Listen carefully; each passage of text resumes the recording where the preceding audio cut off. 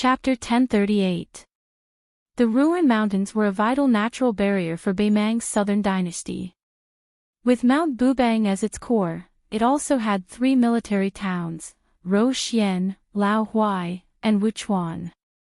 At its peak, it did not have more than 90,000 Ruin cavalry, but it was also a mighty army whose name shook the world. Last year, in the Battle of Liangmang, the Ruin cavalry did not participate because of the sudden death of Mount Bubang's fifth raccoon. The Southern Dynasty officials firmly believed that even if this powerful force faced off against Bailiang's Longxiang army, they had a 50-50 chance of victory. Mount Bubang was still Mount Bubang with the strange surname of Diwu. However, the Ruin cavalry followed the master of Gongluzi, surnamed Hong. Baimang did not place as much emphasis on birth as the Central Plains, but they revered martial prowess more.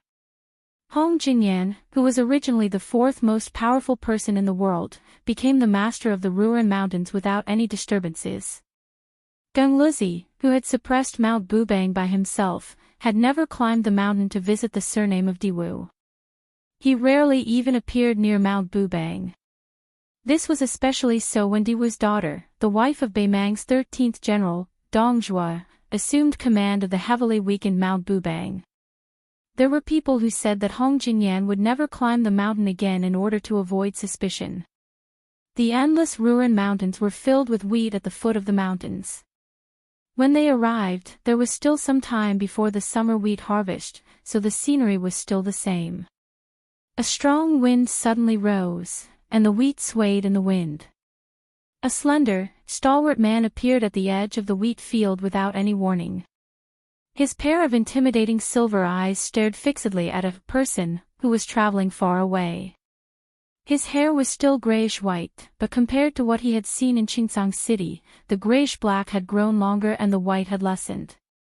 The man who was regarded as the man who had the potential to become Baimang's martial prowess after Tuoba Bodhisattva stood in the north, blocking that fellow who had inexplicably traveled north. This was beyond Gongluzi's expectations. In the eyes of the blind Hong Jingyan, no matter how powerful the Bailiang cavalry was, they were still limited by Bailiang's innate lack of geographical advantage. Only Baimang could go south, but there was absolutely no chance for Bailiang to go north. Therefore, Hong Jingyan had never thought that there would be a day when that person could lead troops to invade the Ruin Mountains. Whether or not they could defend the northwest gate of the Central Plains depended on Baimang's patience. When Hong Jingyan saw him, he thought of the man who used a spear and was bestowed with the surname Tu. Not long ago, when he was escorting Zhongliang back to Baimang, the proud and arrogant Hong Jingyan had actually allowed the other party to gain the upper hand. This made Gongluzi, who had always only cared about Wang Xianji and the Baimang god of war, Gongluzi, whose state of mind was inevitably subtly damaged. It was so subtle that Hong Jingyan had to defeat the few masters of martial arts like Dong Tai and Deng Mao before he could recover to the peak of his former state. If it were in the past, Hong Jingyan would have tried to intercept and kill this person on the spot when he saw that this person was mentally wandering. But now, Hong Jingyan had to worry that this person was just an extremely tempting bait, and that Wang Xiu, whose real name was Lu Yanbing, was waiting for the fatal blow in the dark. The young, celestial being, who was mentally wandering, shuttled through the green wheat field. Wherever his mind and body went, he was not arrogant enough to get close to the murderous Gongluzi. Standing in the wheat field 1,000 feet away, he reached out to stroke the wheat that had not yet formed ears and added fuel to the fire. He laughed and asked, after being defeated by Luo Yang and Su Yanbing, "Have you, Hong Jingyan, fallen to such a miserable state?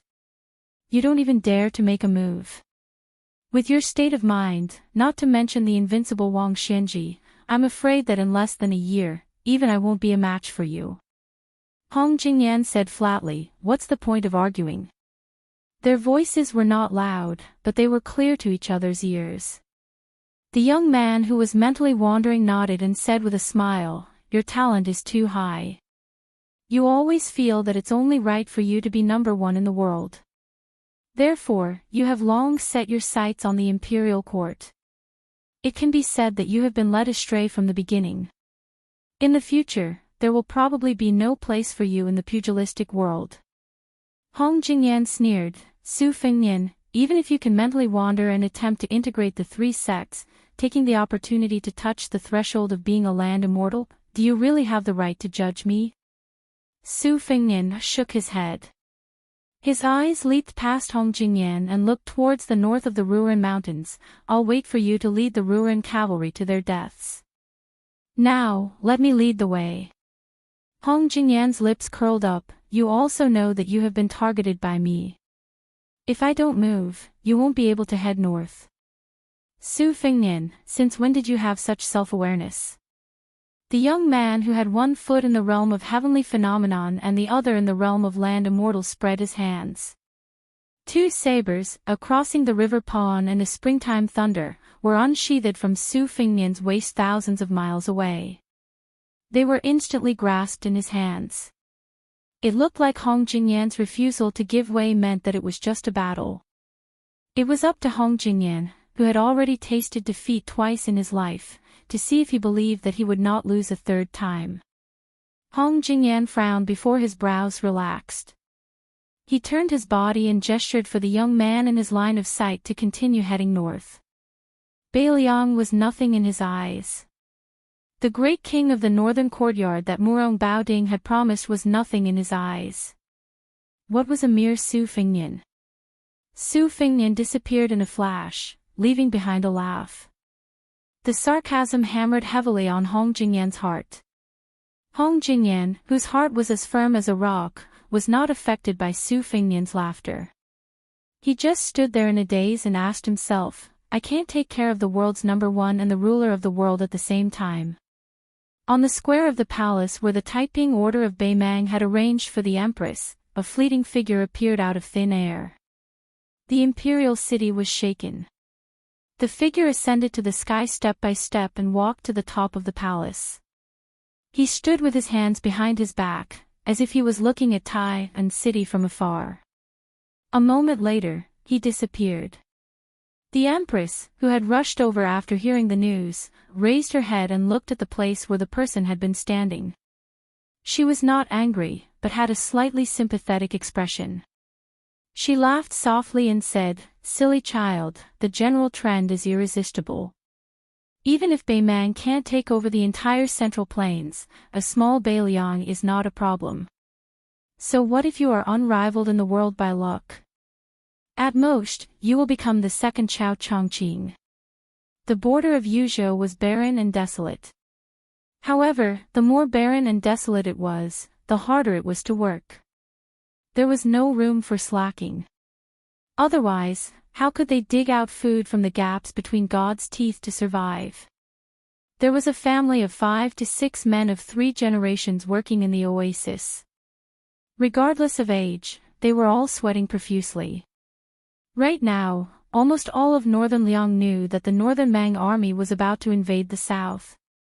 The wealthy families had already begun to move quietly, moving their valuables to either the east or the south. However, the number of wealthy people who had the ability to avoid disaster was always in the minority. Poor people like this family were still in the majority. They could only resign themselves to their fate. Wherever the fields were, they could only stay there, guarding their crops, guarding their harvest. They could only hope that the young vassal king could really help them withstand the tide of attacks from the northern Mang cavalry. In fact, the old man didn't have too many regrets. After all, he had lived a peaceful life for more than 20 years.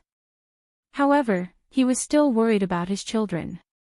A white-haired old farmer looked at his grandson, who was working with his elders, and couldn't help but grin.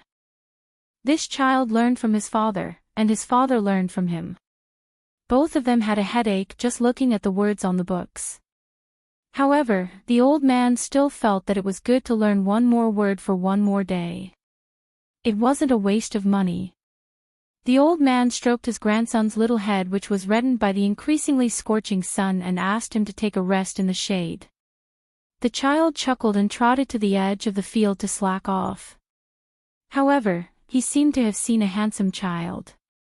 However, when he rubbed his eyes, the handsome child disappeared.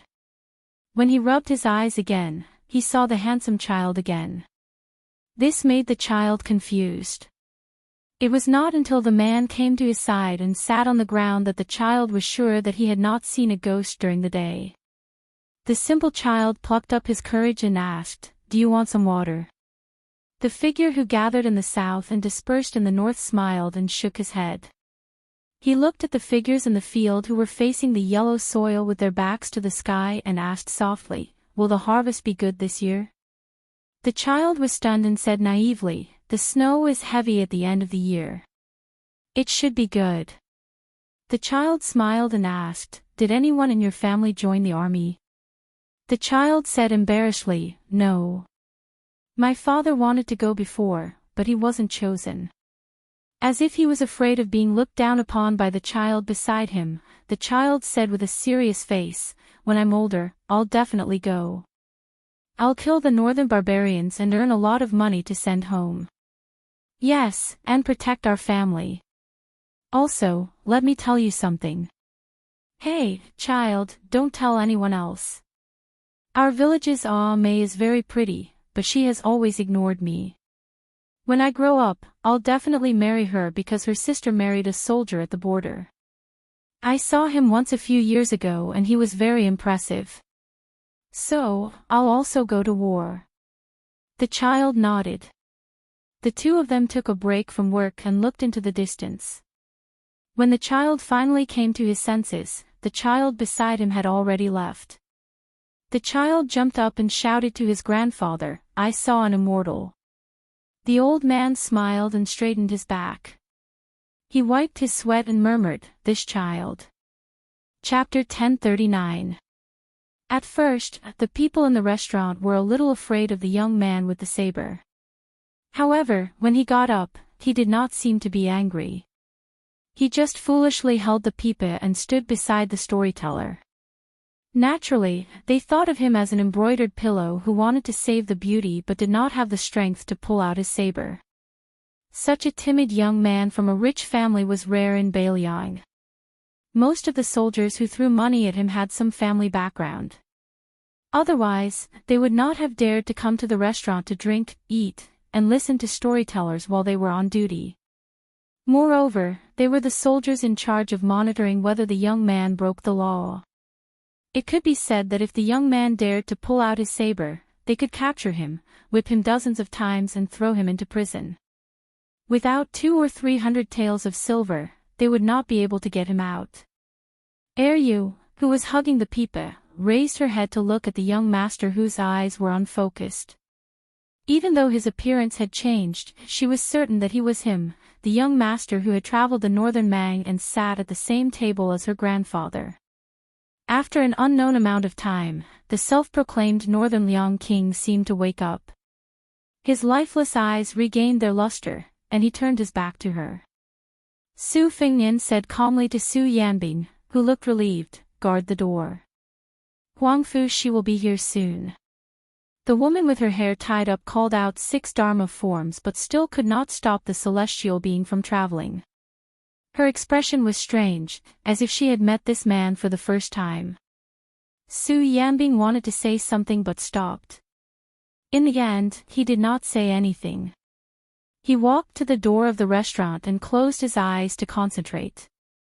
Some customers sensed that the situation was not good and wanted to escape. However, they were knocked out before they could get close to the door. Su Fengnian slowly walked to the tables of soldiers who had stood up. His fingers pressed on a Bailiang saber that he had untied from his waist and placed on the table. The Yuzhou cavalryman who was supposed to be in charge of the young men in the city could not take the saber away. The dozen soldiers were led by a burly captain.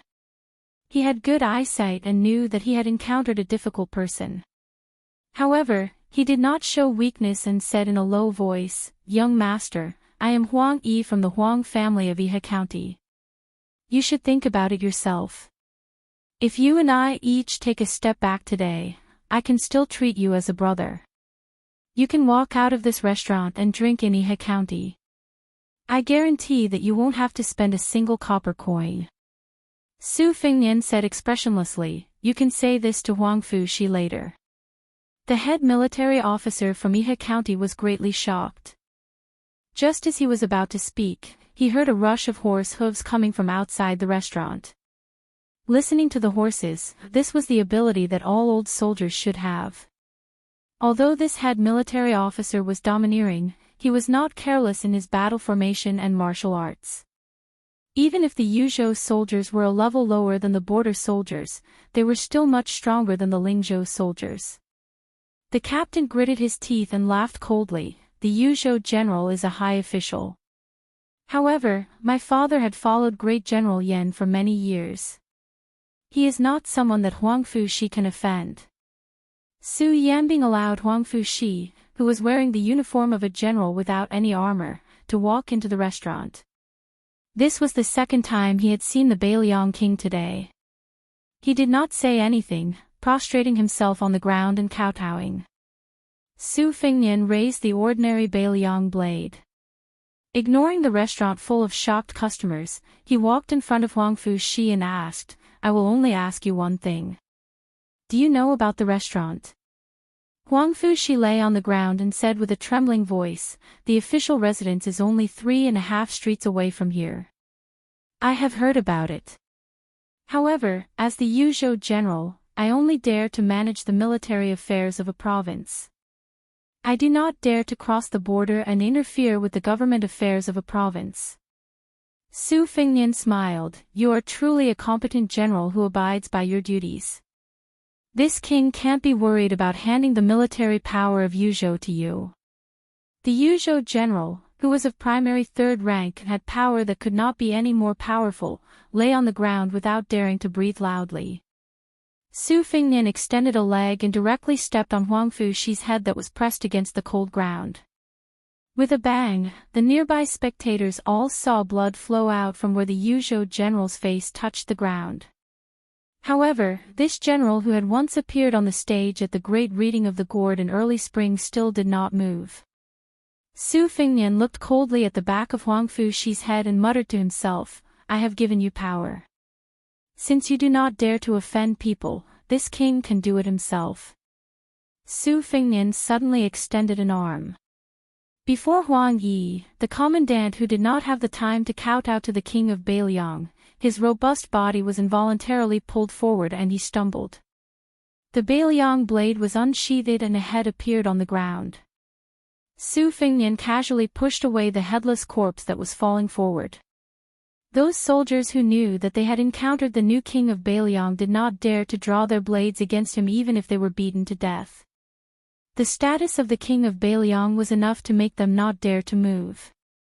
Moreover, the king of Beiliang, who had secretly visited the capital of Yuzhou in disguise, was said to be a top expert who had personally slaughtered the 5th raccoon of Mount Bubang. Their family background was not as good as that of Huang Yi, so they did not have any life-saving talismans.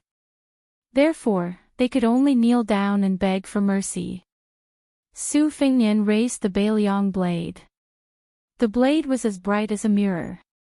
Although it had not yet been replaced with the 6th-generation cold blade nicknamed Great-Grandson, it was still worthy of being called the sharpest war blade in the world. As Su Fingnian's 2 fingers swiped across, the heads of those kneeling soldiers fell to the ground one by one. Including Huang Yi, who was the first to suffer, the 16 soldiers were all dead. Su Fingnian sheathed the cold blade in his hand and tossed it to Huang Fujin's side. In passing, he said, "You can continue to kneel." Then he said to Su Yanbing, "Call in Yozhou's Deputy General Lu Dian." A young and strong general quickly walked into the restaurant and knelt near Huang Fujin. He did not dare to look at the dismembered corpses on the ground, nor did he dare to look at the crowd of kneeling customers. He only heard the king of Beiliang casually say, "Everyone in the restaurant has their property confiscated. As long as they have an official position, immediately drag them out and kill them. Have someone hang these corpses on the screen wall of the general's residence in Yuzhou. Spread the word that this king is sitting in the general's residence. If anyone wants to see this king, regardless of whether they want to collect the corpses or plead for mercy, the general's residence will not stop them." Su Fingnian walked over and took Aria's hand as they walked out of the restaurant. The woman hugged the Pipa, dejected and speechless. They sat in the carriage and slowly drove toward the Yuzhou general's residence. Su Fengnian sat upright and still. He did not look at the woman and only said softly, "It's not worth it to tell stories for me. Just now, I went on an out-of-body spiritual journey because I wanted to know if it was worth it for you and your granddaughter to put in your life and the chastity of a woman, or if it was worth it to speak for Bailiang. I went to many places, but the answer was no. It wasn't until the last place where I saw a family of Bailiang commoners who knew nothing about the world and only knew how to work hard that I realized many things were not worth it. I've already let you down, so I can't let down those good commoners as well. Aryu, I don't dare to have extravagant hopes that you'll ask me for something in return to make me feel more at ease. I just want to promise you and your dead grandpa that I'll definitely defend the border to the death. As long as I'm alive, Bailiang commoners like you will have another day of peace. Just one more day is good." The woman who had suffered a bitter fate without any complaints or grievances smiled sweetly. She raised her head and looked at the side of his face. She was about to respectfully call him the king of Bailiang, but she immediately stopped. She shook her head and said softly, "Young Master Su, you don't owe us anything. My grandpa said that you're a good person, and I think so too. Aryu believes that my grandpa will not feel any regrets in the afterlife. I won't go to the general's residence. Let me get off the carriage." Su Fengnian turned to look at the young woman. Her smile was very clean, and her eyes were clear. She covered her mouth and laughed softly. "Young Master Su, have you forgotten? Aryu only knows how to tell stories for people." The carriage stopped, and the young woman jumped off. After walking for some distance, she turned around and hugged her Pipa. She bent her knees slightly in the direction of the carriage and gave a salute. Hee girl, who had been jumping from roof to roof nearby, squatted down on the roof tiles. She carried the dried sunflower that was unwilling to leave her side and remained silent. The six-pearl bodhisattva waited for the young woman to leave before entering the carriage. He sat opposite the king of Bailiang. The latter clenched his fists and placed them on his knees. He said in a low voice, "Get out." The female immortal master from Mount Lontua did not get angry. Instead, she said calmly, "Freedom is a small thing, but there's still greater freedom to seek." Su Fengnian raised his head and sneered, "F***ck your greater freedom." Chapter 1040. Soon after, a series of mutiny occurred outside of Iha City. Deputy General Lu Dian led 1,000 elite soldiers to kill until his hands were limp. In the end, he could not even bear to raise his blade. It was a spear-wielding man who was extremely unfamiliar to Yuzhou who took his place. Soon after, the two captains of Yuzhou were on the verge of rebelling and had to leave their camp to demonstrate in the capital of Yuzhou. Huangfu Jin's personal soldiers had no choice but to increase from 1,000 to 3,000. They continued to fight amongst themselves, and there was no suspense in the outcome. The heads of the two captains were hung on the city walls of Iha City. More than half of the Iha River nobles either knelt on the streets outside of the general's residence to force the emperor to abdicate, or fled out of the city and allied with their in-laws and nobles outside the city, using various methods to forcefully pressure that person. Without exception, all of the nobles within the city were stripped of their official positions, all of their belongings confiscated and sent to the army. It was to the point that there were even people from the personal camp of Huangfu Jin and Lu Dian that had defected. At the end of the spring of the first year of Xiangfu, this great upheaval from top to bottom of Yuzhou showed no signs of subsiding. Because of the self-righteous and violent retaliation of Yuzhou's military and government, it actually attracted the 8,000 Great Snow Dragon Cavalry of Liangzhou. They penetrated deep into the heart of Yuzhou. In addition, the 3,000 personal soldiers that Wang Zhi of Lingzhou had recently added were all mobilized, heading straight for the border of Yuzhou. Not to mention the Tongmen Pass Captain Xianma, who had never left his seclusion, also led 6,000 elite cavalry out. Apart from this, Bailiang Protector General Chu Lushan personally mobilized troops, ordering Ningame to lead half of the Iron Stupa heavy cavalry and 2,000 white feather crossbow cavalry to set up camp on the west side of Yuzhou, eyeing covetously like a tiger watching its prey. If one said that Huaihua Great General Zhong Hongwu was once the shadow master of more than half of Lingzhou, then Yuzhou, from the border army to the army within its borders, could be considered the personal bodyguards of Great General Yan Wenwan. Yuzhou, which was said to have 800 general families, the vast majority could be considered the disciples and grand disciples of this old general. Their increasingly fierce resistance finally made an old man overseeing the border unable to sit still. However, he did not muster a large force to lead troops south. Instead, he traveled lightly and noiselessly to Iha's city of Yuzhou. The carriage stopped outside the city. The old man, who was blind in one eye, walked alone into the city. Walking on the streets brimming with killing intent, the old man walked all the way to the residence of the general reeking of blood.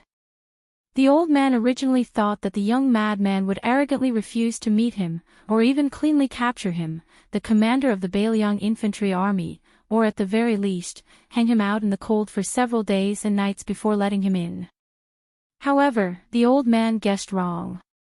The young man was sitting alone on the steps outside the residence, as if he had been waiting for him all this time. After Ren Tu's death, the old general, whose prestige in the Bailiang army was unparalleled, questioned Su Fengnian. Why? Su Fengnian folded his hands in his sleeves, not looking at Yan Wenwan, who had wanted Su Xiao to ascend to the throne. Gazing at the end of the street, he calmly said, "In the past, I heard a saying that Lingzhou's surname is Zhong, Yuzhou's surname is Yan, and only Liangzhou's surname is Su." Su Xiao never took it to heart. "I know this. You, Yan Wenwan, know this, but Zhong Hongwu might not know this.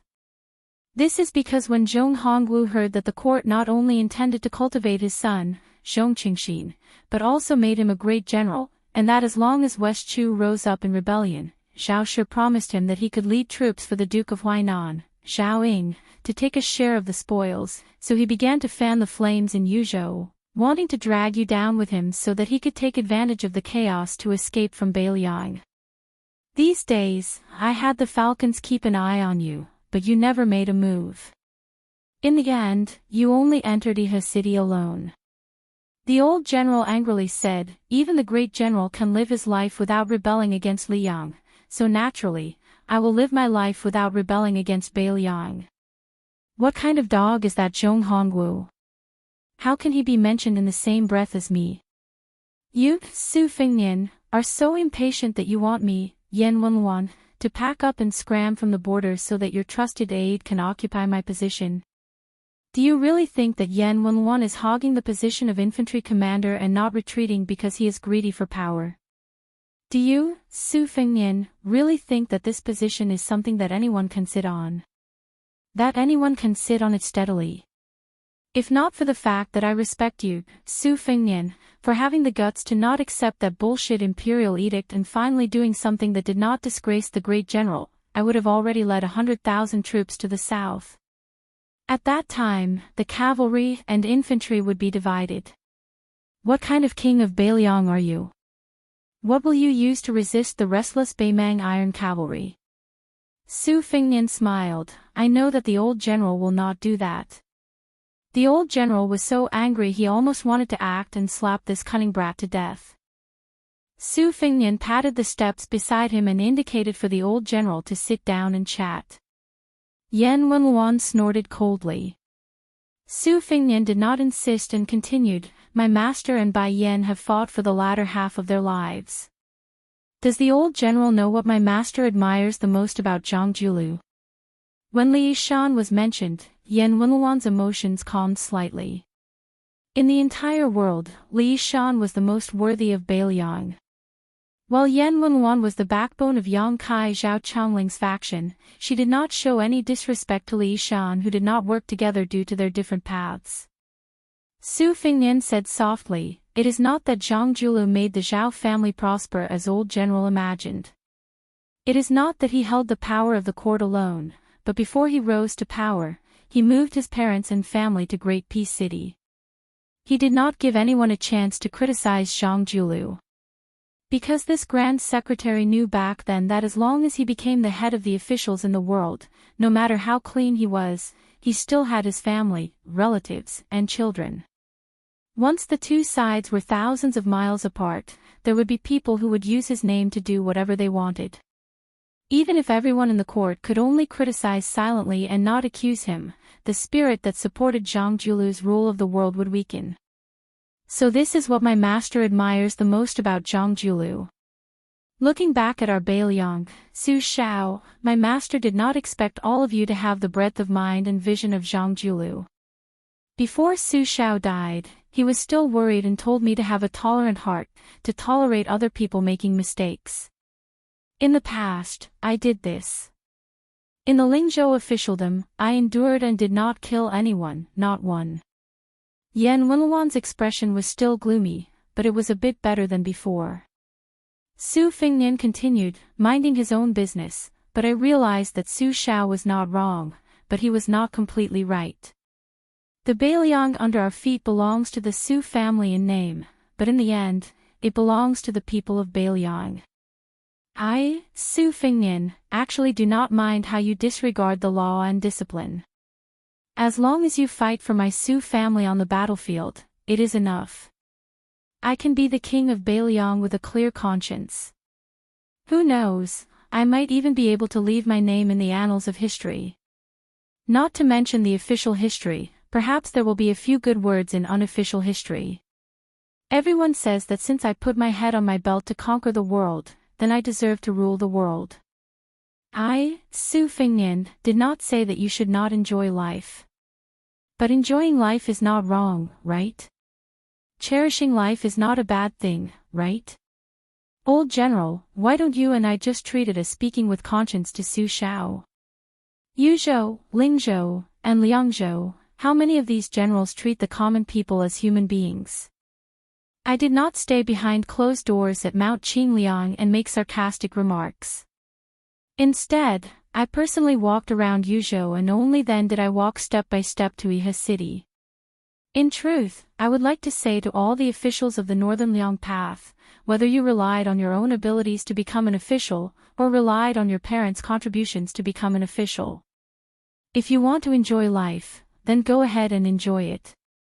Don't harm others too much. However, these words cannot be made known to the public. Moreover, even if I said these words to Zhong Hongwu with all my sincerity, he would only think that it was an unfunny joke. What could I do? He sought his own death, so I could only let him die. Oh, that's right. The one who reported Zhong Hongwu was none other than the county chief of Longqing County, his son, Zhong Qingxin. Yan Wenluan's expression was uncertain. Su Fingnian gazed into the distance and bit his lip. Not being able to manage Yuzhou well is Huang Fuxi's fault, as well as your fault, old general. Of course, if we are unable to defend Bailiang in the future, in the end, it is still my fault. The old man hesitated for a moment, then walked up the steps and sat down a few steps below Su Fingnian's feet. Su Fingnian suddenly smiled and said, I heard Su Shao say that back then, old general dreamed of riding a horse, just like how you entered the imperial city of Northern Han, swaggering into the imperial palace of Great Peace City. The old man with his back to the king of Bailiang cracked his lips into a soundless smile. Su Fingnian said softly, Old General, you can forget about this. However, a few days ago, I entered an out-of-body state and traveled to the imperial palace of Beimang. That place is not much inferior to Great Peace City. Old General, why don't you take a step back and settle for the next best thing? Let's strive to ride a horse there and raise the whip. Yan Wenluan turned his head and asked, Truly? Su Fingnian replied with a smile, I only have this thought. As for whether or not I have the ability, Old General, do you truly believe that I can do it alone? Yan Wenluan stared blankly for a moment. He lowered his head and cursed, Motherfucker, he's just like the great general when he was young. Back then, he lied to me and said that as long as I followed him, I would be able to ride a horse until my butt was polished clean. This old man really foolishly took the bait. Yan Wenluan paused for a long time and then raised his head to look at the sky. He murmured, "But the great general did not lie to me, did he?" The old man retracted his gaze and suddenly stood up. He said gravely, "If that day really comes, even if I, Yan Wenluan, am too old to ride a warhorse, I hope that the king of Bailiang can have someone carry me there.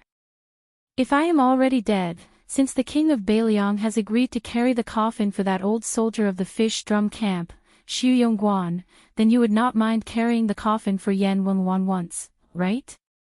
Su Fengnian also stood up and said calmly, "Su Fengnian thanks old General Yan."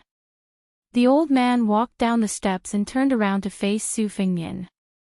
He raised his hands and shouted, "Cavalry of the fish drum camp, Yan Wenluan, Xu Yongguan, and his comrade, greet the king of Bailiang." The old man then turned and left. He left the Yi River, Yuzhou, and headed for the border. Su Fengnian sat back down on the steps and rubbed his cheeks. Su Yanbing, who was beside him, said emotionally, "At the Battle of the Western Wall, the fish drum camp only had 16 men left. Even I did not know that Yan Wenluan was one of them." Su Fengnian nodded and said, "Su Shao did not mention it." Su Yanbing said, "Beimang, why don't you count me in?" Su Fengnian laughed and said, "It is not like we are snatching a wife. What is there to snatch?" Su Yanbing dismissed it with a laugh. He sat down near the king of Bailiang. His eyes were firm as he said slowly, "Don't worry. With you here, Bailiang will have more than 300,000 cavalry." The two of them were silent for a long time. He, the girl had unknowingly sat behind Su Fengnian, and for some reason, the stalk of the sunflower that had been following him like a shadow had disappeared. She rested her chin on her hands and quietly watched his back. Bailiang has millions of households. How many of them are wrapped in iron clothes and withered bones? Su Yanbing began to clap his knees and sing. He was full of passion. Which young man did not envy the green-robed man who walked the Jianghu with a sword? Which young man did not want to fight for fame in the yellow sands? Good man, do not say that the heroes of the world have fallen into your trap. Little lady, don't hide your feelings of adoration deep in your stomach. Come, let's see who is beating the beauty drum. Come, let's see who is the butcher of the Yang realm. Come, let's see who will fight for the throne with me. Hashtag fight for the throne. Chapter 1041. 3 chapters, 17,000 words. The next chapter will be around noon. The spring rain in Great Peace City had just stopped, and the entire capital seemed to have become much cleaner. No matter how noisy the court was, that was the business of the officials. The common people had to eat and sleep, and most of them had to obediently live their days of waking up early and sleeping late. However, there were some who had nothing to do. However, these people who had been belittled as playboys were also divided into 3, 6, and 9 classes. Those who had the ability to play with courtesans were the first class. Those who played with famous horses and antiques were the second class. Those who were slightly worse off would go play with handmade walnuts. At the very least, they would get a few fish and insects to keep up appearances. However, there was a young man who lived in a shabby alley in the southwest corner of the capital. He was completely out of class. However, since he lived in an alley where the common people lived, it would be strange if he could play with good things. If he wasn't reincarnated well, then he had to accept his fate, right? This young man was like the other common people in the capital with the surname Zhang. He had been given one of the most famous surnames in Liyang, but he couldn't have any great prospects. He didn't do any proper business all day. Other than borrowing money and drinking with women, he only knew how to wander around aimlessly with a pigeon whistle. He couldn't even afford to raise a decent pigeon. If this was in Great Peace City, it would be called that you had to pay attention to the poor even if your face was swollen. Even the poor people who didn't pay attention to anything were disdainful. Zhang Bianguan was this kind of prodigal that everyone looked down on. In the eyes of the neighbors, this guy was lucky that he had accumulated some good fortune in an unknown lifetime to be able to marry a beautiful wife. Zhang Bianguan never knew how to be content. He still refused to stay at home and roll in the sheets with his wife. He only knew how to run outside every day, leaving early and returning late, going out empty-handed and returning home empty-handed. As time went on, even the kind-hearted old neighbors gradually became too lazy to pay attention to him. Not long ago, Zhang Bianguan seemed to have been beaten by someone. His nose was badly bruised and his face was swollen.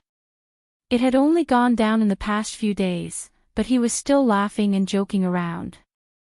He greeted everyone he met with a smile, calling uncle and aunt attentively, not caring if other people paid attention to him or not. As the weather got hotter and hotter, Zhang Bianguan wore cooler and cooler clothes. The time Zhang Bianguan spent away from home also grew longer and longer. After all, the capital was so big, how could there be a lack of young women on the streets? As dusk approached, Zhang Bianguan wandered back to Squinty Street not far away. He heard the sudden and melodious chirping of pigeons above his head. He habitually raised his head and smiled.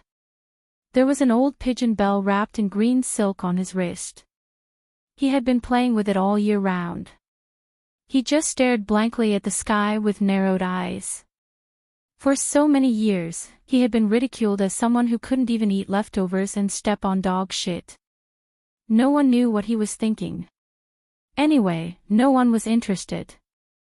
Those who had a general understanding of his temperament only knew that this useless coward probably still wanted to play, but he didn't dare to accompany the rich to play in those high-class snowy places. In the end, he could only look at those dead things that didn't cost money.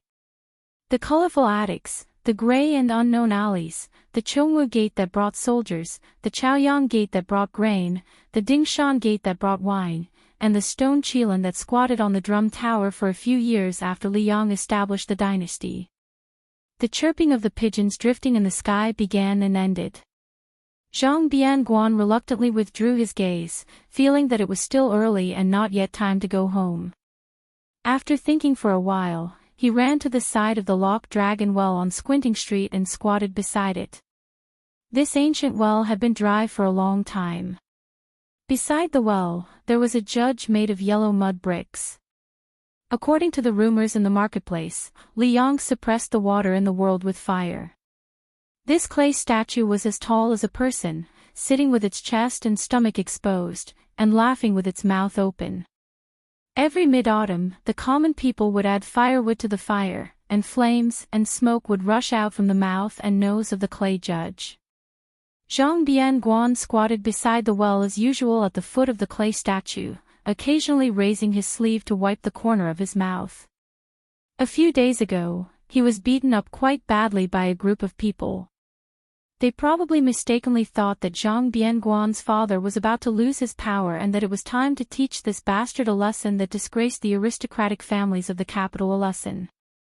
However, after satisfying his craving with punches and kicks, he discovered that the weather in the Liang imperial court was still the same. This brat's father was even more ruthless for the first time, beating up a large group of people until they cried for their parents. As a result, the people who relied on these groups of people to eat and drink immediately hid. They didn't even have the guts to apologize to Zhang Bianguan. Later, they trembled in fear for a good half of the day, and didn't even wait for the slightest bit of revenge. Only then did they all let out a collective sigh of relief. They gathered together and increasingly mocked this person surnamed Zhang for being a big piece of trash.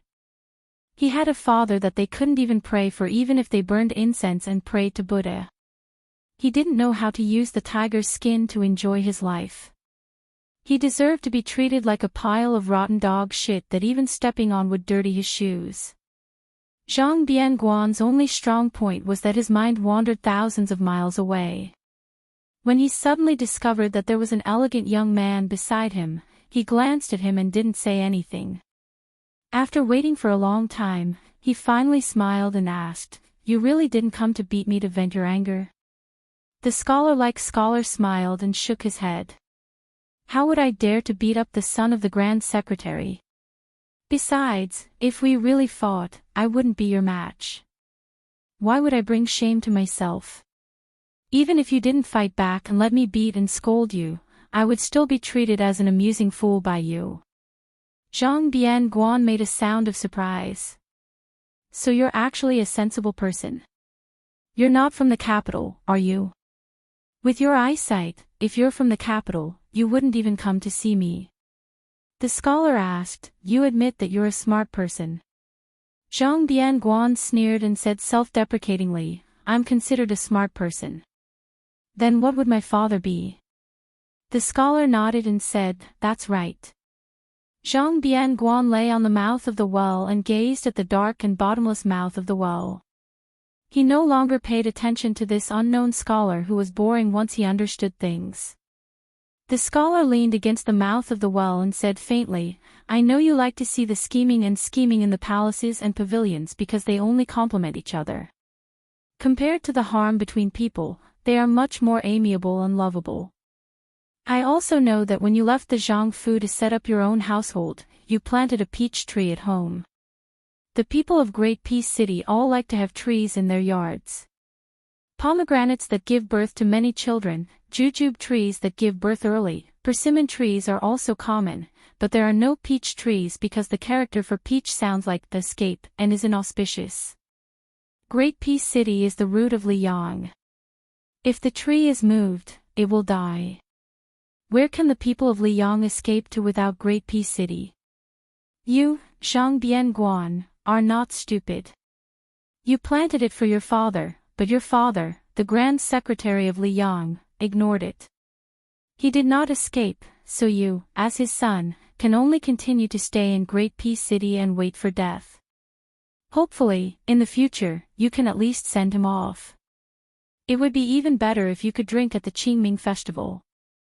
Zhang Bian-guan calmly made an "oh" sound and continued to look at the mouth of the well. The scholar smiled slightly and said, "You must have guessed that I am that Sun Yin who came from Bailiang to ask Tantanon for an official position." Zhang Bian-guan turned his head. "Sun Yin, is it? Then tell me, what exactly is that stone Qilin on the drum tower silently watching the world for hundreds of years waiting for?"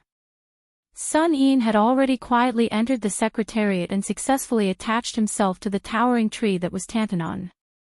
Although he was just a small official, since he had entered Master Huan's discerning eye, wasn't his meteoric rise just around the corner? The few people who understood this point long ago, but the vast majority of muddle-headed people would not remain muddle-headed. Sun Yin met the blue-eyed young son's gaze and shook his head. "How would I know what a stone Qilin is waiting for? In any case, it's not waiting for the wind to blow and the smoke of war. In the end, the people are in a terrible situation. If it's only exchanged for people wearing dragon robes, is it fun?" Zhang Bian-guan laughed and stroked his stubbled chin. "It's not fun." Zhang Bian-guan sat shoulder to shoulder with Sun Yin. He stretched his neck, exhaled, and then inhaled again.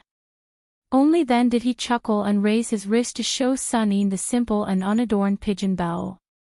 He said, "In the past, I received a pigeon as a gift from someone.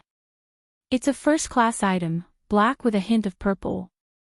Compared to the king of Bailiang, Su Fengnian's falcon, the price is not much different. At the time, my father had not yet become the Grand Secretary, only a third-rank official. My father came to find me, but he didn't scold me. You should know what kind of person my father is. Scolding others would be flattering you. Other than Master Huan, he has almost never scolded anyone in his life. He asked me, 'This pigeon is my father's current net worth.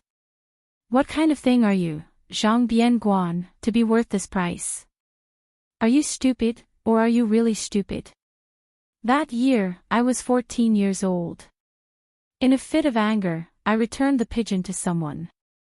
That person, in front of me, said with a smile that he didn't have the habit of taking back gifts. Afterwards, he used his hand to strangle the pigeon to death. And he was the current crown prince, His Highness, Zhao Zhuan. From that day onwards, I swore that I would never mix with these people again. I would rather listen to the creaking sounds of small doors opening than listen to them flattering each other. I would rather look at those dead objects that no one cares about than look at those children of influential families whose farts can be sold as gold and silver. Over time, no one liked to take me out to play. I was also happy to be alone in peace. When his father, Zhang Julu, was mentioned, Zhang Bianguan couldn't help but sink into contemplation. Chapter 1042. He still remembered that after his father had distinguished himself in the Hanlin Academy, his grandparents had moved from their old home to the city. During the hot summer months, the two elders especially liked to lie on the rattan chairs under the shade of the trees and help their grandchildren fan themselves. Fan after fan, fan after fan, summer after summer.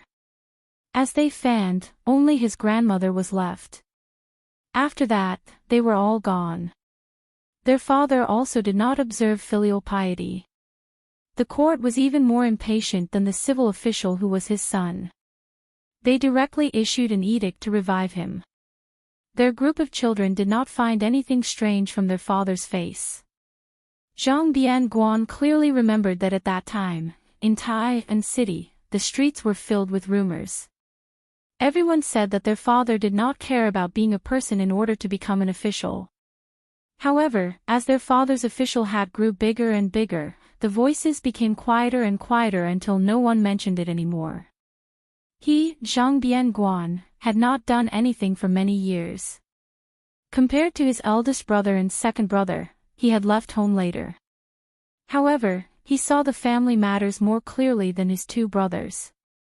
Since when did the Zhang family's family matters become the same as the matters of Jing and the world? Zhang Bianguan's expression was lonely. The back of his head rested on the mouth of the well as he looked up at the dusky sky. When he was young, there was a lion bridge not far from the Fu. Once, when the family went out to play, their father had them count how many stone lions there were on the bridge. Eldest brother was the most like their father. He was serious in everything he did and counted in a methodical manner. Second brother was a bookworm. From young, he did whatever eldest brother told him to do. Whatever eldest brother did, he would learn. He, Zhang Bianguan, was only 2 years older than his sister, Zhang Bianguan, so the siblings were the closest. Taking advantage of the time when their parents returned home, he took his sister to the frozen river under the bridge to play. When they were tired and saw that his eldest brother and second brother were still there foolishly counting, Zhang Bianguan ran directly to the omniscient Uncle Huan Wen to ask for an answer. In the end, his eldest brother and second brother returned in the middle of the night and saw their younger brother kneeling on the ground. Since then, Zhang Bianguan, who had suffered a lot, knew that those petty tricks were not real intelligence. However, after that, his mother secretly brought him a bowl of hot rice. When his father bumped into him, he didn't get angry. He just patted his head and said something that he only understood many years later. You are much smarter than your two elder brothers. But since you have the same surname as your father, it's not a good thing. Zhang Bianguan sniffled and covered his face with his sleeve. Sun Yin was about to speak when he heard a series of undisguised footsteps, so he shut his mouth. He saw a tall woman with a sword walking over slowly. Hearing the familiar footsteps, Zhang Bianguan hurriedly wiped his face in a daze. He smiled brightly and said, "What a rare guest. Heroine Zhang, why don't you be kind and give me some money?" Zhang Gaoxiao glared at him and said, "Jianghu pays particular attention to saving the needy and not the poor. Do you think I would give a bag of silver to a pauper like you? I'll take your surname." Zhang Bianguan rolled his eyes and said, "The two of us have the same surname." The corner of Zhang Gaoxiao's mouth curled up and she said, "That's why." Then she threw a heavy bag of silver. Zhang Bianguan was not surprised. He caught the silver and laughed heartily. This heroine really has a bodhisattva's heart. In the future, you will definitely find a handsome and talented man who can overturn the world and love his wife dearly. Before that, let's discuss something. Heroine, why don't you take me in and drag me home? Just take care of my meals. It would be best if there's meat and wine. Zhang Gaoxia didn't bother to banter with her third brother. Instead, she coldly glanced at Sun Yin, a minor official from the secretariat who she knew very well. Sun Yin stood up alone, leaving Zhang Biangguan to sit alone. He turned his gaze toward the Grand Secretary's beloved daughter, Zhang Gaoxia, ignoring her cold gaze that could slice a person's soul. He asked, "Miss Zhang, I have something to say, but I don't know if I should say it or not." Zhang Gaoxia coldly said, "Then shut up." Zhang Biangguan slowly stood up and threw the bag of silver. He had a look of schadenfreude as he destroyed the bridge after crossing the river. Sun Yin, oh Sun Yin, Chancellor Yao said that you were a great scholar who won 3 prizes in a row. It's a pity that my sister has never liked scholars who play with words. Don't expect her to look at you differently. If you really want to talk about principles, then it's your business if you're strong, and it's my business if I like you. However, if you really don't change your mind and want to marry my sister, I don't care. But you have to beat her first, and she has to like you. Then, you have to be the son-in-law that my father personally approves of. Where can you find such a rare and handsome young man? You're the one who delivered yourself to my door, so you definitely don't count. Sun Yin said helplessly, "Why would I like a girl who already has someone in her heart?" Zhang Gaoxia laughed coldly and said, "Sun Yin, you know quite a lot."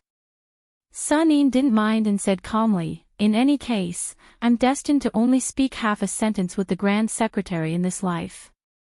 Being able to speak with the Grand Secretary's son is enough to make up for my regret.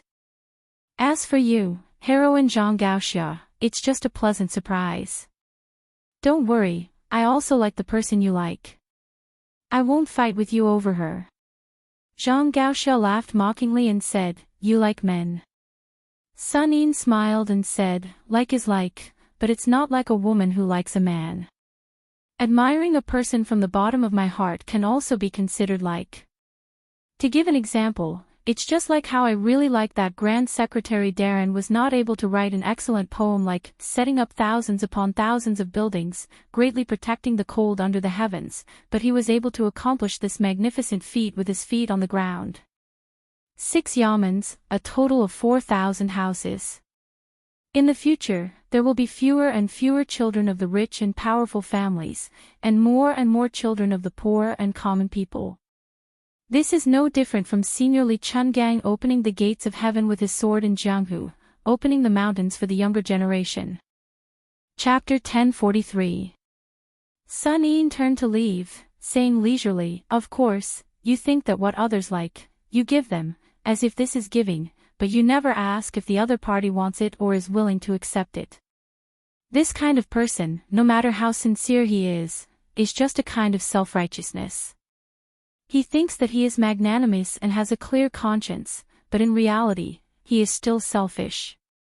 Whether you are talking about love between a man and a woman, or about the relationship between brothers, all can be tricked. Because it is not easy to be good to others, but it is not too difficult. But to really put yourself in their shoes and respect them, that is very difficult. The ancients used the term bosom friend to describe close friends, so what counts as a bosom friend is a great study. Sun Yin is a stupid person, he does not know what kind of world the next 1,000 years will be, but the world we live in can be considered to have seen through. There are many muddle-headed people, but there are still some who do not care about benefits, reputation, good swords, posthumous titles, the good intentions of friends, the worthy deaths, the legacy of a family, or even the country of one person. Zhang Gaoxia frowned, asking, "What nonsense is this guy spouting? Is he cursing our father for fulfilling the 2 words loyalty and righteousness, but only letting down Uncle Huan? But he seems to be praising him at the end. Isn't this self-contradictory?" Zhang Bianguan said carelessly, I'm afraid he is also confused. People are too smart, they like to go against themselves, tossing and turning, empty-handed. Zhang Gaoxia glared. Sun Yin, what nonsense are you talking about? I don't know, but you are cursing our father. I can still hear it. Zhang Bianguan took off the pigeon bell and casually tossed it into the dragon ceiling well. He made a cynical face and laughed. Father is too lazy to scold me, so I will secretly scold him. You won't tell on me, so what am I afraid of? Zhang Gaoxia's tone became heavy. He asked, You are really not going to follow your father's wishes and go to Liaodong to join the army? Zhang Bianguan shook his head gently. As a son, since I can't help much, I have to send my father off. Giving birth to a child is nothing more than taking care of him when he dies. As a son, I have to do my best to do one of them. Zhang Gaoxia sat on the mouth of the well. Zhang Bianguan said with a look of surprise, I'm telling you this kind of thing. Why don't you cry? Zhang Gaoxia said calmly, I'm not that kind of woman. Zhang Bianguan nodded. Actually, we're not as much like our father as you are.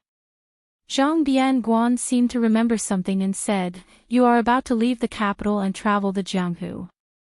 Listen to me. Although Dad says he doesn't want you to go anywhere, he actually wants you to go to the place in his heart. Zhang Gaoxia lowered his head. Don't say any more. If you continue, I'll really cry. Zhang Bianguan slapped his cheeks with both hands. Maldif *Ker, a woman like you hasn't even cried, and your brother, a man, has already given in. There was a person who said something that was absolutely true. I have never heard anything more reasonable than this sentence in my life.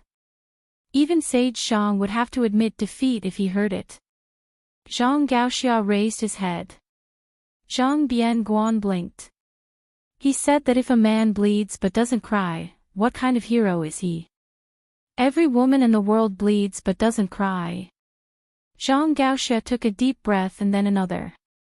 Only then did he calm down his murderous mood. Zhang Bianguan said softly, Go ahead. The world is in chaos.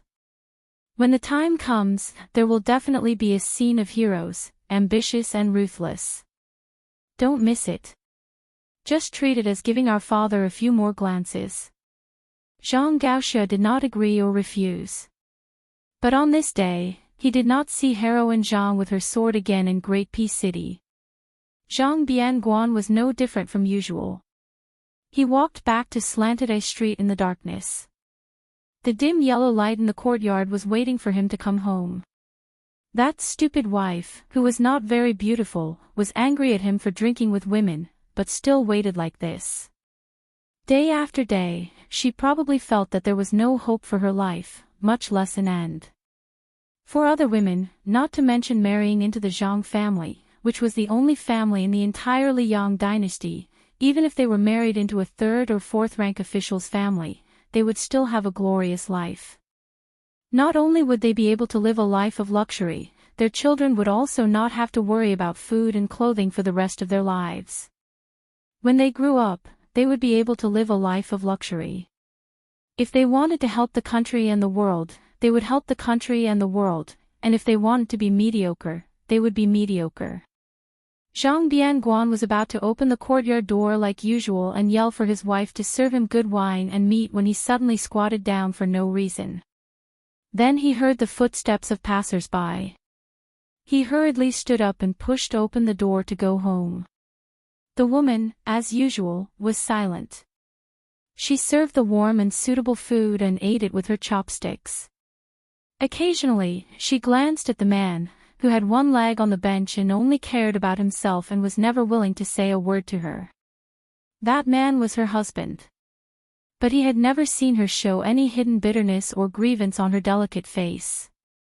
Zhang Bianguan always liked to say that the reason why she was so good-tempered was that she was afraid of his family background.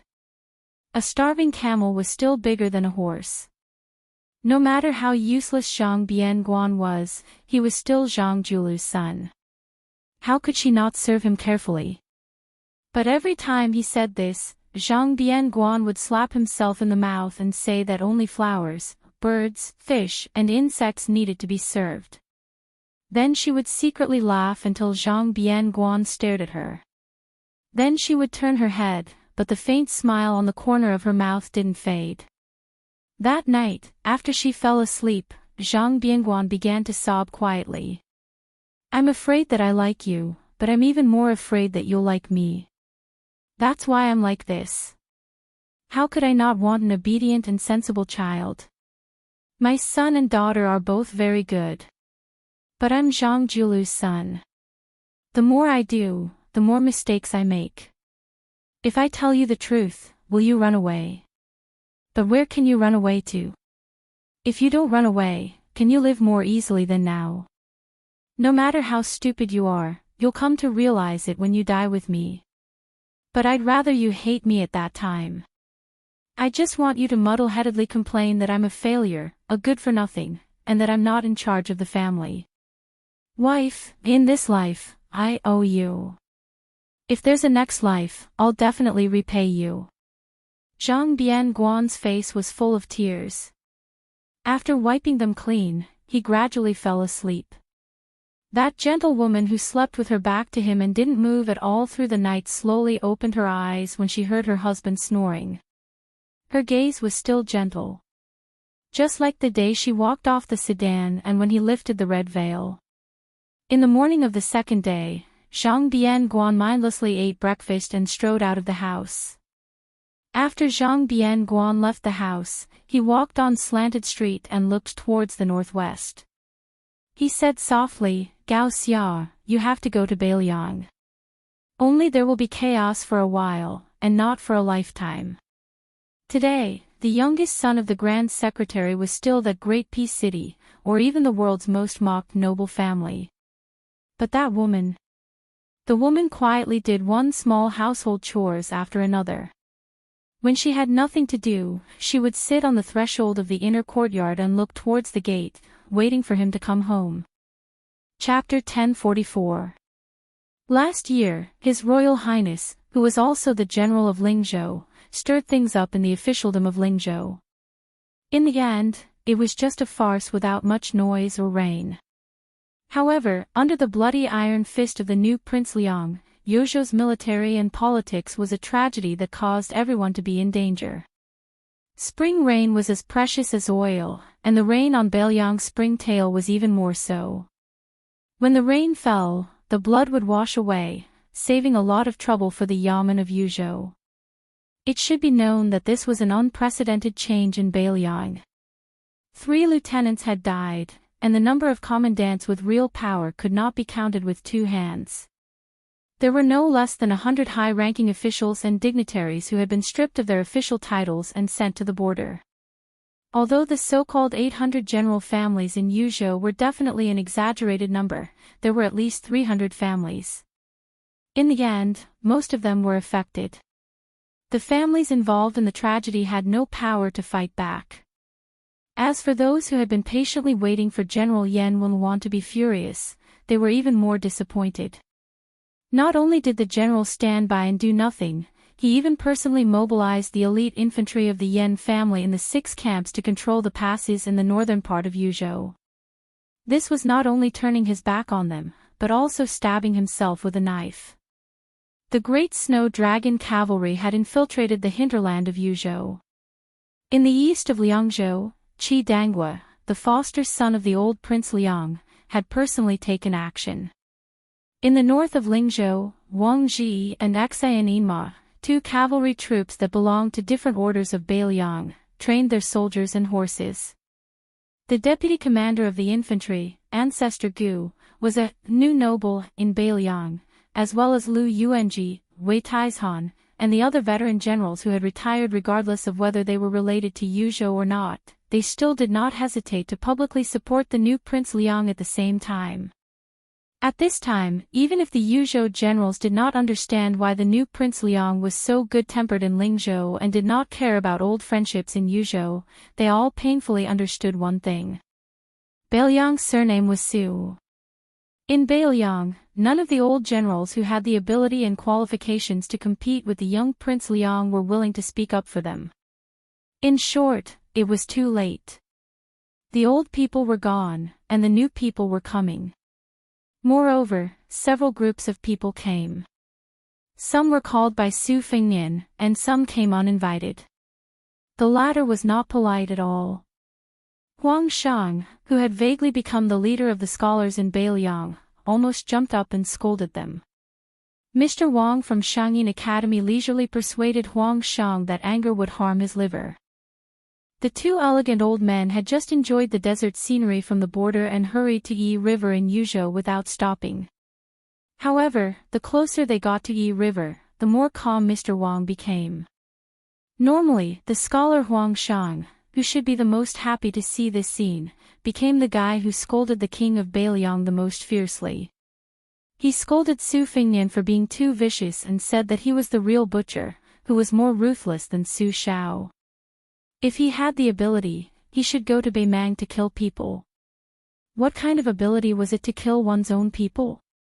Su Fengnian did not laugh, get angry, or say anything. He only overstepped his authority and handled military affairs in the general's mansion in Yuzhou.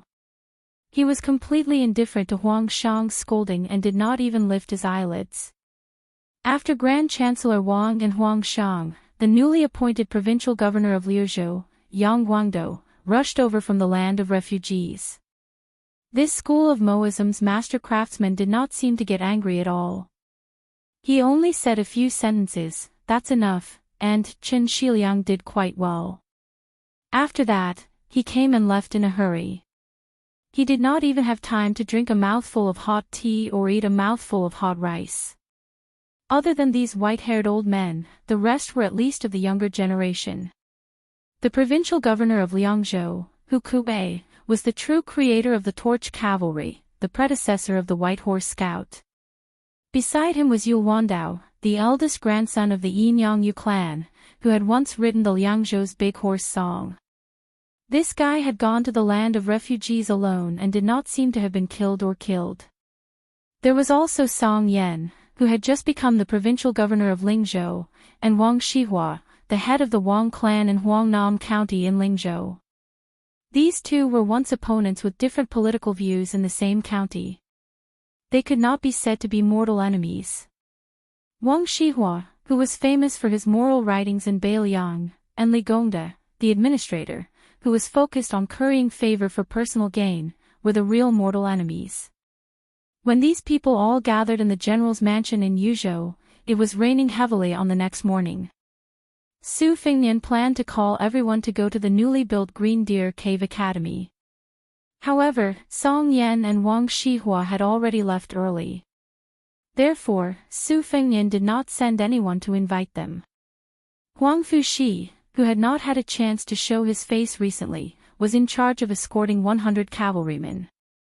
His face was as calm as water, without any sadness or joy.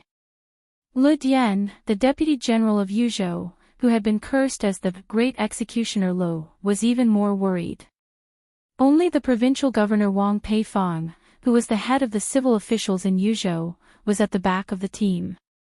Sitting high on the horse, his thin body, which was not as strong as that of a warrior, was undulating with the horse, unable to hide the joy on his face. Blessings and misfortunes were interdependent, especially when misfortunes turned into blessings. Even if Wang Peifang had a strong will, how could he not feel jubilant? Although Yuzhou was in chaos, the academy at the foot of Green Deer Mountain was the only pure land left in Yuzhou. Nearly 100 scholars had entered the academy to study peacefully. They either buried their heads in classics or gathered together to learn from each other. The only imperfection was the two temporary leaders of the academy. Every month, they were required to produce a meritorious article that was suspected to be eager for quick success and instant benefits. The more words, the better. For example, how to deal with salt and iron in Bailiang, how to deal with the constraints of the imperial court, how to eradicate the shackles of the party struggle, how to solve the misfortune of officials, how to define the prime minister and the prime minister, and even how to balance the prime minister's power, and so on. Undoubtedly, many topics were forbidden for scholars. However, there were still scholars who could not resist the huge temptation of 100 to 500 taels of silver for each article that won the first place every month. As the old saying goes, there is a house of gold in a book. Not to mention the house of gold, didn't the latter too require real money? The sages only said it in an implicit way, but the logic behind it was very real. Although the Green Deer Cave Academy was still in its embryonic form, and the most important aspect of an academy was the lack of spirit, Huang Xiang was in a good mood after he ascended the mountain. He did not care about showing any attitude to the Prince of Northern Liang. He stroked his beard and smiled, feeling gratified. Although the imperial court did not forbid the discussion of famous scholars, the Prince of Northern Liang could even ignore the rebellious words of the Prince of Northern Liang. In the eyes of the old imperial censor, this was the true source of the seeds of learning. One could express one's thoughts in one's mind and put them into writing. Thus, it would be recorded in the annals of history for future generations to comment on. This was the true fortune of all scholars. Huang Chang stood at the entrance of the academy and was not in a hurry to cross the threshold. He looked up at the inscribed board written by the king of Beiliang, Su Fengnian, and stopped in his tracks. His eyes brimmed with tears and his lips trembled as he asked, "Can you really tolerate scholars of my generation to be like Huang Chang yesterday, to happily scold you, Su Fengnian, and Beiliang?" Chapter 1045. Su Fengnian nodded and said, "There's no harm in scolding people. It's enough as long as you scholars can maintain your integrity. It's even better if you can still think about sincerely helping the world. If one day, there's a martial artist from Beiliang who dares to kill you with a knife, as long as the reason is in your heart and not in the knife in their hand, I will protect you." Huang Chang said a few good words in succession. His sleeves fluttered as he strode into Green Deer Cave Academy with Grand Chancellor Wang. After walking for a while, he suddenly realized that the young man from Su family didn't follow him. Instead, he stood in the same place. Huang Chang turned his head with a puzzled expression. Su Fengnian said, "From today onwards, as long as the martial artists of Beiliang wear armor and carry a knife, none of them are allowed to take half a step into the academy. You scholars can rest assured and pursue your studies. I don't have extravagant hopes that the scholars and martial artists of Beiliang can treat each other with respect and get along harmoniously tomorrow. However, at the very least, you have to mind your own business and do your own job. However, I'll say the ugly words first. Scholars fish for fame and take advantage of this to gain a good reputation. I, Su Fengnian, can turn a blind eye to this.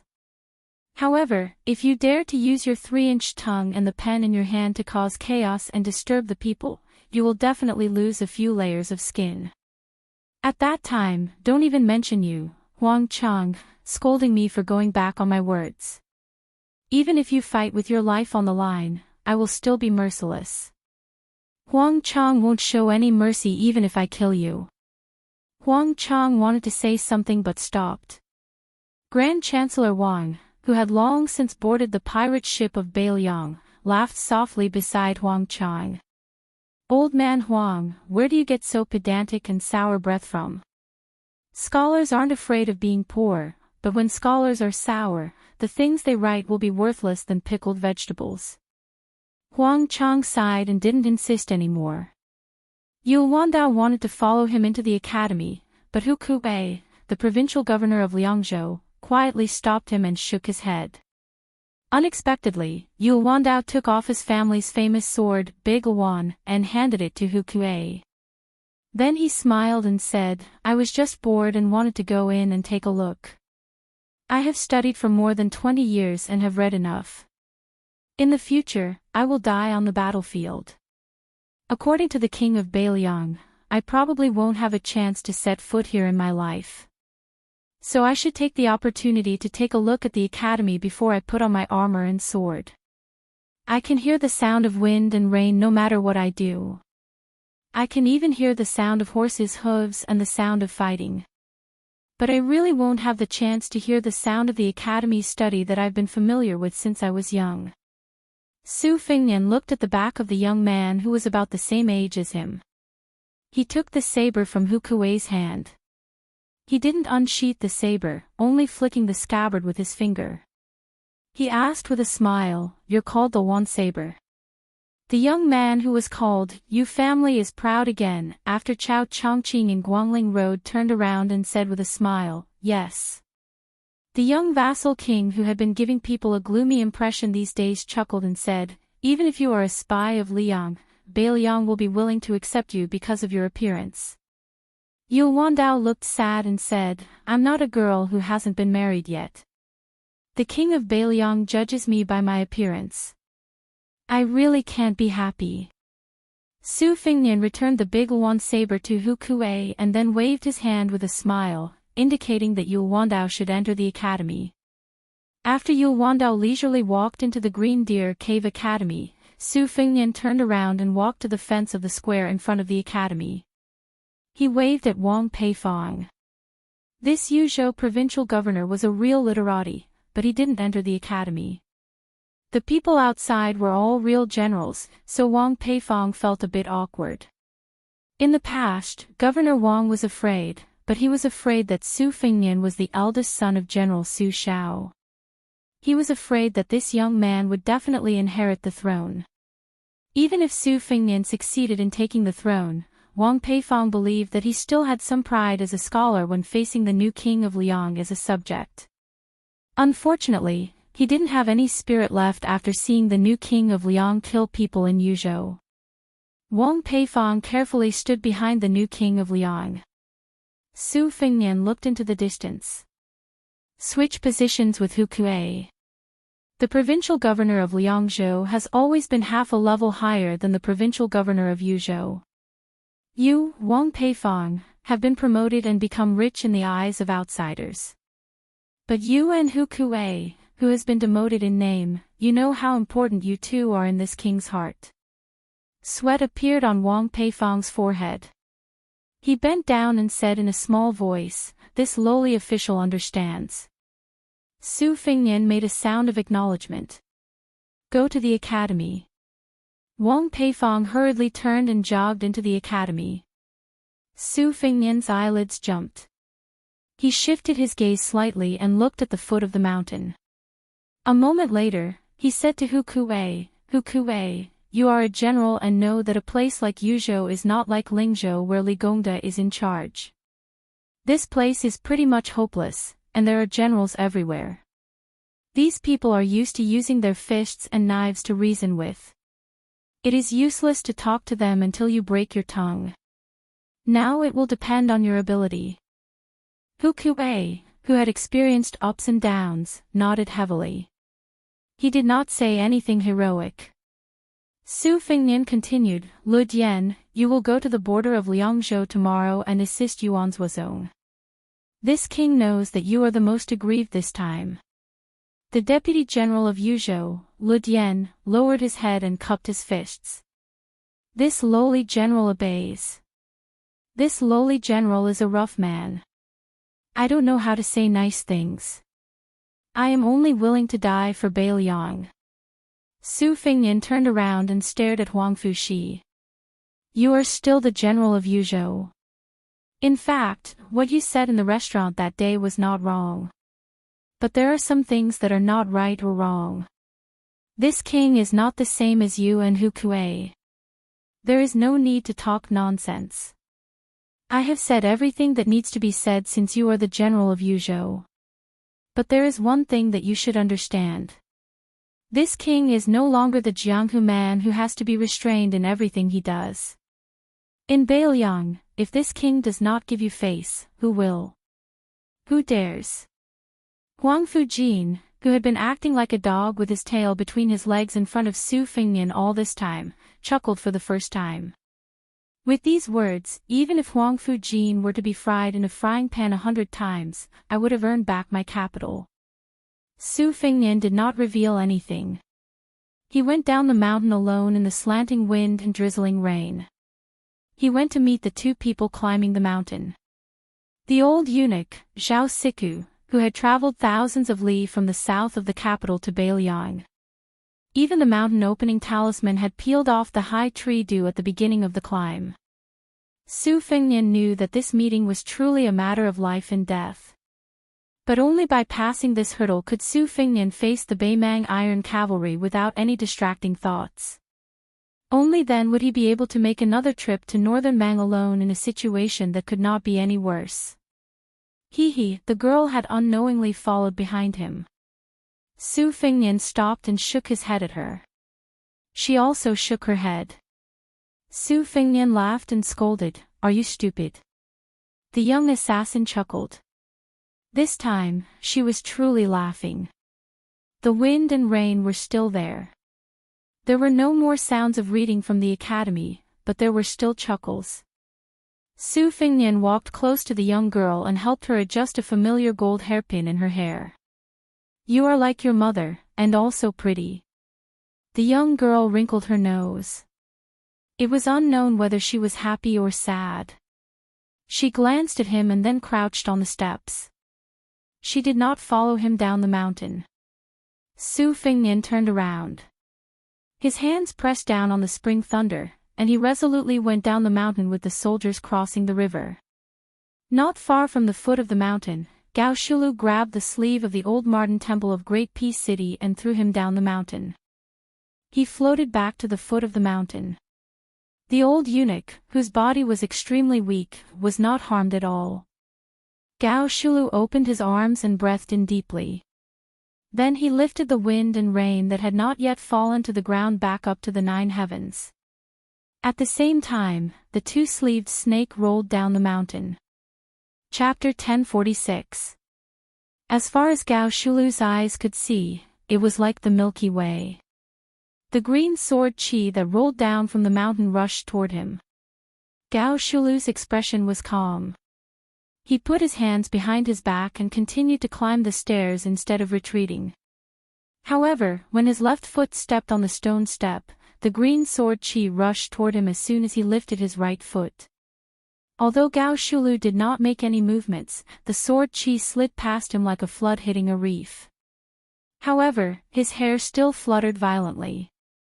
His right foot that was suspended in the air did not land on the stone step as expected. Instead, it retreated to a step lower than his left foot. Gao Shulu reached out his right hand and blocked some of the green sword chi. He held it in his palm and the sword chi lingered between his fingers. With one hand behind his back, Gao Shulu looked down and was slightly surprised as if he was an expert who saw something interesting. He reached out his hand again and his palms faced each other. With a gentle touch, a 3-inch sword chi like a sword embryo was formed. Gao Shulu placed the flying sword condensed by the green sword chi on the tip of his index finger and stared at it gently. This devil who had been lingering at death's door for 400 years was so arrogant that he did not even look at the people who came down the mountain. At the same time, Su Fengnian, who used the green snake's sleeves, went straight to the point. He held the spring thunder saber in his left hand and the river-crossing soldier in his right hand chopped at Gao Shulu's head. It was the opening shoe style that was born from the sword chi rolling dragon wool. Gao Shulu flicked his fingers and the 3-inch sword chi that was used to figure out the essence of the first vast sword chi disappeared. He reached out his palm to break the blade light and casually pressed down on the extremely sharp river-crossing soldier. A trace of blood appeared on his 5 fingers, but they returned to normal before the blood bloomed. In the blink of an eye, he repeated this no less than 6 times, but the river-crossing soldier still could not cut off his 5 fingers.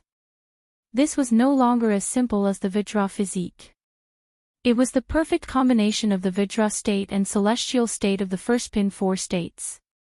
Perhaps only the great Vajra of the Buddhist saint, Dragon Tree Monk, could compare. The soldier crossing the river was restrained by Gao Shulu's unmoving 5 fingers, but this sorry-free celestial, who was said to be unprecedented, was not really completely motionless. At the very least, his feet sank more than a foot, one in front and one behind. He was pushed by the majestic saber chi and finally broke the stairs. Gao Shulu's gaze had been fixed on the short knife that was about to be used. Obviously, in his opinion, when masters fought with their lives on the line, what was really worth paying attention to were the backup moves that were ready to be used. No matter how good the first move was, no matter how wonderful it was, Gao Shulu had seen it and dissected it. 400 years ago, he had killed almost all the top masters in Jianghu, and there were 2 sword immortals on the land. How many mysterious moves and superior moves had he experienced? However, there were only a handful of so-called masters who dared to fight him at close range even though they knew that he was Gao Shulu. In the murky Jianghu 400 years ago, one could count with one's fingers. Unexpectedly, the short knife was raised only a few inches before he suddenly withdrew it. Not only that, the long saber above his head was also pulled out from between his fingers. Gao Shulu frowned. A fellow who dared to enter the astral travel state in front of him had a good start. How could he have run out of skills so quickly? Could it be that he was one of those half-baked martial artists who only knew 3 axes in Jianghu 400 years ago? If that was the case, what was so interesting about the Jianghu 400 years later? Was it worth it for him to strip off the mountain-splitting talisman and hope to fight with all his strength? Was it really better to go to the East Sea Martial Emperor city than to come to Bailiang? However, Gao Shulu, who was too lazy to take advantage of the situation to pursue him, smiled as soon as he frowned. Unknowingly, a few red ropes shaped like red snakes had appeared on the back of his hand. They were like weeds in the wilderness after the early spring rain, growing wildly. Not only that, the 9 smooth flying swords of the sword embryo buzzed and flew around him, forming a seemingly insurmountable thunder pool. Of course, in Gao Shulu's eyes, all of this was just a smokescreen. The real killing move was hidden in the blade that came down the mountain. The young man had been preparing for this blade since the green sword chi rolled down the mountain. Su Fengnian's figure retreated and swayed. He faced Gao Shulu and floated up the mountain in reverse. Step by step, he ascended the stairs in a leisurely and carefree manner. The spring thunder returned to its scabbard. When it returned to its scabbard, thunder rumbled in the distance. For the first time, Gao Shulu waved both of his sleeves at the same time. In an instant, he patted the ground 5 times in a row. He was so relaxed that he didn't look like he was trying to counter every move that came his way. Instead, he looked like a distinguished scholar who was casually giving advice. After a short while, 5 thunderous booms sounded on Green Deer Mountain. After Gao Shulu patted the thunder heart away, the sword formation retracted. Perhaps Gao Shulu was busy stripping off the red ropes on the back of his hand, but he didn't try to block it. Instead, he dodged it. He was no longer arrogant enough to ignore it. Su Fengnian stood on a high ground and held 2 of his fingers together to control the flying swords. Originally, after the sword embryo was fully developed, the flying swords would move according to the will of the spirit. Only when the sword embryo was fully developed would the flying swords move according to the will of the spirit. However, this time, Su Fengnian used his qi to control the flying swords. He was extraordinarily meticulous and careful. Gao Shulu didn't underestimate him either. Compared to how he dispelled the thunder heart just now, Gao Shulu paid the same amount of attention. Su Fengnian wasn't complacent at all. In terms of moves, the 2 methods were polar opposites. However, the results they pursued were exactly the same. Gu Jintang's Thunder Heart wanted to kill an Earth Immortal. On the other hand, Dong Tai's flying swords in the Eastern Sea was the out-of-body celestial Zhao Xuanzu from Mount Longhu. Su Fengnian went down the mountain and Gao Shulu went up the mountain. After the 2 met, Su Fengnian's welcoming ceremony was truly shocking. There was the old man with the sheepskin fur coat's green snake sleeves and the sword chi rolling dragon wall. There was also Gu Jintang's ultimate move, the Thunder Heart. There was also the invincible Earth Immortal Han Xingxuan's red rope and Dong Tai's flying swords. Su Fengnian and Gao Shulu didn't stand on ceremony at all. However, judging from the current situation, the tall demon was still quite polite. After dodging the flying swords that could kill a celestial, Gao Shulu didn't fly into a rage out of humiliation. Instead, she was a little lost in thought. She sighed softly and said, "In my opinion, all the martial arts in the world are nothing more than one's will. It's inevitable that the majority of experts will either be ambitious or short-tempered. This is especially true when it comes to the battle of sword chi and sword will. 100 years before I became famous, Ancestor Lu already had the distinction of sword art and sword art. It's not easy to have both sword will and sword will. Back in the day, Gao Momo was a master in the same Jianghu. In terms of swordsmanship, Gao Momo seemed to have lost to the two swordsmen whom Gao Momo had secretly learned from. Earlier, when Gao Momo's sword chi descended the mountain, he had the spirit of an ancestor who had surpassed him. Later, when the flying sword pierced the celestial aperture point, he had truly reached the peak of swordsmanship. May I ask, who are these two swordsmen? Are they still alive? Su Fengnian said calmly, "One is called Li Chungang. He doesn't belong to any sect. It's a pity that he's already dead. The other is called Dong Tai. He came from the Wu family's sword tomb that the sword master killed for you. He's now out on the sea to visit immortals and hasn't returned yet." Gao Shulu smiled and said, "It's not without reason that sword art can dominate the Wulin world. For thousands of years, the world's sword mountains have always been one peak higher than the other. There's never been a bad habit of worshipping the past and belittling the present." Gao Shulu suddenly turned to look outside the mountain. "Your way of cultivating the blade intent is very rare. I've waited for so long. Is it about time?" Su Fengnian smiled and tapped the Spring Thunder's handle with one hand. He stabbed the scabbard into the stone steps behind him. Not only that, he also stabbed the river-crossing soldier into the steps. Only the scabbard of the river-crossing soldier was left hanging on his waist. Su Fengnian had nothing to rely on, but his momentum suddenly rose. He looked down from above. The division of first class into 4 realms has been used for 400 years. Most of the people in Jianghu today don't know that it's actually from you, Gao Shulu. I'm very curious about what you think of the false realms. Gao Shulu had the magnanimity of a great master. Even if they were facing death, she still said straightforwardly, "The false realms are not false." It's roughly equivalent to the Buddha's revealing and secret techniques. Tantric Buddhism has a shortcut to Buddhahood, but it's not available to everyone. The key lies in who's cultivating. Gao Shulu paused and smiled. Life is not satisfying. Those who seek freedom often feel uncomfortable. If you want something, you can't get it. The reason is simple. Chapter 1047. Gao Shulu, who had just taken half a step up the stairs, instantly leaped up the mountain and collided with Su Fengnian. Su Fengnian's mind was connected as he recalled the time when he rode an ox on Mount Wudong. Gao Shulu stretched out her hand but was grabbed by Su Fengnian's hands. With a twist of his toes, Gao Shulu's feet left the ground and was thrown out. However, Su Fengnian could not break free from Gao Shulu's pull. Both of them left the stone steps and fell out of the mountain.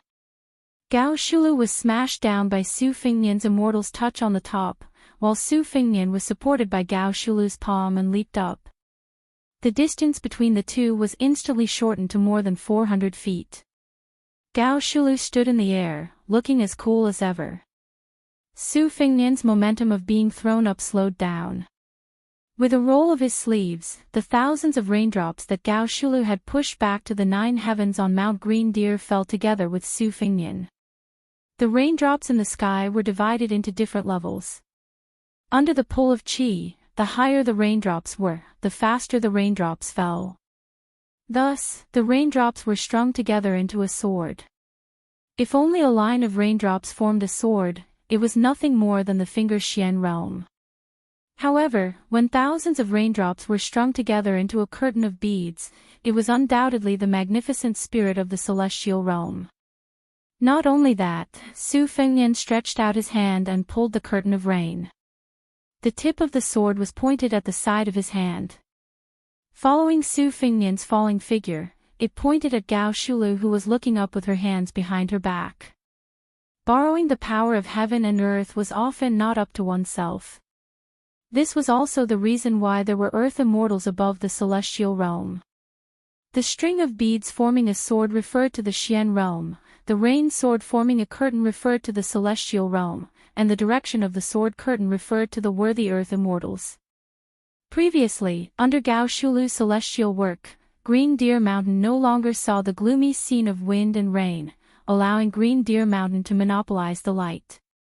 At this time, the sword screen covered the sky above, a dark mass, and the heavy rain destroyed the mountain. The people of the Green Deer Cave Academy did not hear the sound of the wind, nor did they hear the sound of raindrops hitting the eaves. They already thought it was too wonderful for words, and now they stopped flipping the books and whispering to each other. They walked out of the room together, and saw the sword aura tornado falling down the mountain rapidly. They were so shocked that they looked at each other in dismay, and all of them turned pale. Yul Wandao hurriedly ran out of the academy and stood beside the fence with Hu Kuei and Huang Fuqing. He raised his head to look at the young vassal king who was guiding the tornado in the sky. The young vassal king who was the proudest of the Guangling world was gone. Yul Wandao's heavens, earths and SSSS is. Gao Shulu twitched the corner of her mouth and yawned lazily. She was finally out of her body. Gao Shulu's body landed on the ground instantly. Gao Shulu, who should be called astral being, came to the ninth heaven above the rain curtain. The person on the ground raised a palm, and the person in the sky slapped down. You Su Fengnian have thousands of swords, but I, Gao Shulu, only have one sword. In front of this sword, is there any earth immortal? Is there any earth immortal sword? This was similar to Luo Yang's one-line sword of heaven and earth. Su Fengnian, who was temporarily at a disadvantage, was not afraid at all.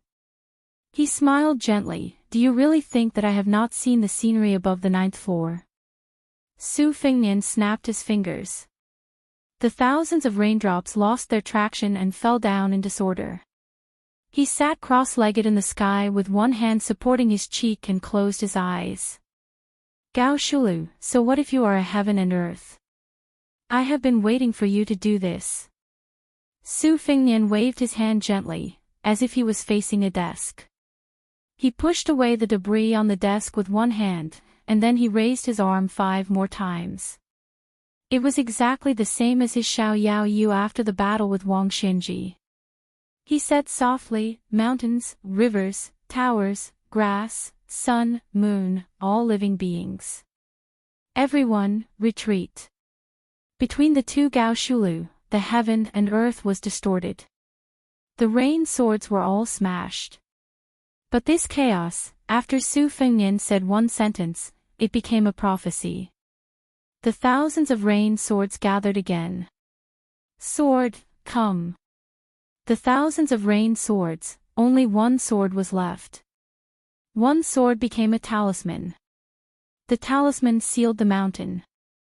400 years ago, there was a talisman to open the mountain. 400 years later, there was a talisman to seal the mountain.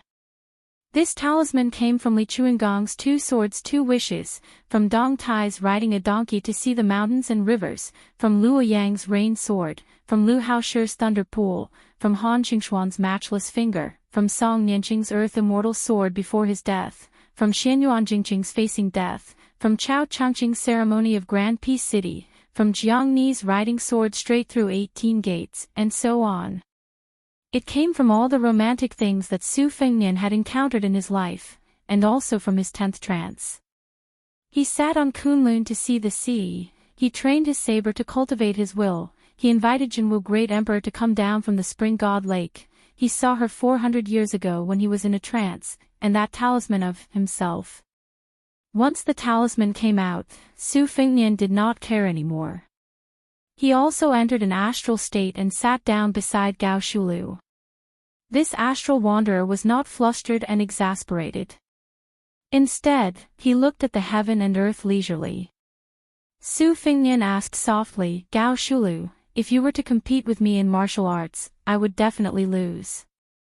Why did you choose to compete in realms? Gao Shulu said indifferently, what's the point of a sure-win situation to me, Gao Shulu? 400 years ago, I had not tasted defeat. What's the point of having another battle after 400 years? Su Fingnian shook his head. Gao Shulu said calmly, when I was climbing the mountain, I only wanted to know if this generation's oblivion could really forget their worries. To be honest, I did not think highly of you before. If you could forget your worries, there would be no one in the world who would be worried. Back then, when I chose to enter Qi deviation to forget everything, those who did not know me would say what I wanted. Those who seemed to know me would say that I was worried. In fact, they only knew half of it. In these 400 years, you are probably the only one who truly knows me. Su Fingnian said slowly, you, Gao Shulu, were once a prince of the Defeng dynasty who was about to ascend the throne 400 years ago. It was just that you wanted to become an immortal and did not want to be the emperor of the human world. Then, you visited the ancestral court of Taoism, Wudong Mountain, and asked a question, what is the meaning of the word immortal? At that time, Ancestor Lu reincarnated and had not yet enlightened his orifices. You went to Longhu Mountain, but no one could explain it. Or rather, they only gave half of it. The word immortal has two meanings. Now, there are two mountains, Wudong and Longhu. The former explains half of the word immortal, while the latter explains half of the word mountain. Longhu Mountain wants to become an immortal, so they have to go up the mountain and be a mountain person. They want to become an immortal and ignore the matters below the mountain. Wudong Mountain inherited the will of Ancestor Lu. They cultivate on the mountain, but obtain the Tao below the mountain. They cultivate themselves and others, which is more in line with what you, Gao Shulu, want. Unfortunately, the Taoist priest on the mountain clearly had this intention, but he could not explain it. However, even if he did, it might not be to your liking. From your point of view, being an immortal does not forget being a human. Once you pass the gate of heaven and become an immortal, you are no longer a human. As an immortal, if you want to descend the mountain, you have to follow the fate of the world. How can you be called a free and unfettered heaven and earth? Therefore, what you want to be is a unique celestial being on the land, not a mountain person above the 9 heavens. Gao Shulu sighed, yes, the world is divided and united. What do I have to worry about? Su Fingnian smiled. Gao Shulu retracted her gaze, a swordsman returned from the sea, returning from a visit to an immortal. His sword pointed somewhere in the South China Sea. It should be the Dong Tai you mentioned. I want to ask one last question, what do you want? Su Fingnian folded his hands in his sleeves and said calmly, I don't want to think about the past and future lives. It's enough that I have no regrets in this life. Gao Shulu said with slight regret, the Jianghu after 400 years is so interesting. It's a pity that the will that supported my body and soul for 400 years is an arrow at the end of its flight. 400 years ago, the Defeng dynasty almost unified the world, but the barbarians from the north destroyed the capital. How about it? Su Fingnian nodded, I was waiting for you to say that. Su Fingnian flicked his finger and unlocked the talisman that sealed the mountain. Gao Shulu on the ground leaped up and merged with Gao Shulu in the sky. Su Fingnian also came back to his senses after the 11th time he was in a trance. Gao Shulu stood up and looked back at the world. She smiled and walked towards Su Fingnian. 400 years ago, Gao Shulu, who was truly the leader of the entire Jianghu, brushed past Su Fingnian and disappeared just like that. She came without worries and left without worries. I already know life and death and am not afraid of death. Why should I fear death? I have already attained immortality and am not in love with it. Why should I tempt it with immortality? At this moment, thunder rumbled and purple clouds formed. Lightning flashed and thunder rumbled. Above Green Deer Mountain, there was a shocking scene of an impending calamity. There seemed to be celestial beings riding celestial dragons in the clouds and mist. They came out of the lightning and wanted to enforce justice on behalf of the heavens. Su Fengnian slowly raised his head, the corners of his mouth curling up into a sneer. Behind him, a snow-white giant python condensed from fate energy coiled up. It had 9 claws and opened its mouth big enough to swallow a mountain, roaring at the sky. Then, there was no more. Because soon, the world became completely silent. Chapter 1048. The old eunuch had never practiced martial arts, but the imperial palace of Great Peace City never lacked experts. The old man was also one of the top Jiao Temple eunuchs. He was knowledgeable and had some insight. The old man inhaled sharply as he watched the immortals fight on the mountain. The wind and rain at the end of spring in Beiliang were especially bone-chilling. Zhao Siku found it even more difficult to endure, especially when the old man saw the slender figure slowly walk down the mountain. Each step seemed to step on his already heavy heart. He felt his teeth hurt. When the young man with the blade walked to the foot of the mountain, old Jiao Temple jogged forward with a tragic feeling of dying early and reincarnating. He was about to say a few words of flattery. He did not expect that this king of Beiliang would not hit a smiling person. It would be good to have an easy death under his hands. Unexpectedly, the other person waved his hand and spoke first. This king thanks old Mr. Zhao on behalf of Beiliang. Our place is not as prosperous as Great Peace City, but this king can give old Mr. a place to rest in his old age. Zhao Siku stilled. He heard the person who had come close continue to say with a smile, the Su family owes Xiao Chongling too much, but they cannot repay him. Since old Mr. is an old friend of Zhao Yongkai of Beiliang, and you risked your life for Beiliang and did not disappoint this king's master, old Mr., do not worry. This king has said so much in hopes that old Mr. will be assured. The old man smiled freely and said with slight self-mockery, our family is a eunuch that everyone curses. Is he worthy of being called Mr.? Wang Ye's words, do you want us to work ourselves to the bone again? If that's the case, then the word Mr. is not enough. Su Fengnian laughed and said, I knew that old Mr. Zhao would not be assured. The old man bent down and asked doubtfully, can we really live and die however we want in Beiliang? Su Fengnian nodded with a smile.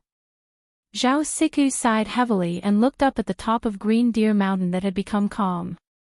He said softly with the unique sharp voice of a eunuch, since your highness is kind, then I will be bold to say something disgraceful.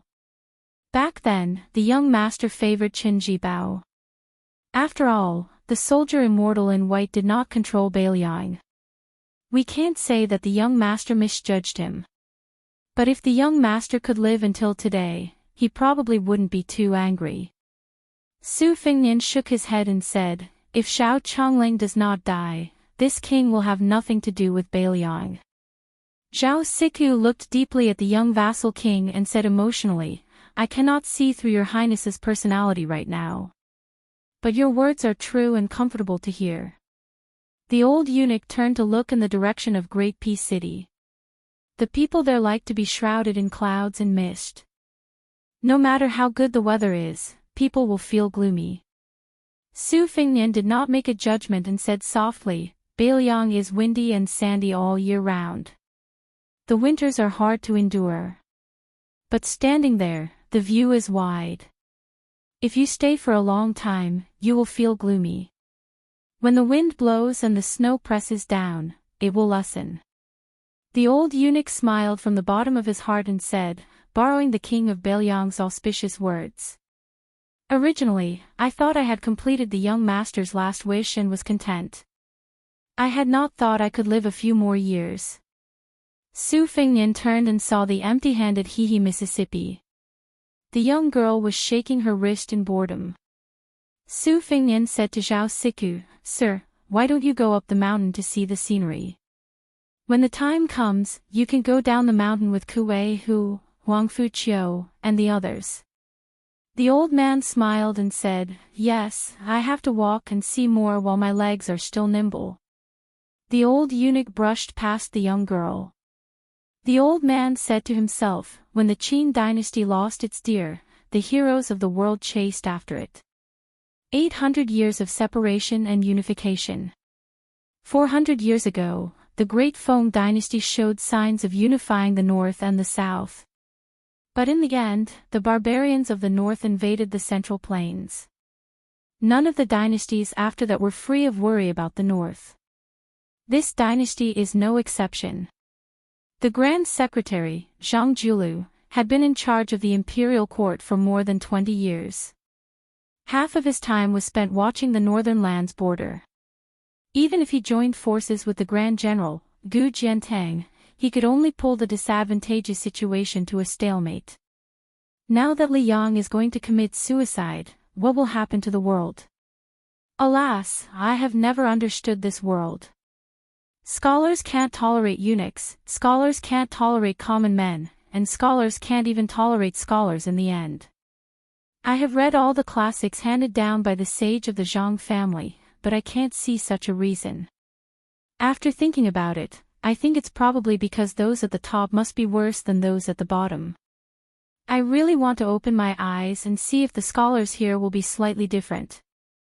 Su Fengnian laughed softly and said, as expected of someone from Zhao Chongling's family. The young girl tilted her head. Su Fengnian took her hand and said softly, "Let's not think so much." She said softly, "Old Huang thinks even more." Chapter 1049. Su Fengnian pulled her into the carriage parked at the foot of the mountain. Su Yanbing, who had not acted from beginning to end, studied Su Fengnian. The two nodded without speaking. Su Fengnian was finally able to catch his breath. He said casually to the young girl, "For a strategist, the size of one's weapon is one thing, and one's position is another. Yuan Benqi's ranking among the strategists of the spring and autumn period has always been higher than my master Li Shan, Yang Kai Zhao Chongling, and Nailan Yusi behind the King of Yen. In reality, it may not be that Benqi's talent is higher than the others, but his position means that he has more room to plan, and he can hold more things in his hands. This is like a housewife who has enough firewood, rice, oil, and salt. The food she makes will naturally be more sumptuous. On our side in Beiliang, we have Su Beiji and Chen Shiliang. If Beiliang is not trampled by Beimang, their future achievements will not be low. But it is difficult to say how high they will be. Lu Su of Xiangfan City is the same. This is also why Sun Yin, who studied the dragon slayer art, was not willing to stay in Beiliang. There were pythons but no dragons in Beiliang. He did not want them. However, being in the imperial court of Liang had its advantages and disadvantages. The disadvantage was that there were too many people under the emperor's nose. Even if there were talented people like Su Beiji and Chen Shiliang, it would be difficult for them to stand out as quickly as they did in northern Liang. Secondly, as the Zhaodiao temple said, scholars could not tolerate scholars and scholars looked down on each other. There were many rules in the imperial court of Zhao. Many scholars' lofty aspirations could not be fulfilled and most of them groaned for no reason. However, there were still some people who were born at the wrong time and did not get the chance to appreciate their talents. If Huang Longshe was born in the present, I'm afraid even becoming the Grand Chancellor of Shangyin Academy would be as difficult as ascending to the heavens, let alone becoming the great devil of spring and autumn, Huang Sanjia. Su Fengnian glanced at the girl and said helplessly, "What are you glaring at me for?" "I am not speaking ill of your old Huang, I am praising him. My master said that he is an extraordinary person, an extraordinary talent. I do not dare to underestimate Huang Longshe." Su Fengnian's thoughts immediately drifted away.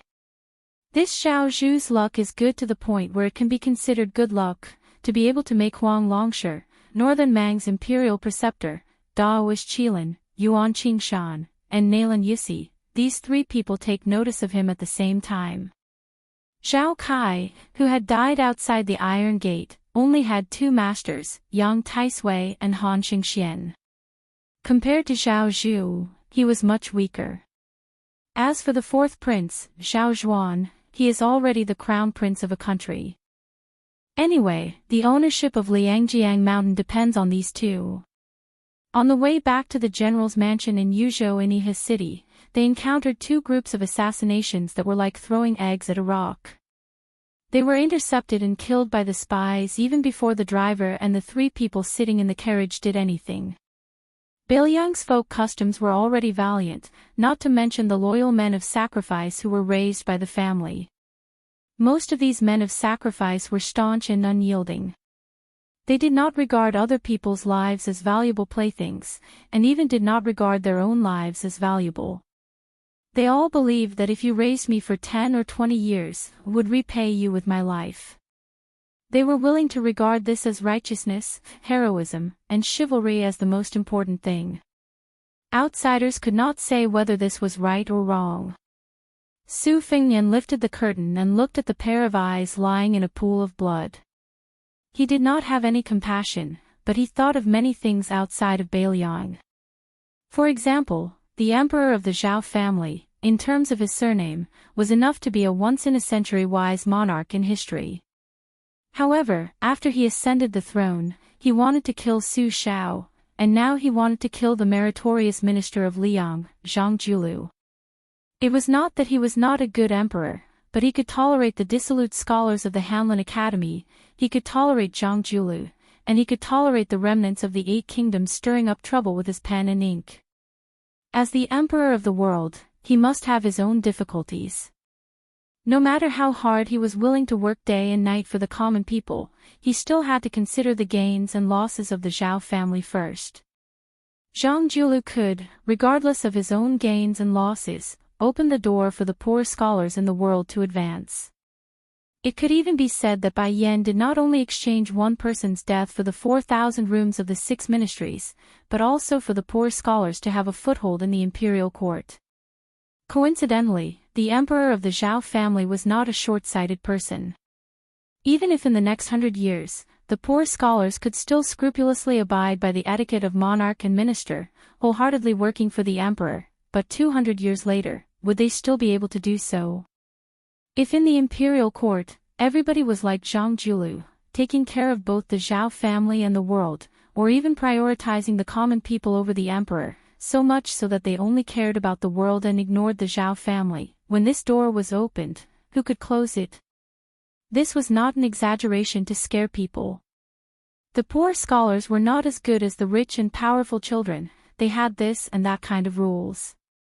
The rich and powerful children were used to wearing good shoes, so they were reluctant to take them off. However, the poor scholars were barefooted. If they did not care, they had talent and learning, so who didn't help them?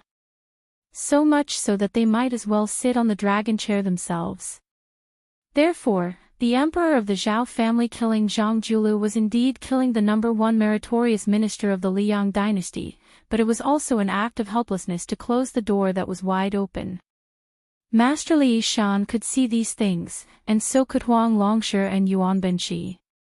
Zhang Julu himself was even more so. As for whether it was good or bad, Su Fengnian was not the emperor, so he did not have to worry about it. Su Fengnian muttered to himself, with Yuzhou in such a mess, the people of Liang should think that a mouse carrying a knife is a bully in its nest. I just happen to need some time to rest. Yes, I do need to recuperate. The young girl stretched out a hand, staring straight at Su Fengnian, whose gray hair was turning darker. Su Fengnian smiled and shook his head. The young girl bent a finger, her eyes inquiring. 4. Su Fengnian still shook his head. She slowly bent another finger. Su Fengnian continued to shake his head. When she was about to close her 2 fingers, Su Fengnian smiled and said, I haven't fought Tooba Bodhisattva, so it's hard to say who will be second or third. The young girl was in high spirits. Su Fengnian said softly, but as long as Wang Xianji is alive, it doesn't matter whether it's second or third, or if it's the bottom 10. The young girl stretched out her finger and rubbed the indistinct purple gold eye on Su Fengnian's forehead. It was not quite like the golden color of sunflowers in summer or autumn, but she still liked it. When she was young, apart from the man who only knew how to gamble and never be a father, there was only her and her mother, as well as the golden sunflowers in the field. Those strange men brought home by that man had also once defiled her mother in the field. She only dared to hide in the distance. Every time her mother put on her clothes, tidied her hair, and walked out of the field, she would find her daughter, who did not even dare to cry. She would gently smile at her daughter, and then hand her a sunflower she picked, and go home together. Later, her mother died, and she could only look after those sunflowers alone. Chapter 1050. Yuzhou was in turmoil, and Iha River was the center of the turbulence. In this tragedy, only in Iha City, there were 24 families and more than 40 families. No less than 700 people were killed on the spot in Iha City. Most of the people who survived were sent to the border. According to the continuous reports of the spies, the turf lords, who had wisely chosen to protect themselves, did not have much resentment now. The reason was very simple. After people died, they gained more territory. Other than the northern Liang who took away most of the profits, the leftovers were also quite considerable. These were all taken over by the fence-sitters like them. The retainers and servants who gave them food and money, the maids and maidservants from other families whom they coveted, and the precious calligraphy and paintings that were sold cheaply, were all real benefits. After Su Fengnian entered the city, he lifted the curtain and looked out several times. He could see many cold eyes, numbness, hatred, fear, hatred, and so on. When Su Fengnian returned to the general's mansion, Song Yan and Wang Shihua had not returned yet. The two senior officials of Lingzhou who were temporarily transferred to Yuzhou did not directly intervene in the specific affairs of Iha River. Instead, it was mostly managed by General Wang Fujin and Provincial Governor Wang Peifang. Su Fengnian did not know how these two political rivals could get together. At that time, he made up his mind to bring them to Yuzhou. He intended to let Song Yan serve as an assistant to the new provincial governor Hu Kuei, who was a military general. It was not that he did not trust Hu Kuei, who had made outstanding contributions as the provincial governor of Liangzhou, but that in the future, the four provinces of Beiliang would complement each other and balance each other. This trend was not limited to the positions of general and provincial governor on the surface. As for Wang Shihua, who was outstanding in literary knowledge in Beiliang, it was a bit like the auspicious event in Yuzhou where there were endless bloody storms. Moreover, the Green Deer Cave Academy also needed a literary expert to hold the fort. Everything was difficult at the beginning. It was impossible to stuff all scholars into the officialdom of Beiliang at once. This was a relatively gradual process. Moreover, there were many scholars who were just there to make up the numbers. Su Fengnian sat in Huang Fujin's unusually simple study. There were not many books, and even the decorations were lacking.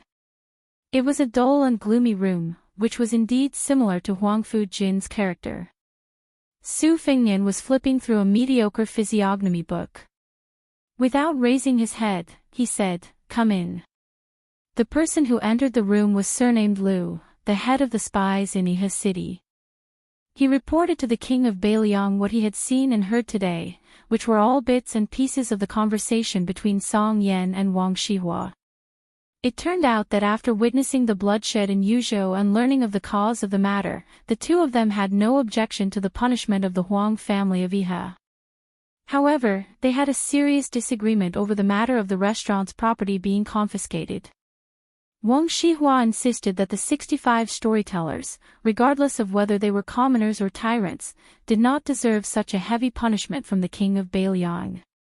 On the other hand, Song Yan, who had always advocated legalism, believed that everyone deserved to be punished. The two of them had rushed to Yuzhou. Originally, as expected, Song Yan would assume the position of Yuzhou's prime minister, while Wang Shihua would be in charge of the provincial administration. The two of them could not come to an agreement, so they made a bet. If Wang Shihua won, the two of them would exchange positions. Song Yan, on the other hand, said that he would definitely win and that his position would remain the same. However, when Wang Shihua saw him in the future, Song Yan would have to pay respects to his superior. Upon hearing this, Su Fengnian put down the book and said with a smile, "The two of you are really leisurely and elegant. Don't tell me you investigated the 65 people one by one." Spy Lu said softly, "That's not the case. Wang Shihua only picked 3 people." Su Fengnian nodded and said, "A scholar's spirit is because he is afraid of winning an unfair battle. Go on, tell me which 3 people he picked." The unremarkable Iha spy said respectfully, "They are Chao Xing, a disciple of the Chao family of Iha, Qi Fengnian, the shopkeeper of Qiji Silk Store, and Han Laikai, a villager." Among the 3, Chao Xing is a regular customer of Jingyi Xian restaurant, while the Chao family is a low-ranking family of Iha. Qi Fengnian is a live-in son-in-law and has a good reputation in Iha West Street. Han Laikai, on the other hand, pretended to enter the restaurant to buy wine. In fact, he was embarrassingly short of money, so he hid in the back and took the opportunity to listen to the storytellers. Regarding these matters, Song Yan and Wang Shihua carefully went through the files after the bet. Wang Shihua picked 3 people within the time it takes for a stick of incense to burn, and Song Yan nodded in approval. Su Fengnian stood up and said, "Wang Shihua believes that the human heart is good and that everyone has a compassionate heart. What Song Yan learned is that the human heart is evil. The battle between the two is not a battle of moral essays. In the end, it is a battle of the human heart outside of books. If I were to guess, the loser is definitely the moral Wang Shihua, but the one who won an unfair battle is the old fox Song Yan. If we were to switch places and look for good deeds among the evil people, the loser would naturally be Song Yan. It's just that Song Yan would not agree to such a bet." The spy leader surnamed Lu hesitated for a moment, but he still gathered his courage and said, "In my humble opinion, Song Yan did not win an unfair battle. Apart from Chao Xing's 2 murder cases, the rich merchant Qi Fengnian and the villager Han Laikai, according to the law, should be imprisoned." Su Fengnian shook his hand. "In a place like Bailiang, chivalry is strong, but chivalry is not necessarily strong. It is easy to commit crimes, but difficult to not commit crimes." The spy was silent. Su Fengnian smiled and said, "This time, there are many clans in Iha City who are busy fishing for profits. Lu Jingxing, why don't you seize some gold and silver from their hands and treat it as a reward for your brothers? There is no reason for you to work hard and stare at them while those who don't work hard to take advantage of you. I think they won't dare to not open their mouths and spit out some fat meat. However, this king will tell you in advance that this is just a special case, not a new rule for you to do things in the future." Lu Jingxing grinned and laughed. He still didn't have the slightest craftiness of an outsider's impression of a shrewd spy. Instead, he became more and more honest. He didn't look like a cold spy who called Song Yan Wang Shihua by his name. Su Fengnian continued to pick up the book, and Lu Jingxing tactfully said goodbye. When he crossed the threshold and gently closed the door, he caught a glimpse of a little girl from the corner of his eye. From beginning to end, Lu Jingxing didn't notice such a girl. She had a golden hairpin on her head and was squatting beside a blue and white porcelain vase that was half the height of a person. She was looking at Lu Jingxing. Lu Jingxing quickly retracted his gaze, lowered his head, and completely closed the door. Not long after Lu Jingxing left, Song Yan, who was temporarily the guest of Lingzhou, knocked on the door and entered. Su Fengnian held the book and pointed to the chair opposite the table. Song Yan sat down calmly. Su Fengnian joked, "Our Wang Gongchao really fell into your trap." Chapter 1051. Song Yan wasn't surprised that spies found out about what happened today. During this period of time, spies were everywhere in Iha City. Along with the fact that he and Wang Shihua were eye-catching, it was expected. Song Yan said helplessly. Wang Shihua was one of the more flexible civil servants in Beiliang. If this is the case, one can see that the governance of Beiliang is still a long way off. Su Fengnian smiled towards the girl. Please bring 2 jugs of wine over. The girl left silently and brought 2 jugs of green ant wine back. Su Fengnian and Song Yan each had a jug. Su Fengnian said emotionally, in the past, I knew that it wasn't easy to be the head of the family. However, only after sitting in this position can one understand how difficult it is to be the head of the family. You have to fight with people, evil people like the Yihe River Huang family and good people like Huang Shang and Wang Shihua. You have to fight with the heavens. In the past, listening to the rain and appreciating the snow was a joyous thing. Now, you have to consider the harvest of your territory. I have a stack of secret letters to deal with. Some say that the butler Song Tonglu colluded with officials to alter his nephew's works. The children of the Liu family took farmland and were exposed. There was also a senior of the Liu family who spent a lot of money to buy a painting, but it turned out to be fake. He couldn't return it and wanted to cause trouble. A master drank wine in Liangzhou and got jealous of the general's son Jingfeng. The latter called for people to gang up on him and the former tried to kill him. Both of them weren't good people. Logically speaking, it would be better to kill both of them. There was even a rumor that the youngest son of the deputy commander of the infantry, Wei Taizhan, brought along his belongings and moved to the neighboring Hezhou. Just the illegal gold and silver alone filled 16 large chests, which were detained by the soldiers patrolling the border. Very soon, there was a rumor that the border guards had insulted the daughter-in-law of Deputy Commander Wei first. There was also a young captain that great ancestor Gu thought highly of. For some reason, he was beaten half to death outside the pass. Song Yan said calmly, as long as one has a family, there will be conflicts.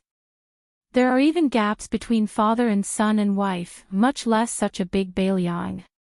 Su Fengnian smiled and said, from now on, all the major and minor government affairs in Yu province will be handed over to you, Kuei Hu, and Huang Fuqiong.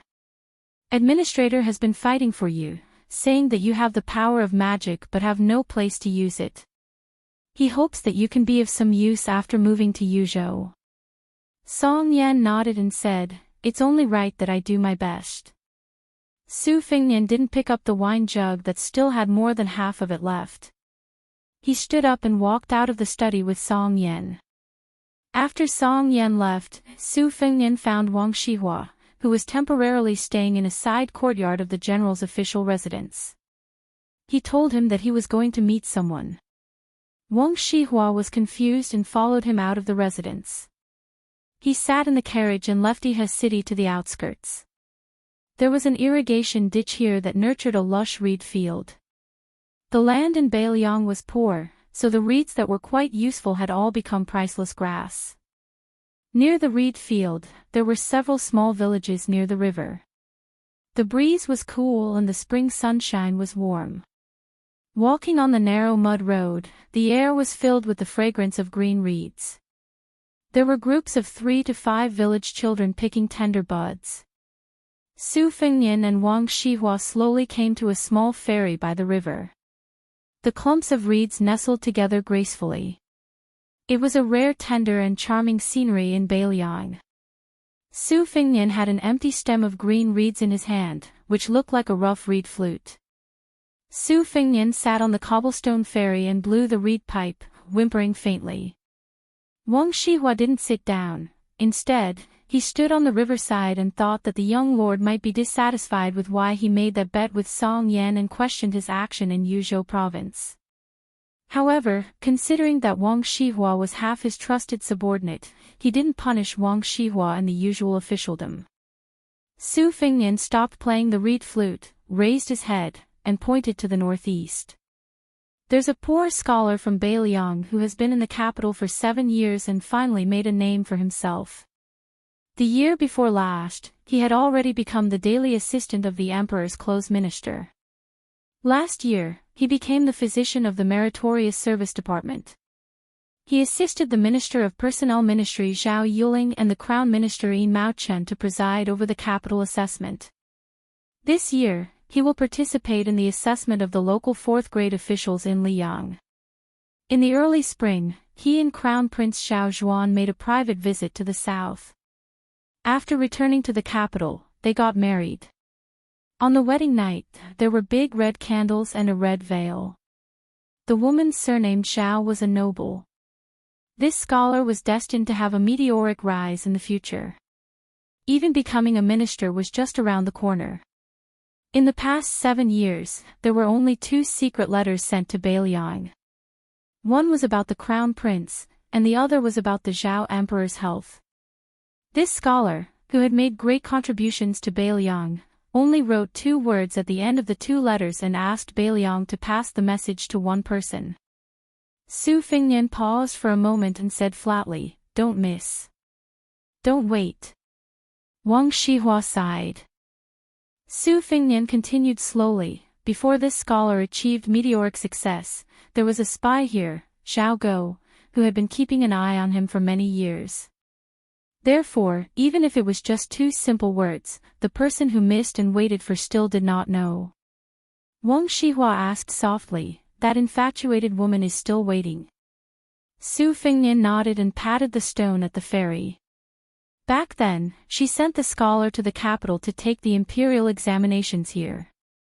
She did not marry, but if she missed him, she would come here to wait.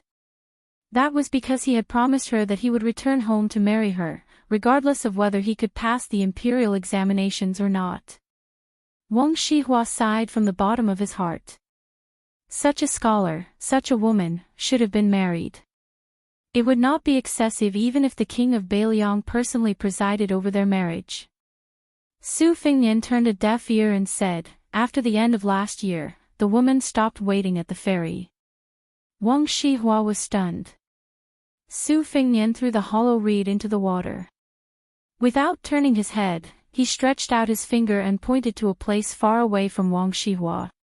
She died in the reed marsh and was buried there. Su Fingnian put his hands into his sleeves. "I came to Yuzhou, to the Yi River, to kill people. You, Wang Shihua, said in your heart that I killed the innocent. I thought that no matter how innocent those nobles were, they were not as innocent as this woman. Moreover, such a woman, such a tragedy, could not be counted in Yuzhou. You scholars keep saying that you wholeheartedly want the world to be peaceful. I, Su Fingnian, feel that world peace is too far away. Since peace is so close, I have to do it well first." Wang Shihua's face was pale. Su Fingnian stood up, shook his sleeves, and bowed to a small grave in the reed marsh. He turned and left, leaving Wang Shihua sitting on the ground dejectedly. Su Fingnian said in a deep voice, "You were lucky to be born as a human, but you did not treat others as human. Since you are not a human, this king will kill anyone he sees in Beiliang." More than 100 Yuzhou men of sacrifice appeared in the reed marsh. They thought that they had seized the opportunity to kill this lone king of vassals on the spot. Su Fingnian put his hands behind his back and, in one breath, dismembered the 100 men. Chapter 1052. Because Yanji County in Yuzhou was close to the border and was a little far from Iha City, it was involved in some disasters. Compared to the bloody rivers in the hinterland of Yuzhou, it could almost be called a paradise.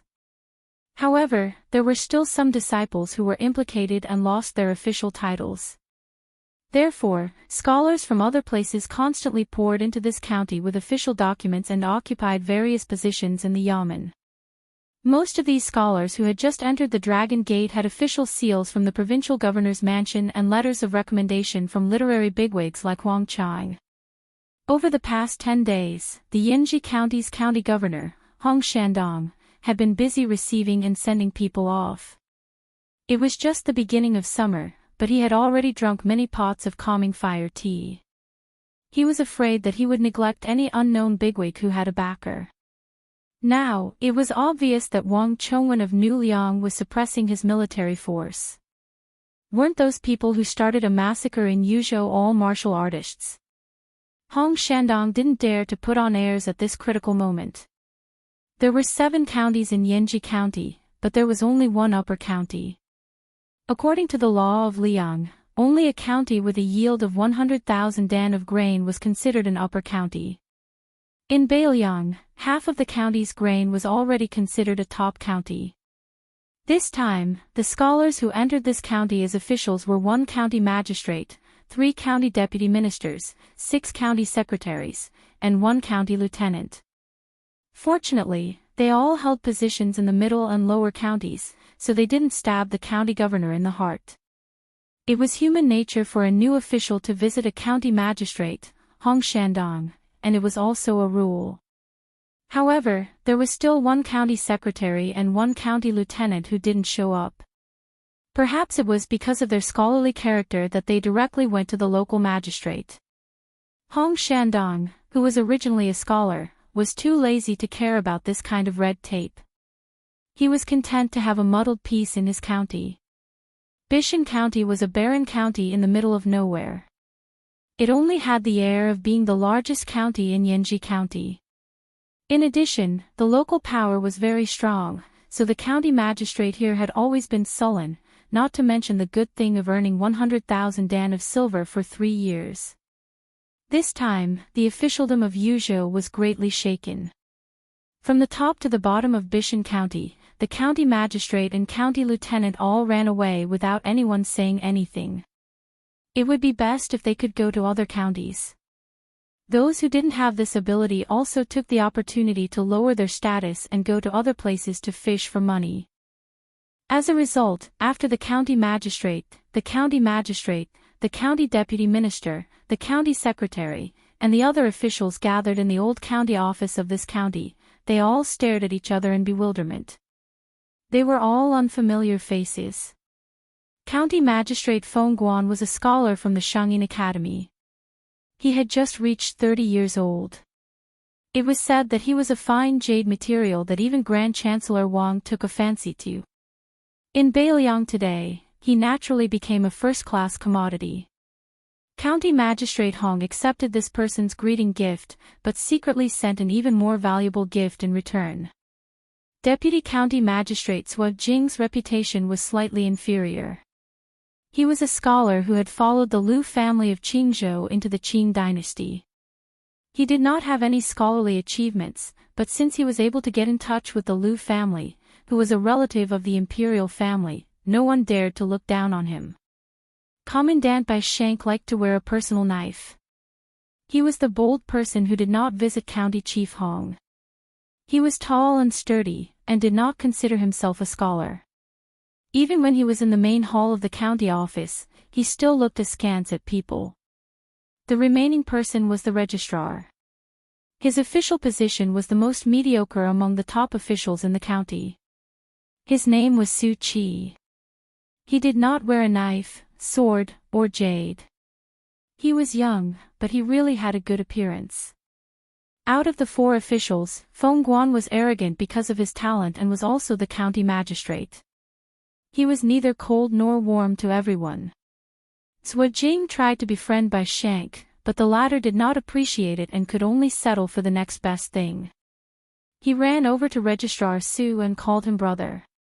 Finally, his efforts were not wasted. When they had nothing to do, they left the office and went to the streets to drink. Sua Jing tried to sound him out several times and found out that this person was a son of a general who had come to the remote countryside to avoid disaster.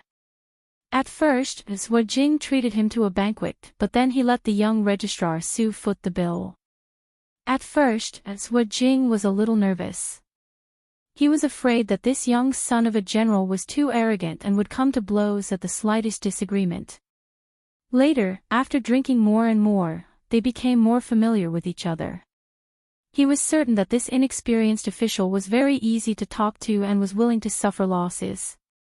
However, in his heart, Sua Jing looked down on him more and more.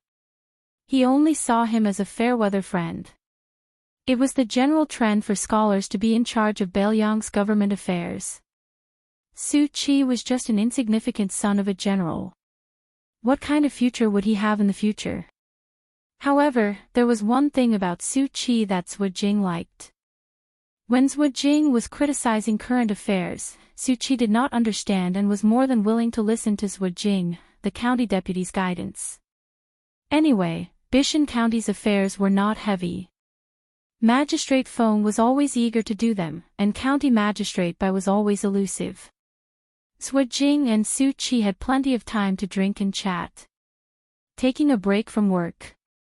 It was more like taking a break from work. The main entrance of the county yamen was not long.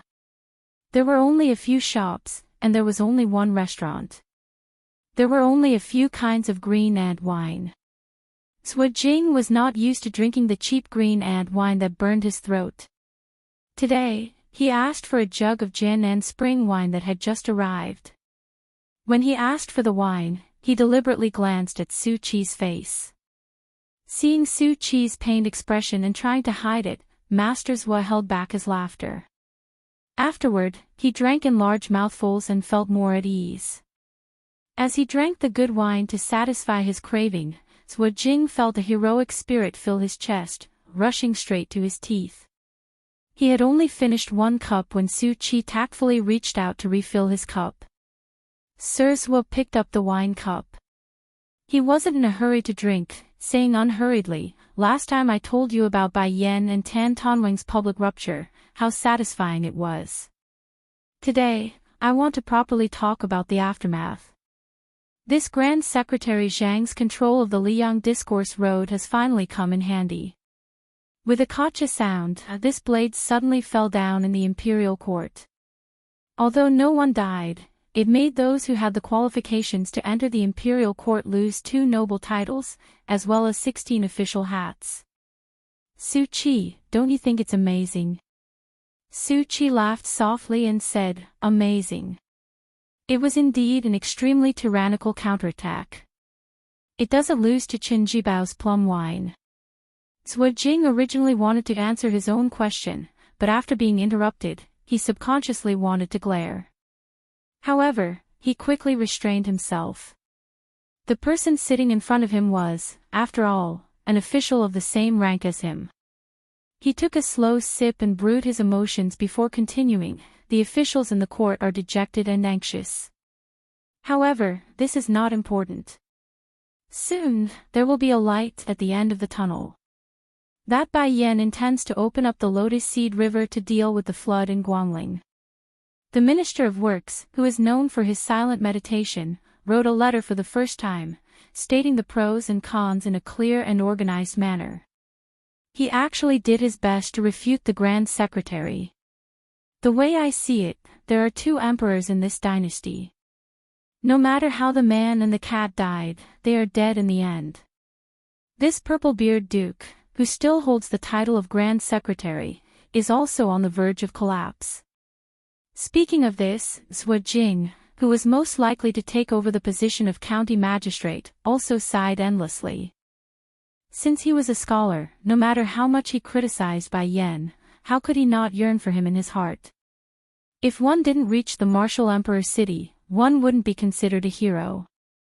If one didn't recognize Bai Yan as a scholar, how could he be an official? Zhuo Jing took a sip of wine and clicked his tongue. In the end, he heard a question that spoiled the mood. "Sir Zhuo, Grand Secretary Zhang is too far away from me. I am more curious about the current Jianghu." Zhuo Jing couldn't help but think, "Who do you think you are, Su Qi? Forget about Bai Yan, even Great Peace City is thousands of miles away from you. As for Jianghu, how much closer can you be?" However, despite his disdain, Zhuo Jing still had a smile on his face after drinking the good wine that Su Qi had treated him to. He slowly said, "Jianghu. I have heard of it. Although I didn't pay much attention to it, since you asked, there is no harm in telling you a few words. It just so happens that the situation in the court has changed. The 3 reviews of the world have spread from Guangling Taoism. Let's not talk about the reviews of generals, they are all expected figures. Only this court's Yi Mao Chen and Beimang's Dong Zhuo have some new ideas. Just the review you asked about is really a big deal that hasn't been seen in 100 years. From 10 people to 15. Suchi laughed and said, with so many people, isn't it a bit worthless? Jing sneered and said, worthless. This time, it's more valuable than the previous reviews. In the past, when there were 10 people in Liang, as well as when Beimang overstepped its authority and published a review, they didn't include people from the 3 religions. They didn't dare touch places like Martial Emperor City and the Wu family sword tomb. This time, the 15 people in the review are the real top masters in the world. Suchi lowered his head and drank a mouthful of wine. Then, he squinted his eyes and smiled. Jing glanced at the young registrar across the table. The ordinary-looking deputy left district magistrate couldn't help but feel a little resentful. This general's son was born with an appearance that could easily abduct women. At some point, the young owner of the restaurant also came over. He didn't know that he had brought a pot of green ant wine, which couldn't be sold for more than a few copper coins. He just sat there and didn't drink. Jing was annoyed. He didn't want to waste his saliva, but he couldn't endure the desire in the shabby young owner's eyes. The corner of Jing's mouth twitched. When he saw Suchi ask for a pot of Jian Nan Chun wine from the shopkeeper, he smiled and said, Old Monster Wang Xianji, is still the undisputed #1 in the world. No one can shake his position. Even the peach blossom sword god, Dong Tai, who returned from a visit to immortality and overturned the South Sea with his sword, can only obediently accept the second place. The young owner of the restaurant with thick eyebrows and big eyes was shocked and said loudly, What's going on? Tuoba Bodhisattva has become the 3rd place. Chapter 1053. Master Zhuo was too lazy to pay attention to this ignorant frog at the bottom of the well. He said slowly, What's so strange about that? Tuoba Bodhisattva of Beimang was pushed to the 3rd place by Dong Tai. The top 3 of the peak of martial arts have changed, but they are still the same 3. After talking about the 3 land immortals, I'll talk about the last 5 people. The people who made the comments probably had some reservations. The leaders of Buddhism in the 3 sects were not in the top 10. For example, the white-robed monk of the 2 Zen temple who had been sealed in the mountain, Li Xiaoxin, Northern Mang's national advisor, Qilin immortal Yuan Qingshan, and the new leader of Wudong, Li Yufu, were all outside the top 10. Along with Deng Mao of Broken Spear and Su Yambing of Northern Liang, they occupied these 5 positions. If it was 10 years ago, these 5 people would be in the top 5. The young owner of the restaurant said happily, Our Beiliang is amazing. Both Leader Li and General Su are on the list. I'm in a good mood today. I'll treat you to a drink later. It's definitely the best green ant wine. You can't find a place to sell it in Bishan County. Master Zhuo, tell me, who are the 7 heroes? Jing wanted to make fun of him. He said mischievously, Give me the wine first. Otherwise, there's no need to talk. The young owner said impatiently, What's the hurry? I'll definitely treat you to 2 pots of green ant wine later. Do you think I have the guts to cheat you?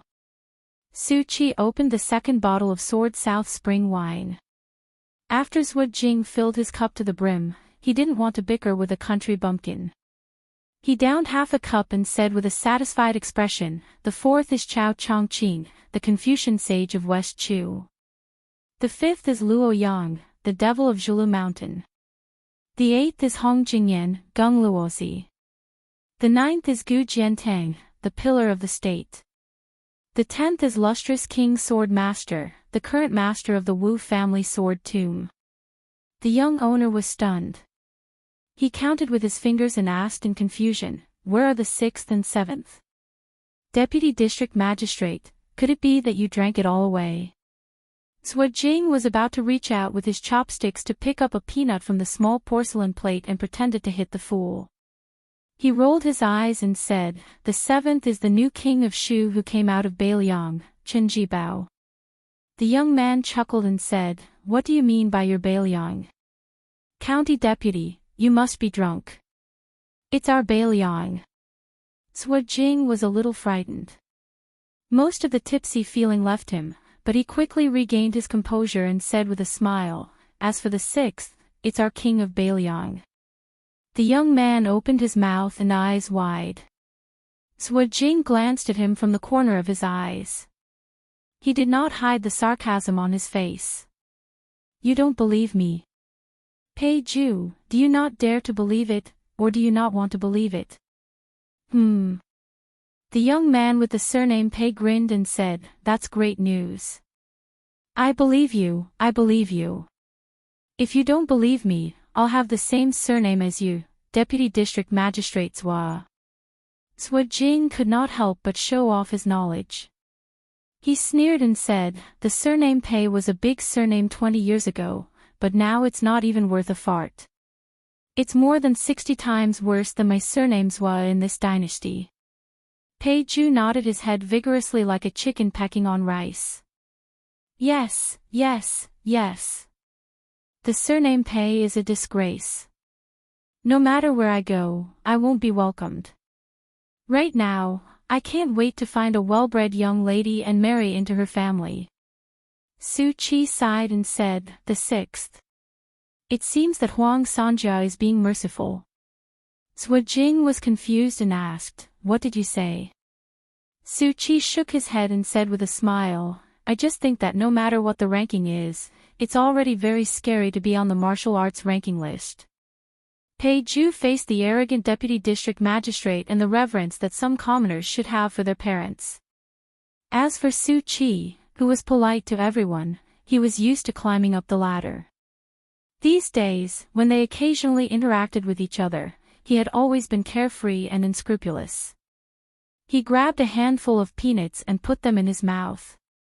He said vaguely, "It's not just scaring people. If I see one, I'll be scared out of my wits. If I'm not scared to death, I'll beg them to take me in as their disciple. If I'm lucky enough to learn a few moves, I'll go out in Jianghu and fight anyone. If I can't beat them, I can ask for my master's support. Who would dare to bully me? Wouldn't they be in a hurry to be reincarnated?" Su Qi wanted to say something but stopped. Finally, he could not help but say, "If you have such thoughts, you won't be able to practice the sword and become a master." Pei Ju rolled his eyes and said unhappily, "I don't practice the sword either. Look, among the top 3 in the world, there's only one who practices the sword. Including the 15 masters, there's only that old guy Wu Jiajin who practices the sword. He's still at the bottom of the top 10. Su Qi smiled and said, "That's true." Pei Ju's eyes suddenly lit up. He stared at the knowledgeable district magistrate and asked impatiently, "What about the rouge ranking? Who are the beauties?" Sui Jing was a man after all. He smiled and took a sip of wine. After a while, he said, "The rouge ranking hasn't changed much. It's just that the Princess Jing and Pei Nanwei, who died for love, is missing. There's an additional West Chu's fallen princess, Jiang Si." Pei Ju thought for a while and said, "I know this one. She can ride a sword through the 18 gates of the imperial city. Who would dare to marry her in the future?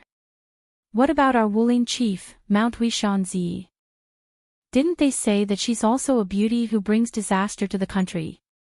Sui Jing laughed in a low voice and said, "No one dares to marry the West Chu princess, but no one dares to touch the mistress of Great Meadow.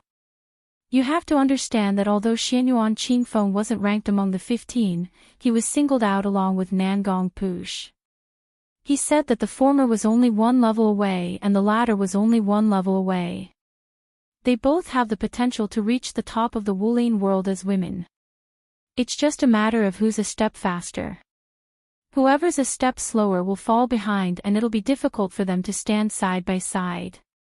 In my opinion, this old fox who wrote the ranking is also full of evil tricks. He wants nothing more than for the 2 beauties to fight.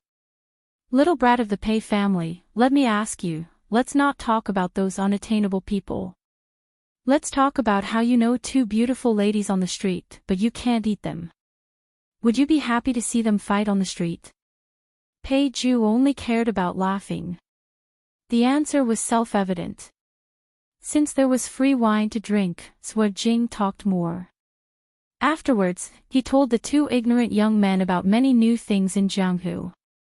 For example, Dongyue's sword pool's Song Nianqing died for no reason, and Shishan Spring Cottage's swordsmanship master Xiaolingzhen also died mysteriously. These sects had lost their pillars and their status in Jianghu plummeted. They were no longer at the top of the Jianghu world. They were far behind the Wu family's sword tomb in Longhu Mountain, and could only be ranked among the top 10 sects with many new rising sections. Beiliang was indeed the big winner this time. In this evaluation of Liang being Liang, Beimang being Beimang, there was another fish dragon gang that no one had heard of before. Although they were ranked last, so what if they were ranked 10th? When they went out and announced their name, they would always claim that the fish dragon gang was one of the top 10 sects in Liang. They wouldn't rashly say that they were ranked 10th. When the county deputy was talking about this, Pei Ju was already thinking about whether he should go to Lingzhou to join the fish dragon gang. After chatting for a while, Pei Ju slapped his thigh and asked, "Mr. Zhua, why isn't that big devil cat on the list? Why is he ranked lower than others? He can't even get into the top 15. Sui Jing didn't know whether to laugh or cry. He pointed at the young man who lived in a corner and could only look at the sky from the bottom of a well. "Are you stupid?" Bao Shuqi, the county magistrate of Bishan, laughed it off. Pei Ju suddenly covered his stomach and said that he was going to the toilet. Then he disappeared. After drinking the last cup of South Blade spring wine, Mr. Zhua suddenly realized that this silly boy was not really stupid. He was just playing tricks to avoid the 2 pots of green ant wine that they had agreed on. Sui Jing smiled and got up to leave the table. Su Qi said that he wanted to stay for a while, so the county deputy walked out of the restaurant alone and muttered, "Stupid is stupid. The restaurant is here, where can he go? He can hide for a while, but he can't hide forever. I'm a 6th grade county deputy. Not to mention drinking 2 pots of your wine, I can even take half of your restaurant." After Sui Jing left the restaurant, the young man immediately ran back to the table and sat down. He said with a smile, "Su Qi, don't you think this guy is stupid? He doesn't even understand the principle of being fickle. He has studied so much for nothing." Su Qi asked with a smile, "Is there any other principle to be particular about being fickle?" Pei Ju crossed his legs and picked up the bottle of South Blade spring wine. He raised his head and drank a few drops of wine from the bottom of the bottle. He wiped his mouth and said, "You must have studied less than me. A monkey performer gives a monkey 3 acorns in the morning and 4 acorns in the evening.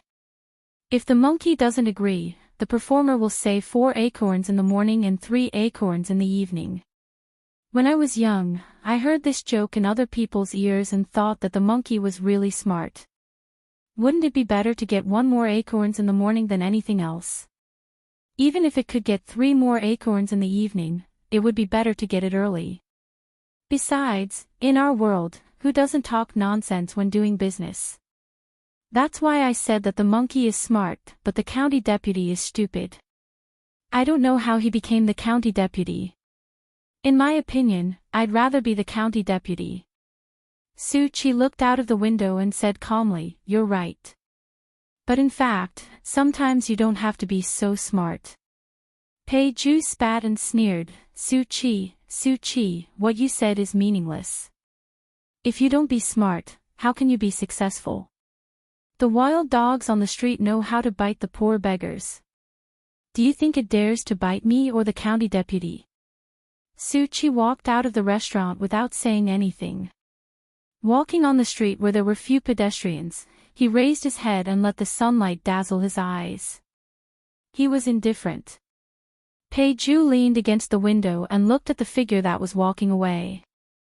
He had always been jealous of the young owner of the restaurant who was dressed in thin clothes, had good looks, and was an official. He pouted and muttered, "What's the use of pretending to be a dog? Do you think you're worthy of being reasonable with me?" Su Chi walked alone. "Hey, Vancouver. Your brother is already the 6th in the world in name.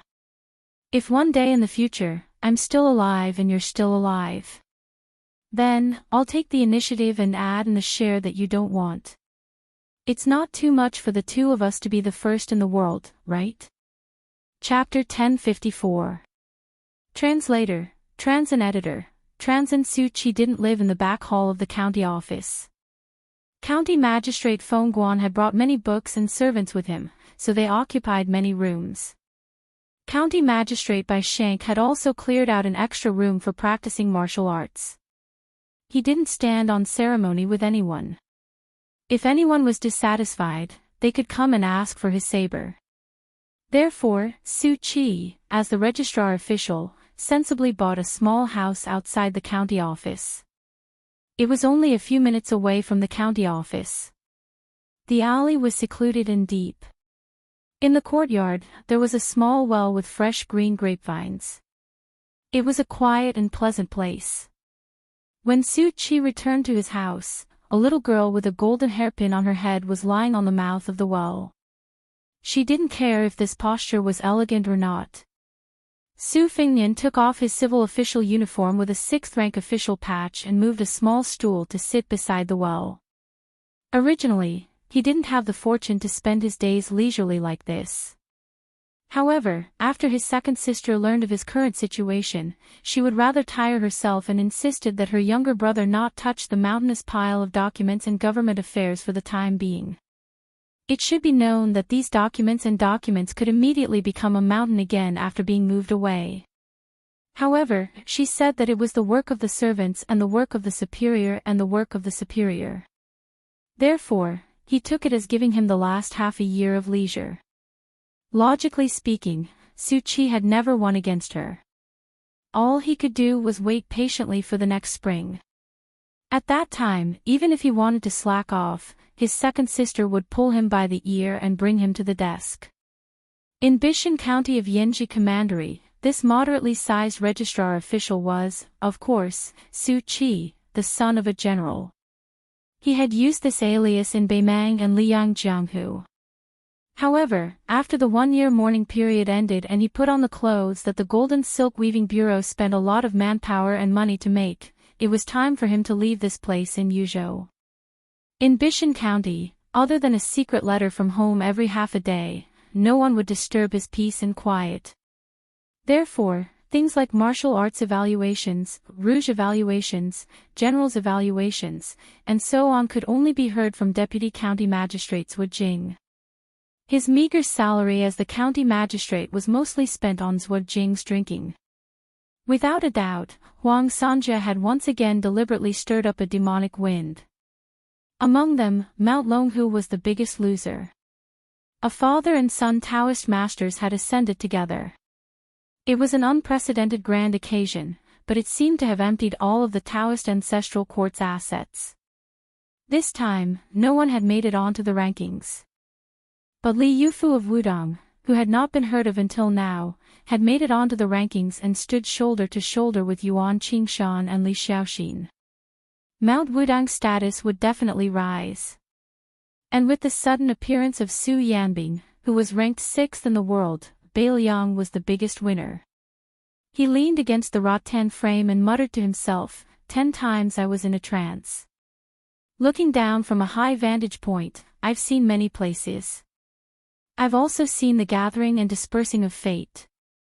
It's said that a place's environment nurtures a place's people.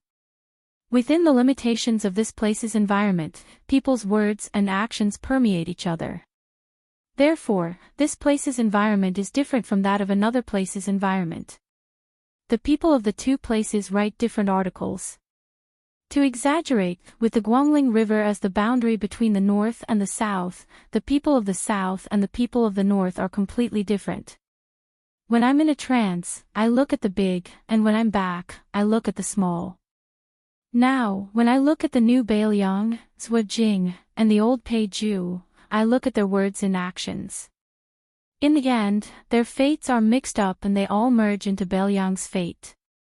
Now, Bailiang has Mount Wudong, a place of fate. But we have to wait until Li Yufu returns. After Jiang and I and the old man with the sheepskin fur coat left, Mount Qingliang was replaced by the androgynous white fox's face and Huyan Guanyin. But whether these people are here or not, they follow the 4 words the heavens are clear. They can't be forced. Many of my old friends have really become dead. There are also some who will become ancient people one day. For example, Wang Xiaoping, who follows Lu Songtao, and Sui Xiegu, who for some reason still hasn't entered the martial arts rankings.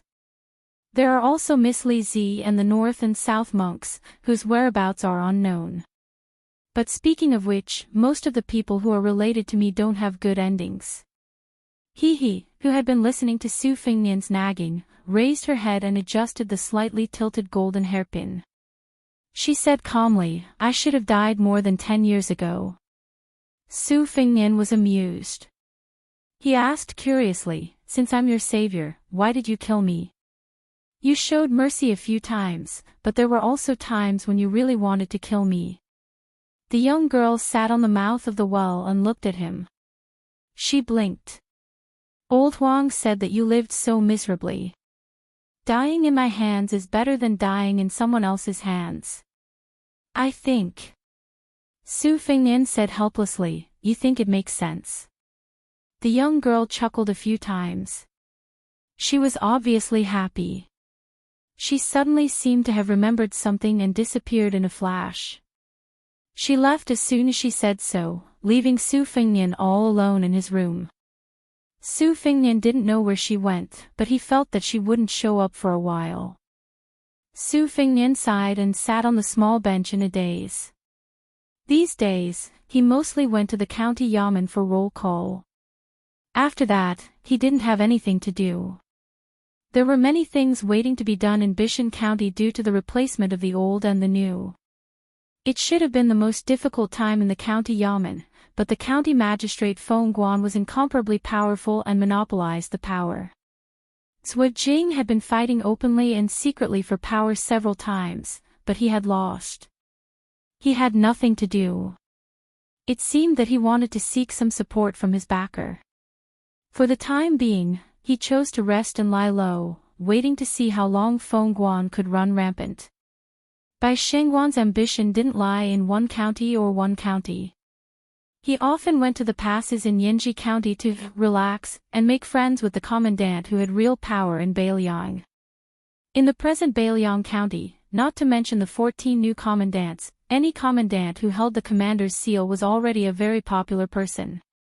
There were 2 reasons why Su Fingnian chose Bishan County as his base. First, the aftermath of the Yuzhou incident was still lingering. He had to keep an eye on the new provincial governor Hu Kuei and the Yuzhou general Huang Fujin to see if they could play the role of good cop. Second, Yinji County was close to the border. Su Fingnian was greatly disappointed by the number of soldiers in Yuzhou, and he didn't have much confidence in the Yuzhou border army. He wanted to go to the border to take a look when he had time.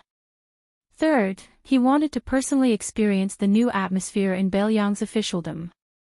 He could see the big picture from a small clue. It was more accurate and comprehensive than hearsay or even spies' secret reports.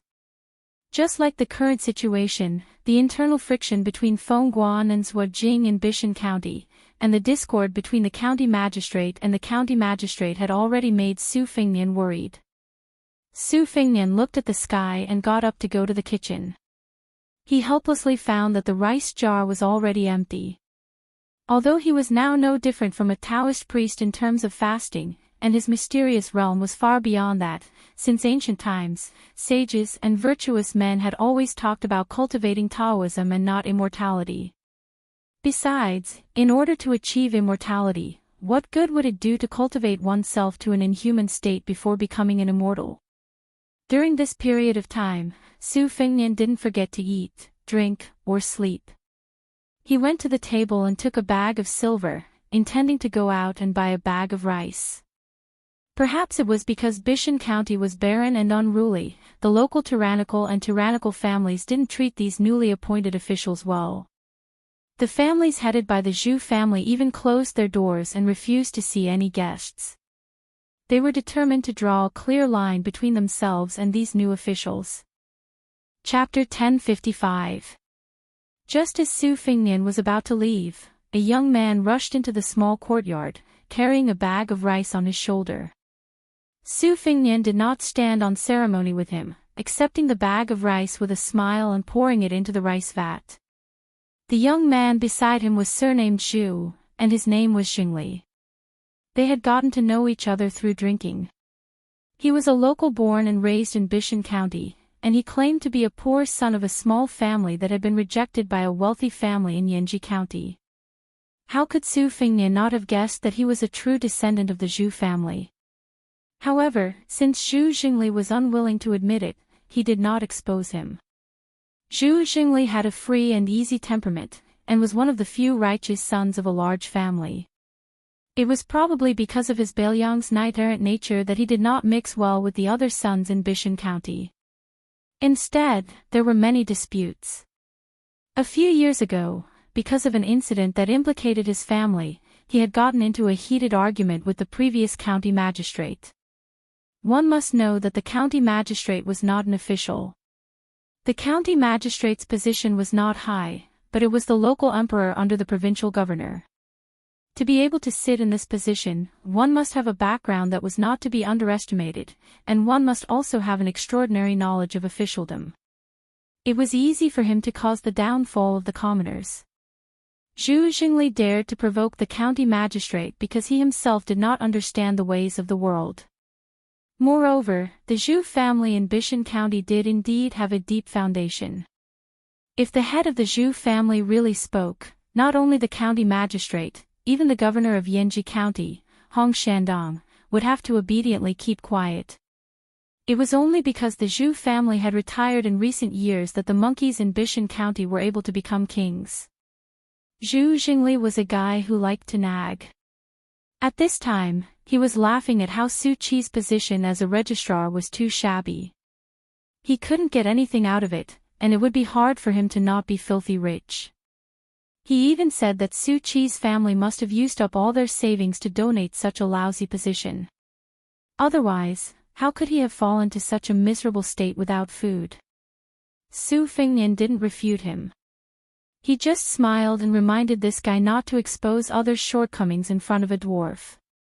Zhu Xingli laughed loudly, but didn't continue to nag about Su Qi's dire situation. Su Fingnian took out a pot of green ant wine. The two of them sat under the grape trellis, each holding a large white porcelain bowl. The sun in Bailiang was particularly vicious. Summer had just begun, but it was already as unbearably hot as Jiangnan. The good thing about it was that as long as they stayed in the shade, the wind would cool them down. With a bowl of green ant wine for each of them, the two of them were even more carefree than immortals. Su Fingnian drank a mouthful of wine, squinted his eyes and smiled drunkenly. He asked, "Today, there are real shortages everywhere in Yuzhou. Why don't you tell your elders to find a loophole? Make up your mind and take out a few hundred taels of silver to find a backdoor. Then, find a famous person with a bit of reputation and ask for a recommendation letter. Even if I don't become a county registrar, it won't be difficult for me to get an official position. In the future, I won't be able to make a name for myself in Bailiang's underworld. It's even more impossible in the future. It's better to be a civil official." Zhu Xingli shook his head like a rattledrum. "What's so good about being an official? It's not good to ride on the heads of ordinary people. Not to mention that I came from a poor family. Even if I did have money, I wouldn't waste it. If I really want to be an official, it's better to join the army at the border.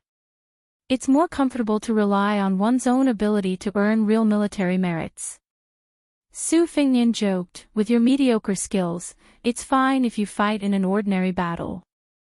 Not to mention encountering crows, even if you run into the second-rate cavalry of Beimang, it's no different from throwing your life away."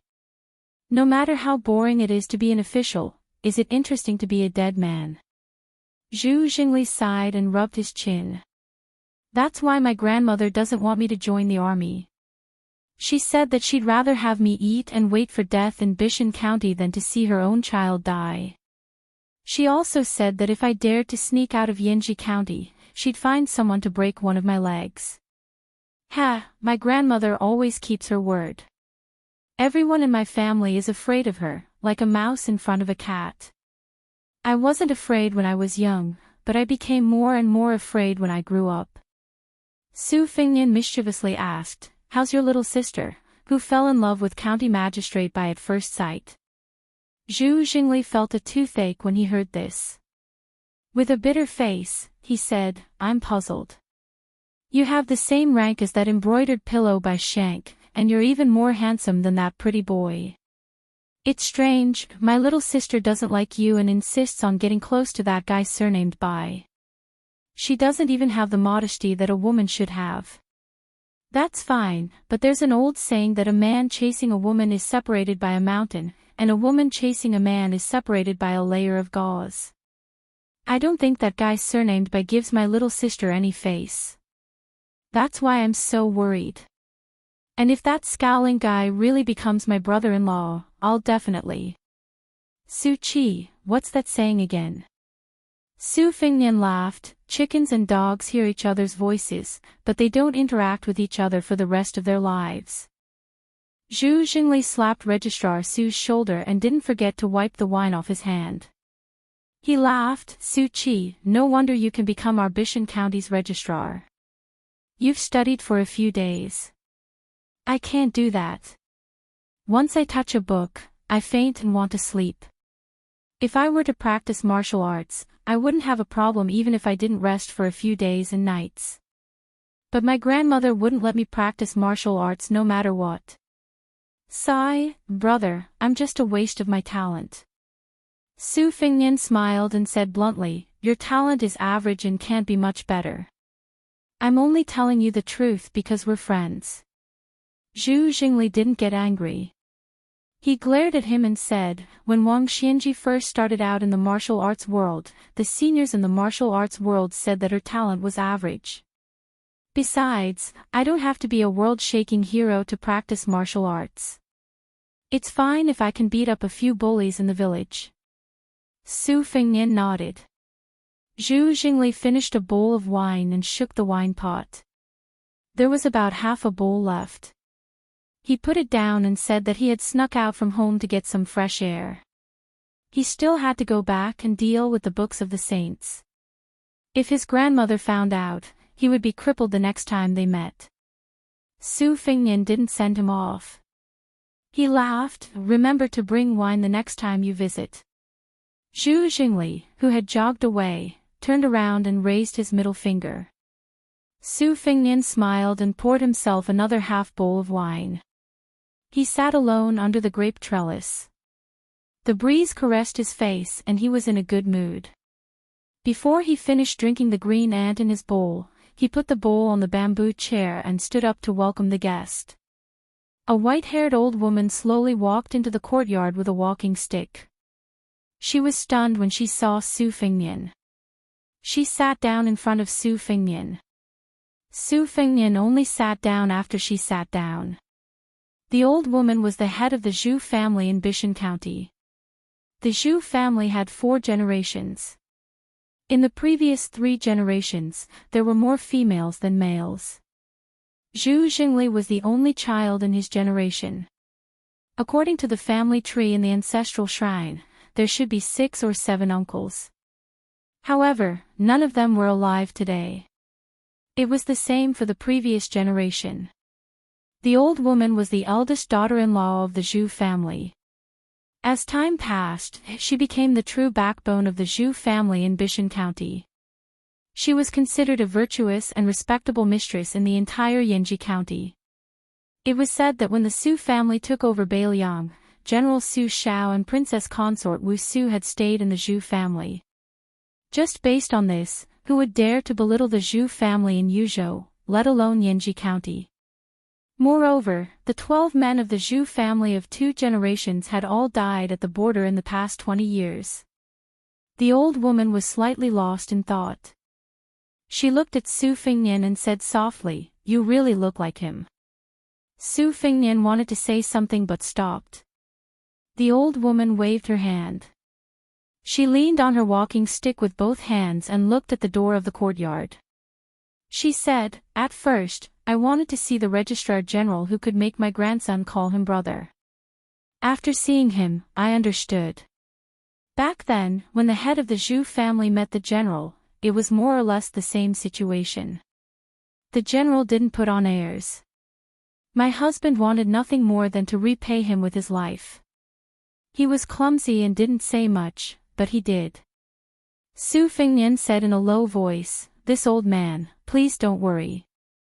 I definitely won't let Zhu Jingli follow in his ancestors' footsteps. This time, I took root in Bishan County and didn't even dare to visit the Zhu family. It was a coincidence that I met Zhu Jingli. In the future, when I leave, it's likely that we won't meet again. I hope this old man won't worry." The old woman grunted and didn't say anything else. The old woman sat quietly for the time it took for a stick of incense to burn. She slowly stood up. Su Fingnian stood up and walked her to the door. The old woman suddenly asked, "Can you really defend it?" Su Fingnian replied calmly, "If we can't, I'll have to trouble this old man to tell Zhu Jingli that Su Qi ran to the Central Plains to become an official." The old woman reached out her trembling hand and touched Su Fingnian's head. The old woman slowly walked towards the carriage that was parked at the corner of the alley. Before she got on the carriage, she saw the young man at the door silently watching her leave. She murmured, "So similar." Chapter 1056. The capital of Yanji County was close to Qingan County. Su Fingnian, as the county clerk, didn't visit Governor Hong Shandong back then. This time, he rushed to the capital because he had other plans. Now, he didn't even have a coachman by his side. Su Yanbing went to Gourd Mouth of Yuzhou to serve as one of the 8 captains of Beiliang's border.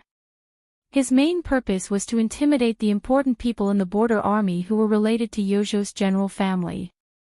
Su Yanbing was one of the 15 people in the new martial arts evaluation. Just this point alone was enough to make people afraid. Moreover, he was once Su Zhao's trusted retainer. In the spring and autumn period, it was common for a ruler to bestow a surname to his trusted subordinates, especially those who were born in the wilderness. However, there were only a few people on Su Zhao's side. Lu Yanbing was one of them. It was said that a new ruler brings in new subordinates. Su Yanbing had been trusted by the king of Beiliang for 2 dynasties. In the eyes of outsiders, even the infantry commander Yan Wenluan had to give him some face. Now that the new King Liang, who was ranked 6th in the world, was said to be able to take on 2,000 cavalry, who would protect him. When Su Fingnian led his horse into the city, he used Su Qi's identity and had an official's record. Naturally, he was unimpeded. When Su Fingnian entered the capital, he saw many young men and women in luxurious clothes. They all got off their horses and walked through the city gate. Even after passing through the city gate and getting back on their horses, they didn't dare to gallop wildly. They were no longer as arrogant and unrestrained as before. Moreover, no one dared to carry a Beiliang saber. It was probably because the smell of blood in Yuzhou had yet to disperse. Half of the northern Liang's heroic image had been forcefully stripped away. After Su Fingnian entered the city, he continued to lead his horse slowly toward a rare house with mountains and water. In Beiliang, one only needed to look at the amount of water, the number of wells, and the amount of winter snow stored in the cellar. It was even more impressive to be able to be near a lake. As for Mount Qingliang, since the family head's surname was Su, it didn't need to be said. Within Yanji County, Hubai was a spy. He was still very young, but his senior spy had placed high hopes on him as early as his youth. It wasn't common for a spy to become an official in Beiliang, but logically speaking, it shouldn't be difficult. Hubai was very handsome. He didn't read much, but he was born with a scholarly air. The turtle spy in Yenji County had once been his master's subordinate, so he had taken care of Hubai in silence. As a result, he had assigned him a job that didn't require much effort, but was very pleasing and beneficial to his future. At first, when Hubai heard that he was going to be a woman spy, he wasn't very happy. He only listened to orders, as that was the duty of a spy. However, when Hubai became the young and rich shopkeeper of the silk shop on this street and saw the woman with his own eyes, he didn't have any complaints. Hubai had seen many beautiful women. Some were as flirtatious as peonies, some were as pure as white lotuses. He had even tasted the flavor of the courtesan of a large brothel. His state of mind was always as tranquil as an ancient well, but he had never seen such a soul-stirring woman. Moreover, there was something else besides her appearance that made it even more difficult for Hubai to let go of. Hubai followed his duty and didn't dare take a single step past the minefield. He didn't take the initiative to meet her. She rarely showed her face on the street. From the time she appeared in the silk shop until she disappeared, it was only a door's distance away. Hubai didn't even raise his head. He could only watch her out of the corner of his eye. Occasionally, he would lie on the roof in the middle of the night and drink wine. He would glance at the pitch-black courtyard not far away and know that she lived there. Hubai didn't probe into her background. He only wanted to be able to guard her like this, neither near nor far. One day at a time, and it would be best if he could spend a lifetime with her. He only knew that the woman's surname was Pei and that she lived in seclusion. She had never had a social interaction with the officials and nobles of Yenji County. Her temperament was always cold and cheerless. Even though this unavoidably gave people a feeling of lethargy, it was still breathtaking. There were many manners of influential people in Yenji County nearby, and it wasn't that there weren't people with a keen sense of smell who would act upon hearing the news. On a dark and windy night, Hubai had personally knocked out more than 10 people, including their master and servants. The military chancellor, who was as fat as a pig, was choked by Hubai's neck, lifted a foot off the ground, and viciously smashed his head against the wall of the alley, causing him to faint on the spot. That night, when County Governor Hong Dong heard about this matter, he got out of bed in a hurry and flew into a rage. He actually mobilized a large force and quickly mobilized 30 armored soldiers armed with crossbows to drag away those fellows. The next day, not only did the military chancellor lose his official position, his entire family was expelled from the county city. After that, no one dared to fight anymore. There were still people who wanted to fight to win a smile from the beauty, but they never saw that door open. Later on, it was unknown what the county governor said, but the loafers and the noble families who liked to pretend to be cultured disappeared overnight. That alley returned to its original tranquility without a trace of smoke and fire. Today, Hubai was skillfully dealing with the wealthy women in gold and silver, earning the best money in the world. Between transactions, it was unknown who was taking advantage of who. He was teasing 2 women who were like wolves and tigers when he suddenly caught a glimpse of someone leading a horse past the door. In the blink of an eye, he sized up that person from head to toe, not even missing the quality of the horse and the material of the saddle. Not sensing anything strange, Hubai planned to withdraw his gaze. Unexpectedly, that person, intentionally or otherwise, turned his head to look inside the shop and happened to meet Hubai's gaze. The two of them almost smiled at the same time. Hubai waited for that person to ride past and disappear from his sight before he frowned. However, when he thought about how there were many hidden guards on this street and how there was no lack of experts who were more skilled in martial arts than him, he didn't worry unnecessarily. The corners of his mouth curled up, thinking that the young master's appearance was extremely pleasing to the eye. In Yenji County, which was full of beautiful women but sloppy men, it was indeed rare to see such a person. When the women in the shop saw the smile on Hubai's face, they were even more willing to spend a lot of money. However, when they held the satin material, the strength of their palms that brushed against the back of Hu Bai's arm quietly increased. After Pei Nanwei moved into this courtyard, she left behind 2 diligent young maidservants to serve her, but they couldn't be considered intimate. She would only joke with them when she was in a good mood. These were all teasing words from an experienced woman. She would ask them if they had someone they liked or if they needed her to be a matchmaker. The maidservants would always blush and mumble, not knowing how to answer. After laughing, Pei Nanwei would turn around and forget about it. She didn't really want to be a matchmaker. Over time, the 2 maidservants roughly understood the temperament of the mistress of the courtyard. At first, they thought that she was a concubine kept in a golden house by some official in Yanji County. Later, they didn't see any men enter the courtyard, so they didn't have this conjecture. She was such a great beauty that even they couldn't take their eyes off of. If someone really took a fancy to her and raised her here, how could he bear to throw her away and not come back to pamper and dote on her for a few months? Today, maidservant Zhu Hai heard a series of tireless knocks on the door. At first, she didn't want to pay attention to it, thinking that it was an ignorant fellow who would soon be dragged away like a dead dog. But after half a cup of tea, the knocks didn't stop. Zhu Hai was puzzled. Was there really such a hero in the county capital who didn't fear death? She hesitated for a moment, thinking that since her mistress was in the backyard and couldn't hear anything, she might as well go and take a look to see who was so reckless. When she opened the door, she was immediately stunned. Oh, it was a handsome guy, so handsome that he looked like a scholar from the novel, Gifted Scholar and Beautiful Woman. Moreover, after he opened the door, he smiled at the maidservant Zhu Hai across the threshold.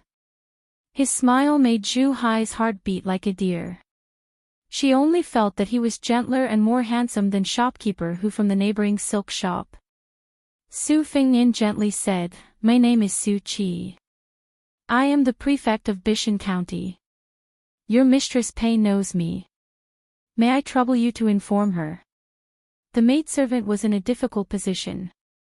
She knew about Bishan County, and she also knew the importance of a prefect. But if this person said that he knew her mistress, she wouldn't believe it even if she was beaten to death. "Young Master Su, no matter how handsome you are, it's not a reason for you to swagger into the courtyard." She didn't dare to disturb Mistress Pei because of this. If everyone had to report their name, this courtyard would have long been trampled over by the group of lechers from Yanji County. Even the limestone bricks on the ground of the alley would have to be replaced. Zhu Hai's face was full of suspicion and doubt. She was unwilling to move, so she just stared at him, unwilling to turn around. Su Fengnian was also a bit helpless against this dutiful maidservant. After thinking, he said, "Prefectural Governor Hong Shandong sent me here. If you inform Mistress Pei and she still refuses to see guests, you can hit me with a broom. Is that all right?"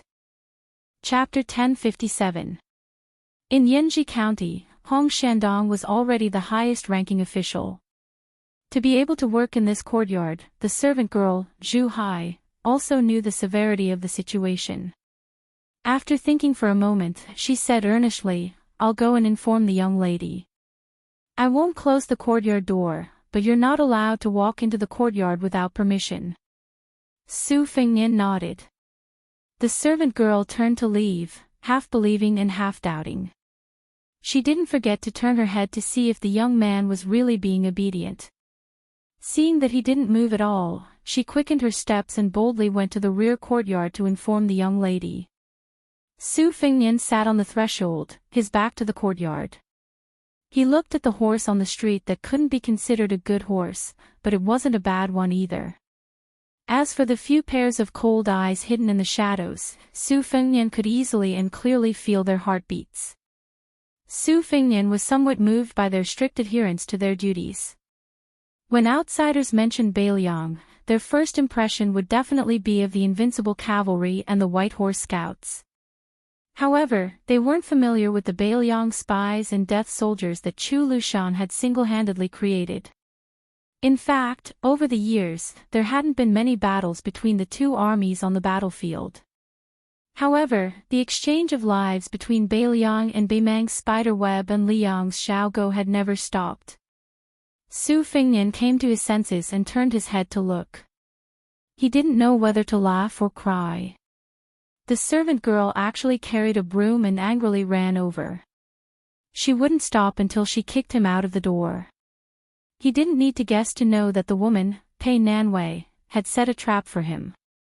Su Fingnian stood up and watched the servant girl use the broom to use the long-lost, dog-beating stick technique in Jianghu. He quickly left the courtyard and retreated to the bottom of the steps.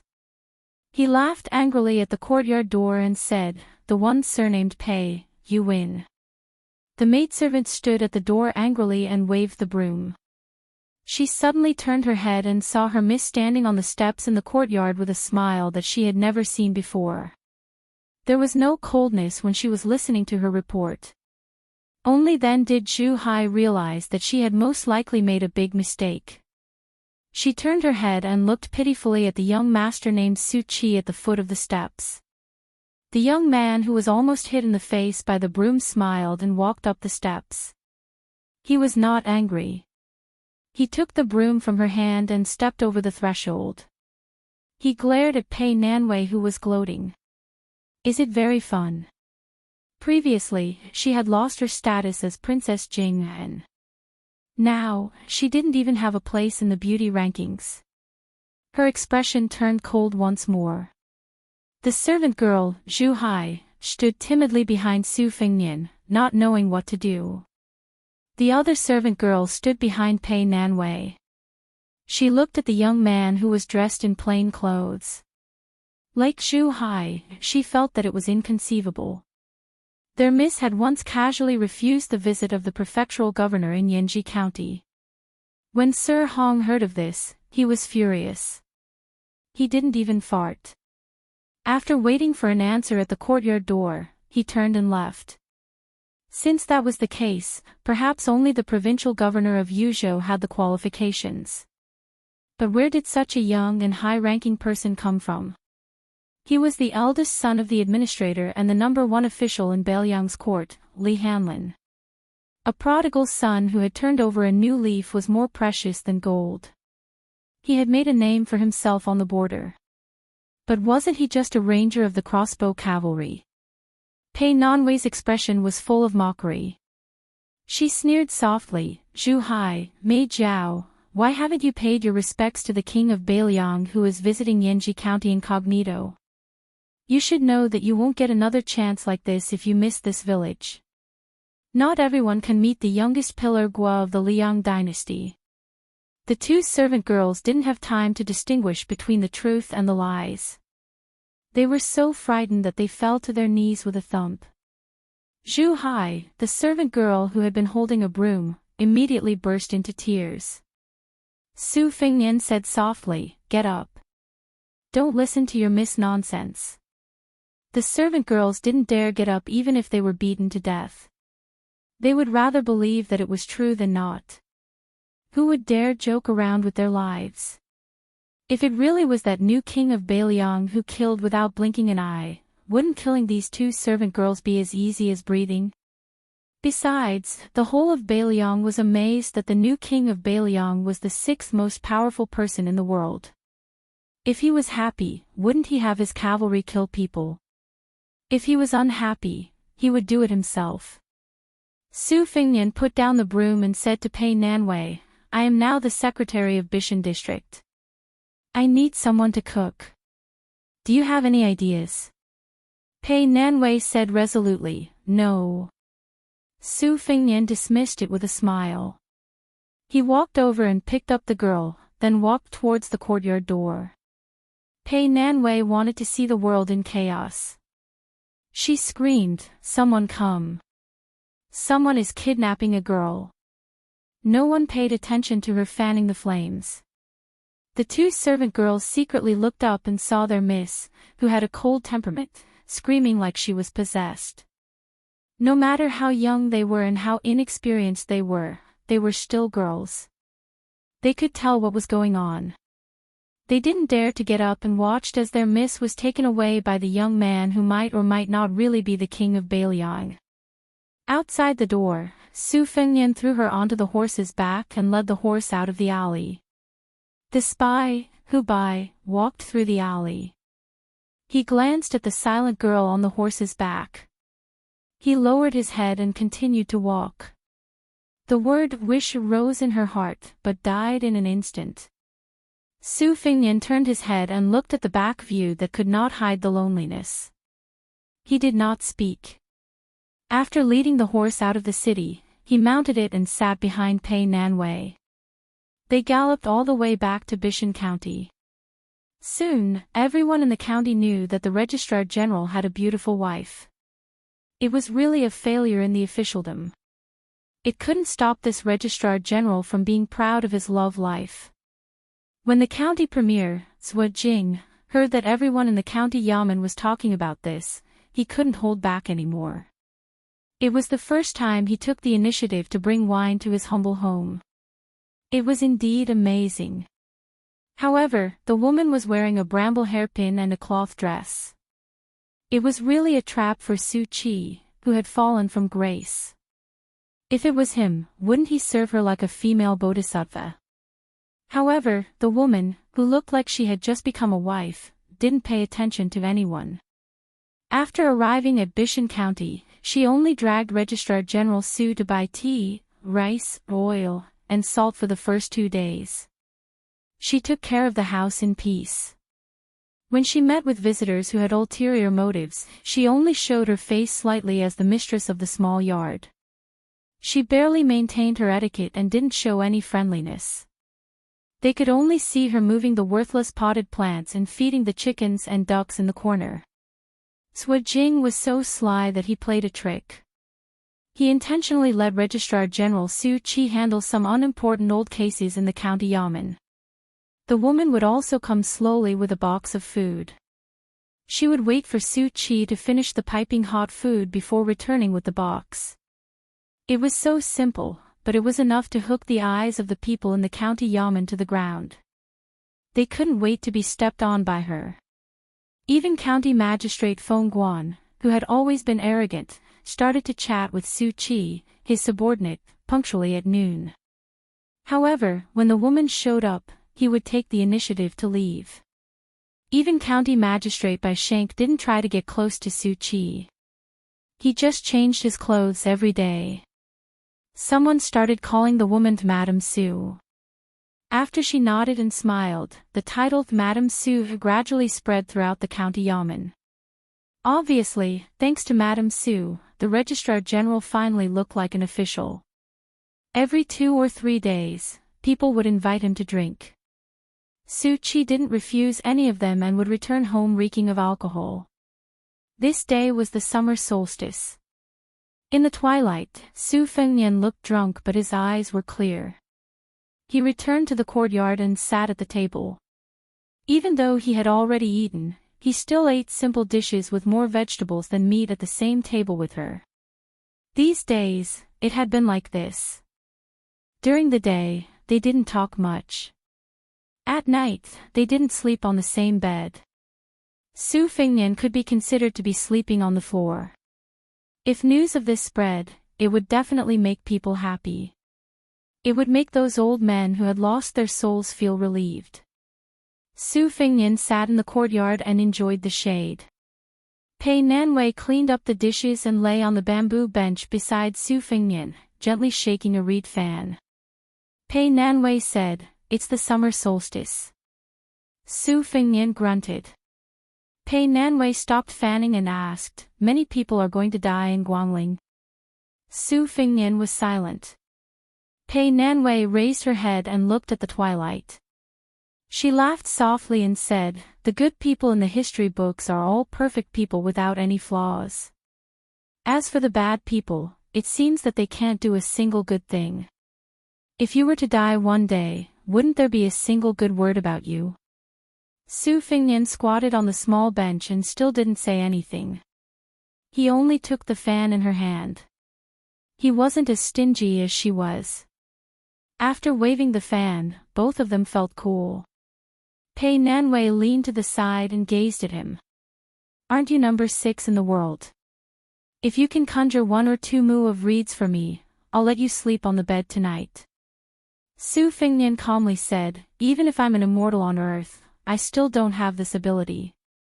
Besides, what's the difference between letting me sleep on the bed and you sleeping on the floor? Pei Nanwei held her belly and laughed. Then she winked at him and said, you're the number 6 in the world for nothing.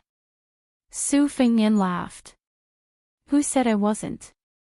Chapter 1058.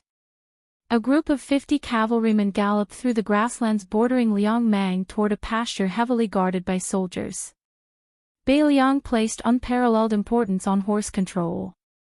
Every single one of these cavalrymen carried a saber and crossbow, and their warhorses were all of the best quality. Clearly, they were the elite fighting force of the Bai Liang. Of the 80 types of horse stalls in Baimang, other than the crow stalls that Dong Zhuo had raised with countless gold and silver tails, there were no other enemy scouts that the crossbowmen took seriously. This was not because the crossbowmen were blindly conceited, but because they had slowly accumulated their self-confidence through countless close combat and bloody battles.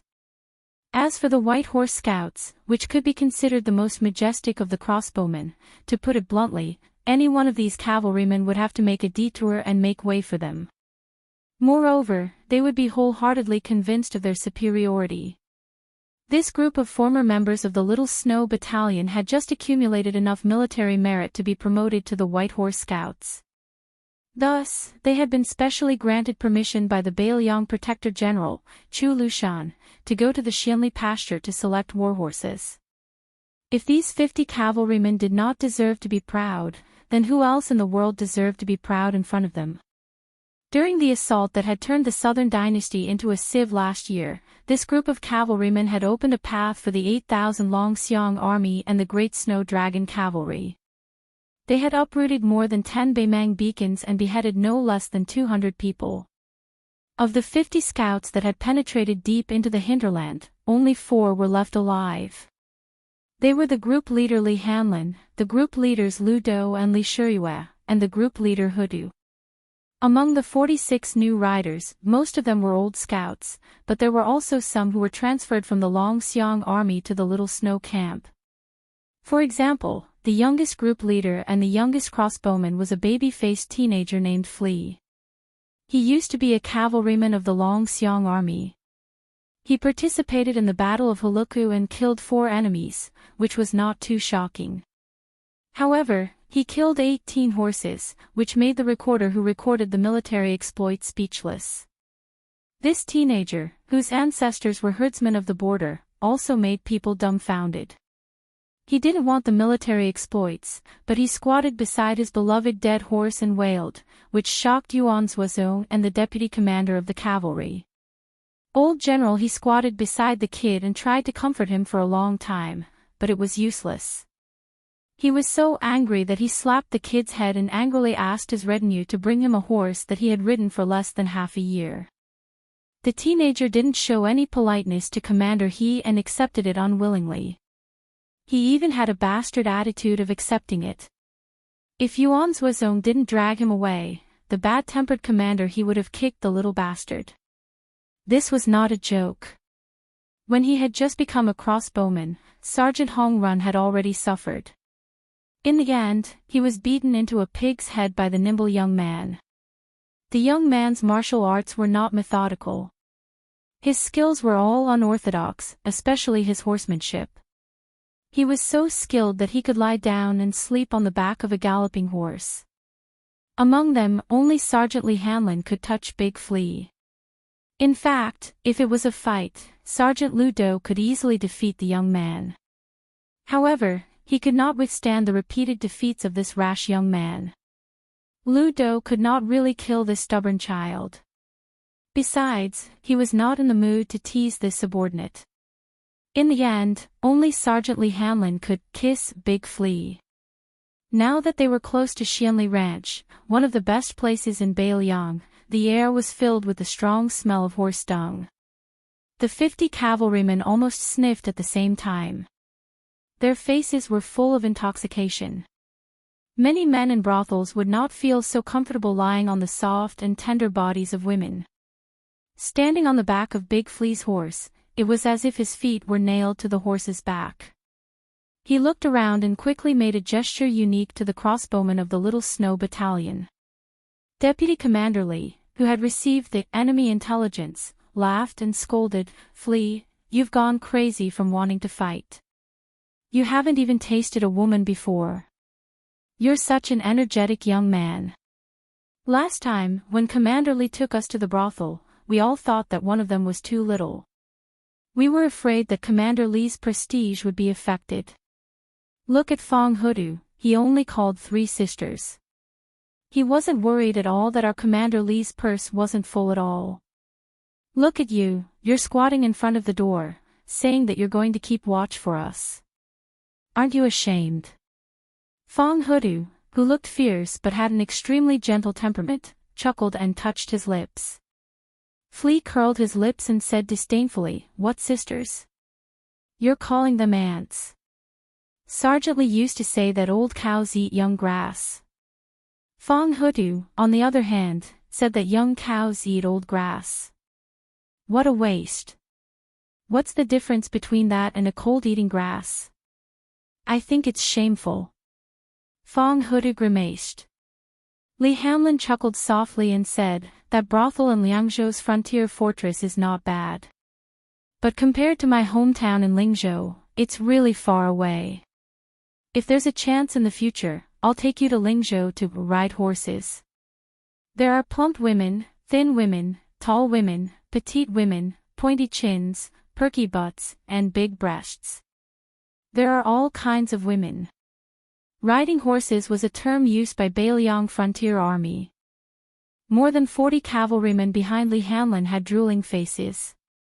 There were also people like Li Hanlin who wiped their mouths and drooled. Only the young man rolled his eyes and said, "You guys are fooling around. Don't drag me into it. I'll be fine as long as I have a big flea. If there's a girl I like in the future, I'll go through the wedding ceremony with her." A bald cavalryman who was sitting cross-legged on the back of a horse had a sweet grass stem in his mouth. He laughed and said, "Flea, don't tell me you like men. What do you think of me? I'm a man who weighs 200 pounds. I have muscles, stamina, and spear skills. If you don't like me after you try me, you can always return me." Flea was a flea. However, he had been in the army for many years. He had heard all kinds of dirty words. He glanced at the big bald man and said, "Xia Gong, go and ride the mare you're sitting on. No wonder I hear your little date screaming in the stable every night. Take it easy. It's Beiliang's iron law to treat the war horses well. If you, Xia Gong, really hurt little date, even our platoon leader can't protect you." Li Shiyue, Fong Hudu, and this group of rough men all roared with laughter. Xia Gong didn't seem to mind at all, shaking his bald head and laughing to himself, not forgetting to bend down and pat his mount's back. This man who had once used his fingers to gouge out the eyeballs of a northern Mang scout and eat them used an exceptionally gentle voice to say, "Little date, don't lower yourself to our squad leader's level. It's easy to reason with someone who's high enough to bully others." Originally, the crossbowmen didn't have the habit of giving nicknames to their war horses. However, the young man had given each of the 50 war horses a name, such as Xia Gong's Little Date, Fong Hudu's Big Yuan, Li Shiyue's mate, and Kong Zhen's father-in-law. No one could escape this calamity.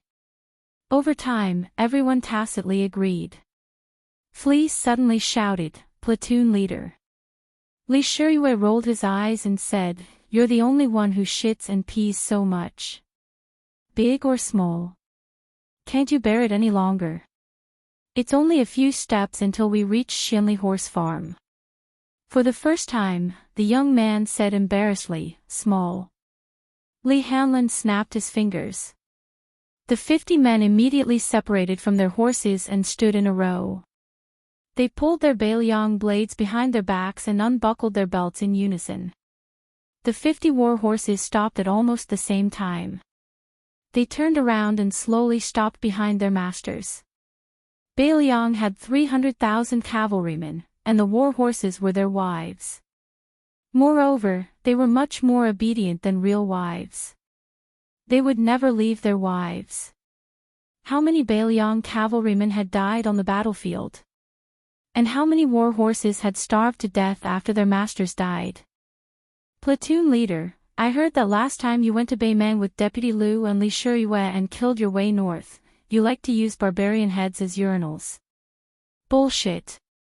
Platoon leader, why are you being so modest? The brothers of the Little Snow Battalion all said so. Even the lieutenant didn't deny it. Deputy Lu, don't you think so? Little Biao, you're still too young and ignorant. What's the use of asking Blockhead Lu?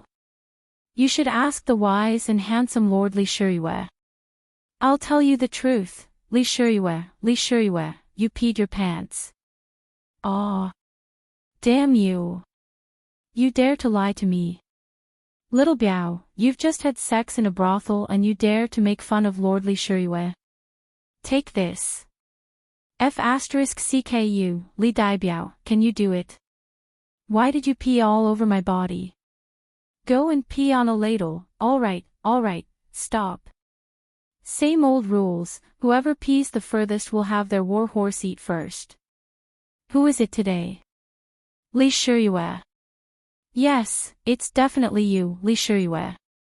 This pee will definitely be all over Baimang. That's right.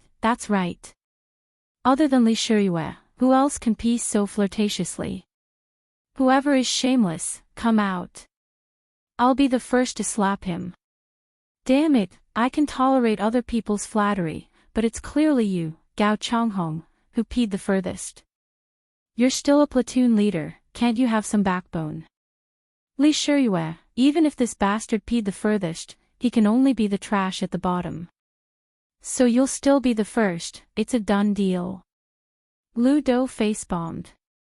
Having such a group of shameless subordinates was really a headache. Li Hanlin, the platoon leader, kept a straight face and nodded his head seriously. He fastened his belt and mounted his horse. After a short period of laughing and joking around, the 50 white horse scouts all mounted their horses again. No one was standing, sitting, or lying down sloppily. All of them straightened their backs. The 50 riders charged into the gate of the Xianli ranch in succession. There were only 50 men, 50 swords, and 50 crossbows, but the domineering aura of whoever blocked the way would die was vividly displayed in this silent and austere charge. The soldiers on the horse ranch's arrow tower stared blankly at the 50 riders. Their hearts swayed, and their faces were filled with worship and reverence from the bottom of their hearts. Chapter 1059. The group ascended the beacon tower at the peak of Luohu Hill. There was the old Grand Preceptor's son Shiji, the green-robed scholar Chao Chongqing, who was still ranked 4th in the martial rankings, Jiang Enai, who carried a red sandalwood sword case, and a dozen or so people from West Chu who had come out of Honglu Cave. Most of them had followed their fathers and retired to the mountains for many years and were in the prime of their lives. It was hard to imagine that this group of young people would become the pillars supporting the great cause of West Chu's restoration of the country. Among them, the youngest was not yet 20 years old. He carried 4 long swords on his back. He was the grandson of Lu Dantian, the great master of swordsmanship in West Chu. His name was Lu Sichu. He had come down the mountain this time to roam Jianghu. No one thought that he would be involved in the restoration of the country. However, the youth had spent some time with Li Chungang in Honglu Cave.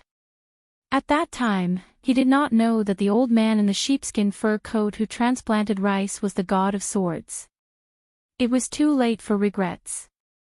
The youth's gaze kept sneaking glances at the princess in front of him. It was like a dragonfly skimming the surface of the water. It was a long time, and it happened many times.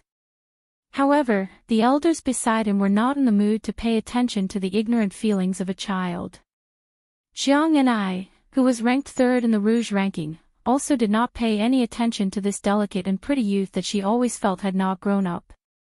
As they were ascending the mountain, Pei Sui, the remaining evil of the Pei family of the spring and autumn period, said softly, "The puppet-like Duke of Huainan Zhao Ying has already sent his troops down the mountain. King of Jing and Zhao Sun's 6,000 cavalry have also arrived at Qiao Lake. The Crown Prince of Yan Qi Zhao Zhu's 1,000 men and horses have temporarily not shown up. In my opinion, if our Dechu wants to conquer the northern lands, we need to first take down these imperial troops under the banner of pacifying the rebellion to prevent future troubles. Moreover, after they fall, the various vassal kings' territories will have their own power to rise up in revolt. I think that Duke of Guangling Zhao Yi will not gamble his life and family as a stake and raise his troops to rally the other vassal kings." A burly old general who had been on the battlefield nodded in agreement. "Grand Preceptor, Mr. Chao, Pei Sui is right." Sun Shiji climbed the mountain strenuously, gasping for breath, as if he turned a deaf ear. Chao Chongqing looked at the torrential Guangling River at the foot of Luohu Hill and smiled. "Xie Shibian, tell me about it." Xie Shibian was a skinny young man, only 4 or 5 years older than LVC Chu. He said slowly, "If that's the case, our forces will be too scattered, which is exactly what Lu Xingxiang wants. This is a trap set up by the imperial court of Liang. The bait is the remnants of the fallen kingdoms of the Spring and Autumn dynasties, making us believe that we have an opportunity to take advantage of. In reality, when it comes to fighting wars, Eastern Yu, Northern Han, and Southern Tang are all far inferior to the truly elite armies of the Zhao clan. 20 years ago, this was the case. 20 years later, there's no need to even mention it. Only our great Chu still has a chance. Since they can't even be relied on to fight wars, there's no need to extravagantly hope that they can accomplish great things. For something like vying for the world, all talk is useless." Pei Sui was refuted by someone younger than her, but she did not fly into a rage out of humiliation. Instead, she sank into contemplation. Among the group, Xie Shibian, who was born into a humble family, did not have the slightest bit of stage fright. Stopping his steps, he extended his finger and drew a line from west to east. In a deep voice, he said, "According to Southern Tang's #1 general, great ancestor Gu, the geography of the world is generally higher in the northwest and lower in the southeast. Mountain ranges and waterways run horizontally from east to west, resulting in a confrontation between north and south. More often than not, the north has the advantage over the south. This is especially true for the south and east, which are covered by the ocean and lack room to maneuver. Many of the southern governments like to rely on the great rivers and rivers, using boats to engage in naval warfare to obstruct the northern cavalry from fighting on land. However, the Guangling Road, which is located in the middle of the north and south, is not the same. It has the natural advantage of guarding the river, as well as the valuable foundation of its geographical advantage. Thus, if we fail to defend the river, we can retreat to defend the Huai. If that doesn't work, we can still defend the river as our last resort, preventing us from collapsing 1,000 li. Since we have such a geographical advantage in manpower, we shouldn't waste it. There are only 2 things to do. The first is to beat them up. Directly gather our forces and look for an opportunity to defeat Lu Xingxiang, Yang Xinxing, and Yan Zhenchuan in one fell swoop.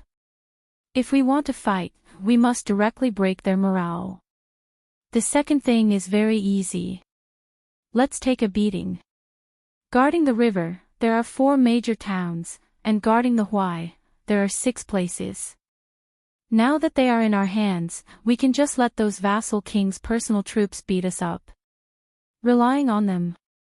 Chao Chongqing did not say that Xie Shibian was right, nor did he say that he was wrong. He laughed softly and said, "Go on. I know you have the nickname Xie half-sentence." Chapter 1060. Xie Shibian nodded and said, "Being beaten is not because Xie Shibian is looking down on the heroes of the world. It is because our Dechu has the advantage and is not a cause for concern. When the Su family's iron cavalry went south, our great general Shoujiang rebelled.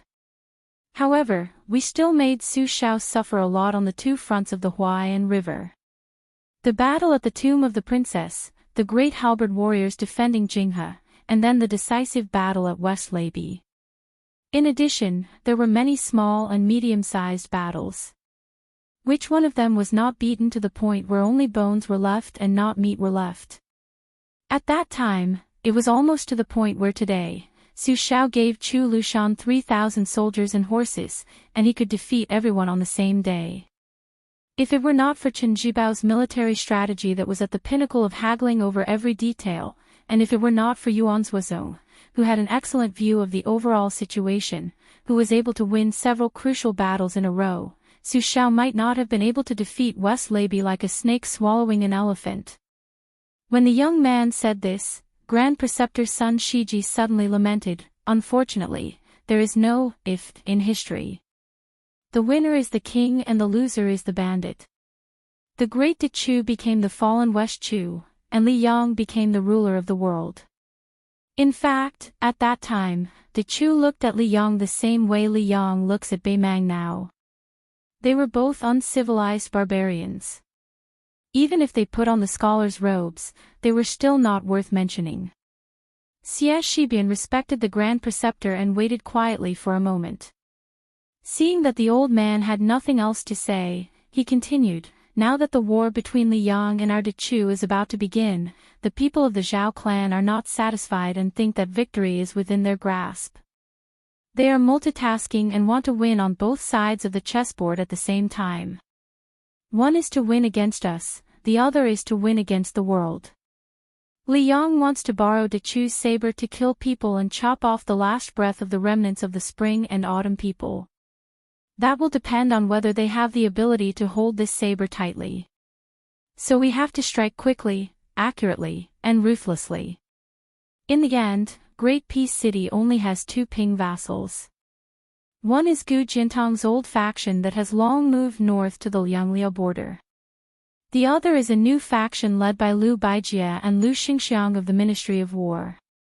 Gu Jiantang is under the control of Beimang, and Liu Xingxiang has yet to fully develop his wings and is leading troops south. If we don't kill them now, when will we? Pei Sui frowned and said, "Liu Xingxiang is an old man of the Guangling Spring Snow Building. He is not unfamiliar with us. Won't he have a countermeasure?" Xie Shibian shook his head and said, "Liu Xingxiang knowing is one thing, whether he can do it or not is another. Just talk about the Ministry of War. Liu Xingxiang is only the left assistant minister, not even a minister. How can he control Yang Shenqing and Yan Jinchuan, these old generals who have made meritorious contributions during the spring and autumn period? Besides..." Pei Sui smiled and said, "You don't need to say the second half of your thanks. I know. The son of the Zhao family is incomparably conceited. Perhaps he is intentionally giving us a taste of the sweetness. Just as you said, the armies of the vassals are all bait. Since the Liang imperial court dares to have such disdainful thoughts, there is no harm in openly climbing up the pole." Xie Shibian smiled knowingly. Sun Shiji walked into the beacon and climbed the stairs to the top. He gazed at the rolling eastern dying water at the foot of the mountain. Other than Chao Changqing and Jiang Enai, the others had intentionally or unintentionally retreated far away. The old man said faintly, "The imperial court has asked me to return here to be the administrator of the Guangling Path. There are only 4 words, please enter the jar." Chao Changqing said softly, "The forces of Zhulu Mountain and the spies of Huang Sanjiao around the Guangling Path are all for us to use." The old man turned his head to look at this Confucian saint. He said with a sigh, "Changqing, Dechu has dragged you down." The dragon carp of the Chao family was the proudest. After entering the palace at a young age, he studied under the imperial advisor Li Mi and made his debut in the imperial palace of Dechu. After that, he was unknown for more than a decade. He was always a chess piece waiting for the emperor's orders. After Dechu was destroyed, if this Chao Guanzi had not fought against Great Peace City alone, who would have remembered that there were still people in Dechu? Chao Chongqing shook his head and said, "Old Grand Preceptor, you know what I want, and know that I have no regrets." The old man put his hands on the brick wall. Luo Hu and Chiu Feng Sui, a young master Feng who was on duty, had such a large group of people standing on the top floor. He could only hold his halberd and shrink into a corner. But he could not suppress his excitement. Old Grand Preceptor, Chao Guanzi, and the princess. If he could see any one of them, his life would have been worth it. When Master Feng, who had a sword at his waist, saw the woman with the red sandalwood sword box walk towards him, he was stunned. The beautiful woman who was famed in Great Peace City for her sword reached out with a finger. Master Feng's sword came out of its sheath and landed in her hand. She looked at the old sword that had just been taken out of the armory and saw the light of day again. She used her finger to wipe away some of the rust that normal people could not wipe away. She flicked her finger and it gave off a string of tinkling sounds like wind chimes. Master Feng did not know how to take the sword from the princess' hands. He was completely distracted. Sun Shiji and Chao Chongqing looked at each other and smiled. Jiang and I said softly, "I will go to the western wall to take a look." Chao Chongqing nodded. The young woman put two fingers together and swiped forward. The great Liang dragon sparrow came out of its sheath. She stood on the sword and floated down like an immortal. Then she made a sharp turn and rushed along the river to the ruins of the western wall. LV Sichu walked quickly to the side of the building and looked at the figure in a daze. The youth had seen the princess in the Red Deer Cave in Jiangnan a long time ago. But he remembered that at that time, Sister Jiang was lazy when practicing the sword. Her realm was not high. She had only learned the magical art of controlling the sword. But when she controlled the sword in the air, she was only a few feet above the ground and was shaky. The youth only knew that Sister Jiang had gone to Beiliang and Beimang, and her realm had improved rapidly. He could not even flatter her. In the past, he had to look up to her. He felt that it would be even more so in the future. The youth sighed. He did not know what kind of man Sister Jiang and I would like in the future. In any case, it would not be him, LV Sichu. Sun Shiji suddenly lowered his voice and said indignantly, "That Su family's son is not worthy of our princess." Chao Chongqing's eyes were gentle. He said softly, "I don't know where he started, and I don't know where he will end." The Grand Preceptor was still angry and snorted. Chao Chongqing had a sentence in his heart. Su Fengnian, if one day I, Chao Chongqing, turn from a scholar to a tyrant and become an earth immortal twice in my life, if I am still unable to protect the princess, don't disappoint me. Chapter 1061. Although a sparrow was small, it still had all the essentials. This was the case for the county yamen. The etiquette system was modeled after the 3 provinces and 6 ministries. Bishan County had 3 gates and 6 offices. Of the 3 gates, the Soap Gate was where the officials gathered, and the Soap Gate came from. As for the Patrol Gate, the roots of the Beiliang's roaming cavalry were in the Patrol Gate. The Bailiff Gate was easy to understand, and even a 3-year-old child would know about it. As for the responsibilities of the 6 offices, as far as Bishan County was concerned, County Magistrate Feng Guan monopolized the 4 offices of officials, workers, and punishment. He only left County Premier Sua Jing with a ceremonial room in name only. County Magistrate Bai Shank could be considered to have gotten a rather lucrative military room. As for the 3 gates, Feng Guan monopolized them and viewed them as his exclusive property. This was especially true for the Soap Gate, which followed County Magistrate Feng Guan blindly, making Zhuo Jing especially embarrassed. Actually, as the county magistrate, Su Fengnian should have been the one in charge of the Soap Gate. However, Feng Guan had even suppressed and ostracized County Premier Zhuo Jing mercilessly, so why would he care about Su Fengnian's face? It was just that Su Fengnian's attention was focused on observing the county yaman's operations. As for whether or not this half-baked county magistrate had any authority, it was not important. Although this county magistrate had no intention of fighting for power, he still wandered around the county yaman's 3 gates and 6 offices when he had nothing to do. There were more than a dozen criminals imprisoned in the torture chamber. There were all sorts of people. There were old men who were unable to retire and purposely came here to make a living. There were human traffickers, young ruffians who were looking for trouble, and lowly flower thieves who stole women's undergarments and were sent to prison. However, among the dozen of them, there was only one old man in his 60s who was handcuffed and shackled. The shackles were large and the shackles were heavy shackles. Altogether, they weighed 34 jin. Su Fengnian had specially browsed through the files of the torture chamber, but he couldn't find any clues. Later, he invited the leader of the torture chamber to drink and finally got some information. He only knew that the old man's surname was Shin. He was a notorious bandit in Hezhou. It seemed that he had done a big business that cost him his head. After he succeeded, he didn't divide the loot evenly. Last year, he was attacked by a gang in Qingshan County of Yuzhou and was seriously injured. He fled to this county and was locked up for more than half a year. Originally, he should have been escorted to the county city to be executed at the beginning of this year. However, due to the change in Yuzhou, the new people in Bishan County replaced the old, so the execution was delayed. As for why he wasn't recorded in the torture chamber's records, it was because the leader of the torture chamber was drunk and didn't speak clearly. Since Su Fengnian had nothing to do, he would come to the prison every few days. He would bring a pot of green ant wine and some scraps of meat to eat.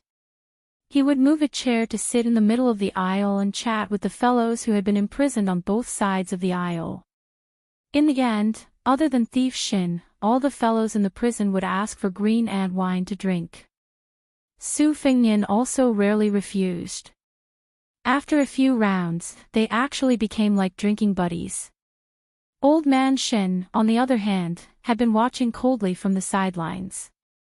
Occasionally, he would open his eyes and look at them. Using the words of the prisoners in the torture chamber, this old bastard had killed several people. He had a murderous aura and a heavy yin aura. Every time the skinny old man forced his eyelids open, the corners of his mouth would curl up into a sinister sneer. He looked at the young registrar sitting outside the prison cell, as if he could pull that head off his shoulders with one hand if he wanted to. Every time this happened, the middle-aged man in the cell next to the only serious criminal in Bishan County would try his best to hide his worry. The man's surname was Wang, and he looked like an honest farmer. He seemed to have angered one of the big clans in Bishan County. Not only did he lose his family fortune, he was also thrown into prison. In the past half a year, the big clan's disciples had come twice. Each time, they had mocked and ridiculed him. They had even sinisterly declared that they would definitely help support the man's wife and daughter. Even some of the prisoners in the prison felt that this guy was too pitiful. They might as well kill themselves. The enemy's family was enjoying the mother and daughter outside. Could it be that this brother of yours was complaining to those rats that often crawled over his face when he slept? No wonder he was born with a pair of drooping eyebrows. Just by looking at him, one could tell that he was destined to suffer. Today, Su Fengnian sat in the prison cell and chatted with the prisoners.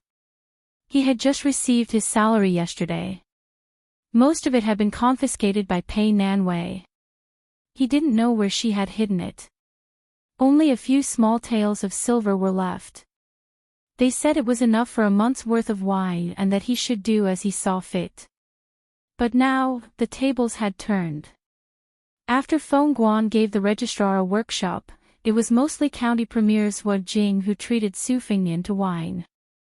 As a result, Su Fengnian's finances were not as tight as before. However, the workshop in Bishan County, which was in charge of farming and irrigation, could only get some meat from mosquitoes' legs. It was not worth mentioning. More importantly, for the first time, County Magistrate Fong had taken the initiative to curry favor with the registrar. This made the county yaman's odd-job workers think highly of the registrar. However, when Zhu Jing was drinking, he had intentionally or unintentionally reminded the registrar Su, who was in the dark. Su Fengnian pretended to be muddle-headed. Zhu Jing thought that this kid was possessed and was waiting to see a joke. Su Fengnian pulled over 2 jailers who were already familiar with him. The 3 of them ate cooked meat to go with the wine. If there were any prisoners who were envious, they would also ask the jailers to send them some meat and wine.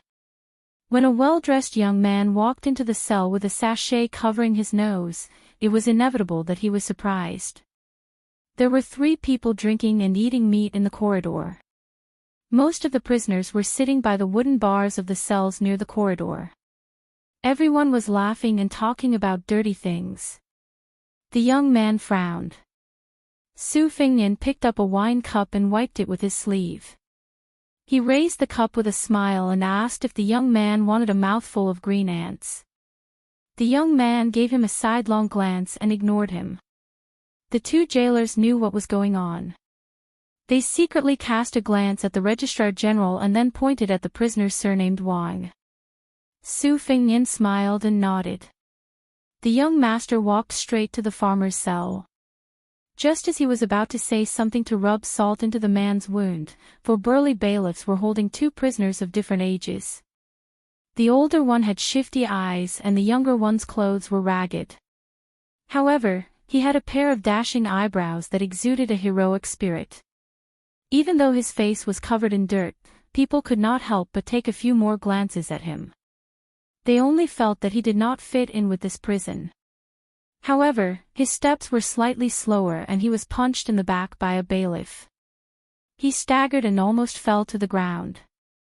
The older accomplice hurriedly supported him and smiled obsequiously at the bailiffs.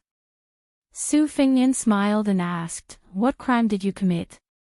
The 4 bailiffs were closer to County Magistrate Feng Qua and County Magistrate Bai Shank. They had never paid much attention to this registrar. However, they had more or less accumulated some worldly wisdom in the officialdom. The leader of the bailiffs squeezed out a lukewarm smile and said, in reply to registrar, "It was 2 lowly thieves. They were extremely daring and stole into this old man Zhu's house. They should count themselves lucky that they were not beaten to death on the spot." After he finished speaking, the bailiff quickly walked over to the young man who was using a scented pouch to cover up the stench of the prison. He smiled humbly and said, "Isn't this young Master Song from the county capital? It's an honor to see you. Young Master Song, don't worry. As for that ignorant trash, when we have time, we will entertain him. I guarantee that he will suffer a fate worse than death." The young man with a feminine temperament took out a brocade money pouch and casually threw it to the leader of the bailiffs. He said softly, "Don't really kill him. It's not a big deal, but it's troublesome. I'm not afraid of trouble, but I'm afraid of trouble." The bailiff who had made a windfall laughed and said, "We know what we're doing. Every time we beat him, we put 2 or 3 layers of cotton cloth on him. There are no visible wounds. It's all internal injuries." The young man looked around and his gaze finally fell on the man surnamed Wang. He pointed at him and laughed, "These 2 thieves, why don't we just throw them in here?" The bailiff did not hesitate and said, "That's not difficult." The young man turned his head to look at the 2 thieves and said with a smile, "After you go in, take care of that old guest. If you take good care of him, you will naturally have a feast of wine and meat." The monkey-cheeked old thief swallowed his saliva and glanced at the small table where the Director General was sitting.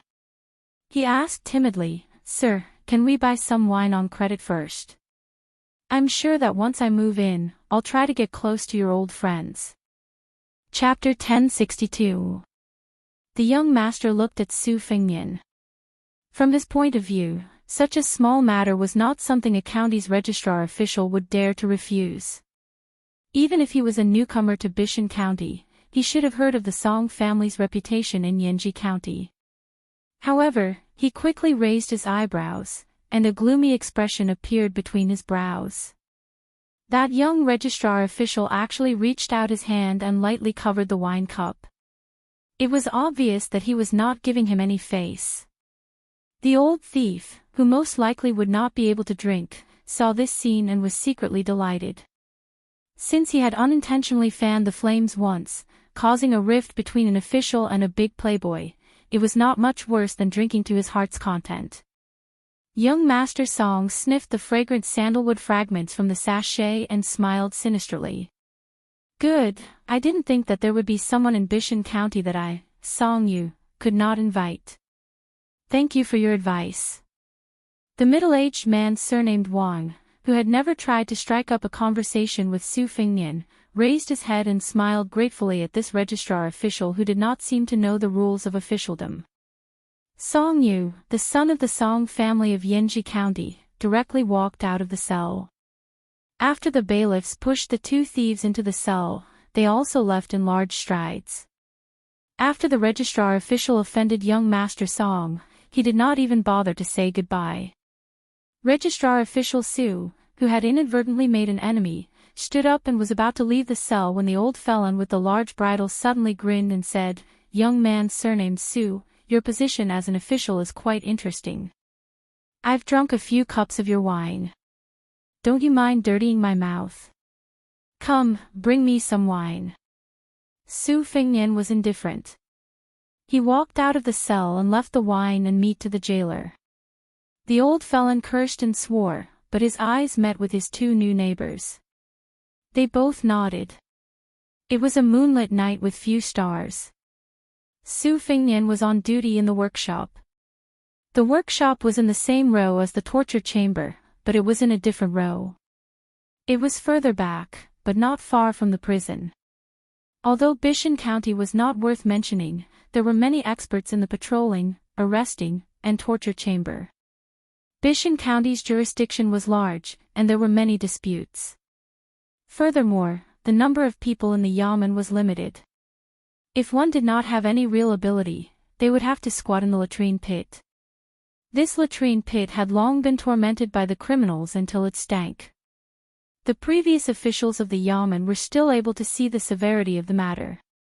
If too many cases of murder and arson were piled up, it would no longer be a small matter.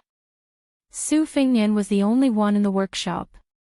He suddenly stood up, poured himself a cup of wine, and walked out of the room. Coincidentally, he bumped into 4 people walking out of the prison. They were all wearing prison guard uniforms that did not fit them well. Su Fingnian was stunned on the spot. He was about to say something when the old felon, who had been freed from his shackles, rushed forward like lightning and punched him in the forehead. The registrar official flew backwards. Before he landed heavily on the ground, the bandit who had suddenly attacked caught up with him. The bandit lifted his leg and placed it on his back. The registrar official's body quietly landed on the ground without a sound. The old man's wrinkled fingers intertwined as he laughed. "It's been a long time since I've exercised my muscles and bones. I couldn't help myself and almost missed the important matter of the cicada shedding its carapace." Among the 3 people behind the old man, there were 2 bandits and the farmer surnamed Wang who had a tragic past. The latter saw this scene and could not bear to see it. The 2 in front had cold expressions. One of the young men walked forward and glanced at the registrar official lying on the ground. He said softly, "Elder Shin, this person is an official. Why don't you take him as a hostage? Bishan County's night patrol has always been strict. It's quite troublesome. If something happens along the way, at least we can have a protective talisman. It's not too late to kill him." The old man thought for a while and beckoned to the farmer. He said, "Wang Shiwei, you still have some strength. Carry this person and follow this old man into the mountains. In the future, it will be easy for you to find that Song family descendant for revenge." The farmer, who had a bitter face all year round, did not say anything and carried the registrar official on his back. The 4 of them, plus the unconscious registrar official, were familiar with the way. The young man who broke into the prison opened the way. When they heard any noise, they would stop and hide. When they could not hide, they would leap onto the wall. Their lightness skills were excellent. Only Wang Shiwei, who only had a few genes of brute strength, did not have any martial arts skills. The old man with the surname Shen gently grabbed him by the shoulder and carried him up the wall. This was probably what ordinary people called leaping onto roofs and vaulting over walls. The group of people left the county office without any danger. Bishan County did not have any deep trenches or high walls. Tonight, they also did not encounter any patrols. Just like that, they easily escaped into the distance. On a secluded path, 3 men dressed in black met them. The old man stepped on the ground and landed on the back of one of the horses. There were no outsiders around. He laughed loudly and said, "Lu Yu, you and Wang Shiwei ride on the same horse. While you're at it, kill that registrar official and dump his corpse in the wilderness. Treat it as this old man's parting gift to Bishan County." The farmer plucked up his courage and said, "This registrar official is not a bad person. Senior, do you want to be merciful?" The old man sneered and said, "Whether he is a good person or not, it's hard to say. But since he is a good official, he deserves to die. Wang Shiwei, where did you get this woman's kindness from? A dog can't change its habit of eating shit. Serves you right that your wife and daughter were bullied by those weak and powerless descendants of the big clans. If it were this old man, even if he did not have this set of skills, he would still be able to kill that sissy with the scented sachet today." The farmer was silent. He wanted to say something but stopped. Seeing the young man called Lu Yu by the old man walk over, he gritted his teeth and moved back a few steps. He seemed to have made up his mind to protect the life of the young official on his back. Seeing this, the old man frowned and said, "Wang Shiwei, this old man took you out of prison in passing because he saw that you are also a pitiful person. Don't push your luck. This old man's temper is indeed 1,000 times better than when he was young, but the nickname, heart-piercing hand, given to him by his peers in Jianghu is still there. If you don't let go of that registrar official, this old man won't care if Lu Yu kills you as well. Besides, if you want to find a place to sit in the immortal coffin cave, you have to kill someone as proof of your allegiance. This old man will give you one last chance. Either you go to the Yellow Springs with that bullshit registrar official, or I personally kill that brat behind you and go up Mount Fui in a grand manner. This old man has some friendship with the mountain master and the cave master, so he can put in a few good words for you.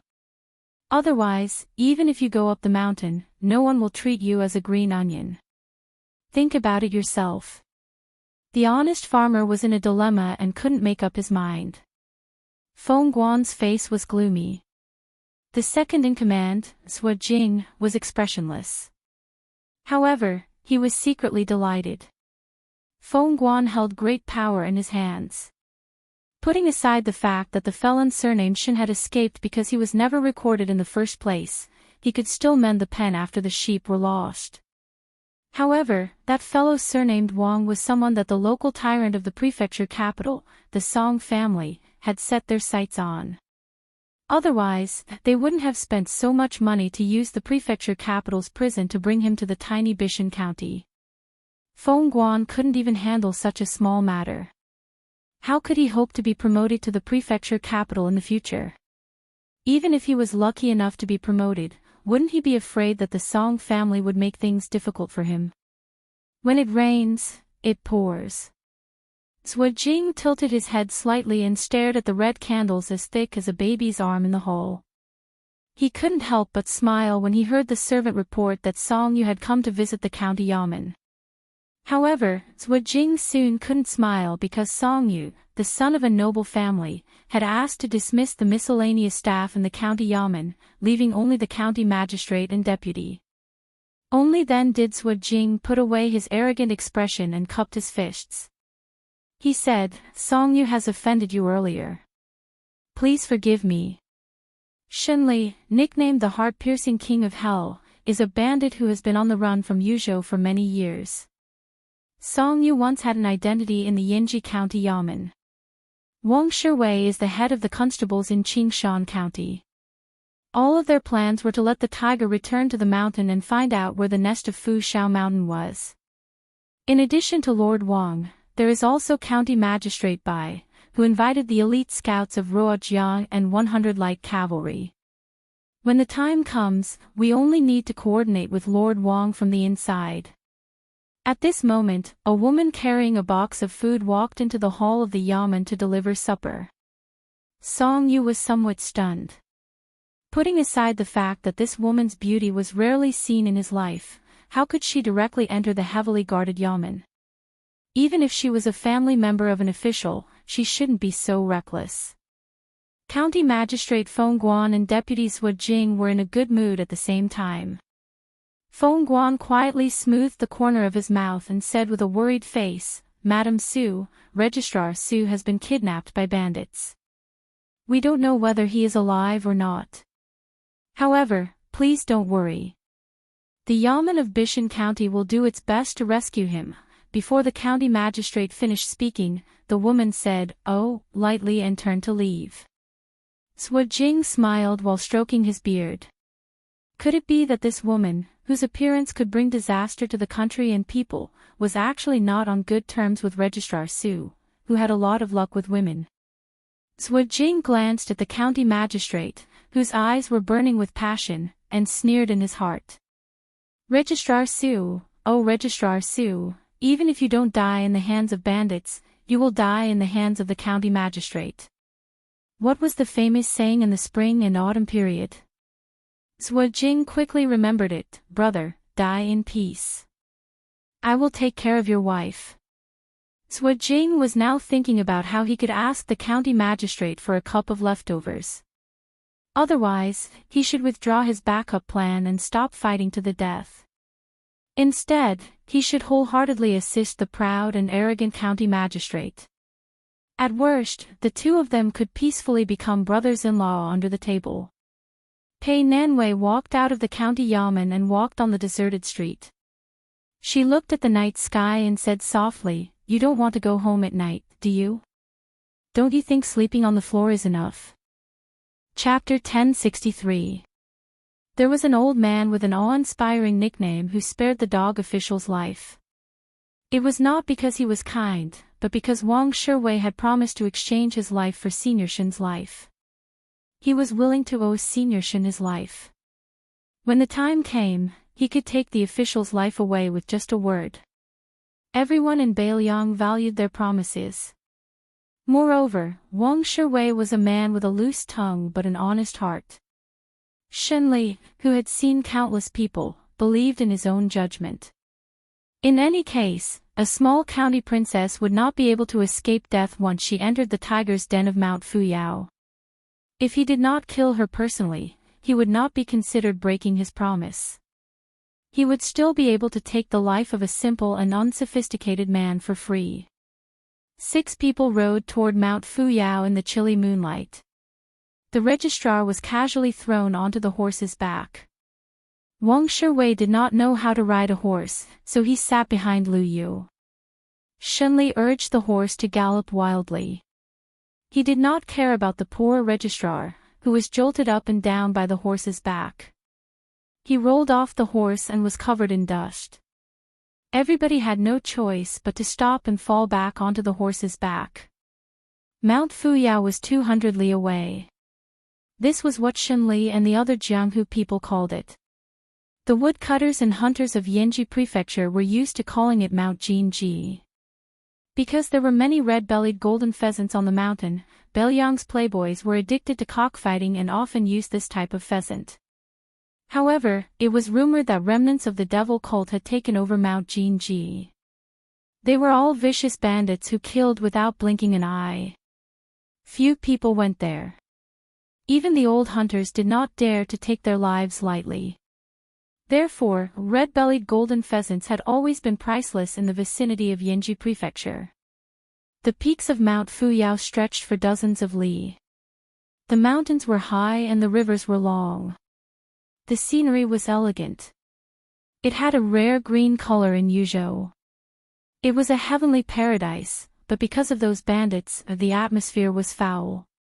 Looking at the mountain range in broad daylight, it gave people a gloomy feeling. It wasn't that Yenji County hadn't taken action to suppress the bandits on a large scale before, but ever since 80 strong and powerful people went out and only one madman came back alive, no one was willing to touch this bad luck. For the sake of money, the whole family of a woodcutter who led the way for the officers and soldiers were quickly hanged from high branches. Their mouths were stuffed with large pieces of gold and silver. The mountain path of Mount Fu-yi was narrow and rugged, barely allowing one rider to advance slowly. It was dawn when they entered the mountain. When the first rays of the morning sun gradually deepened and the mountain fog gradually dispersed, there was no more mountain path beneath the feet of the 6 riders. They could only rely on their experience to climb up the mountain.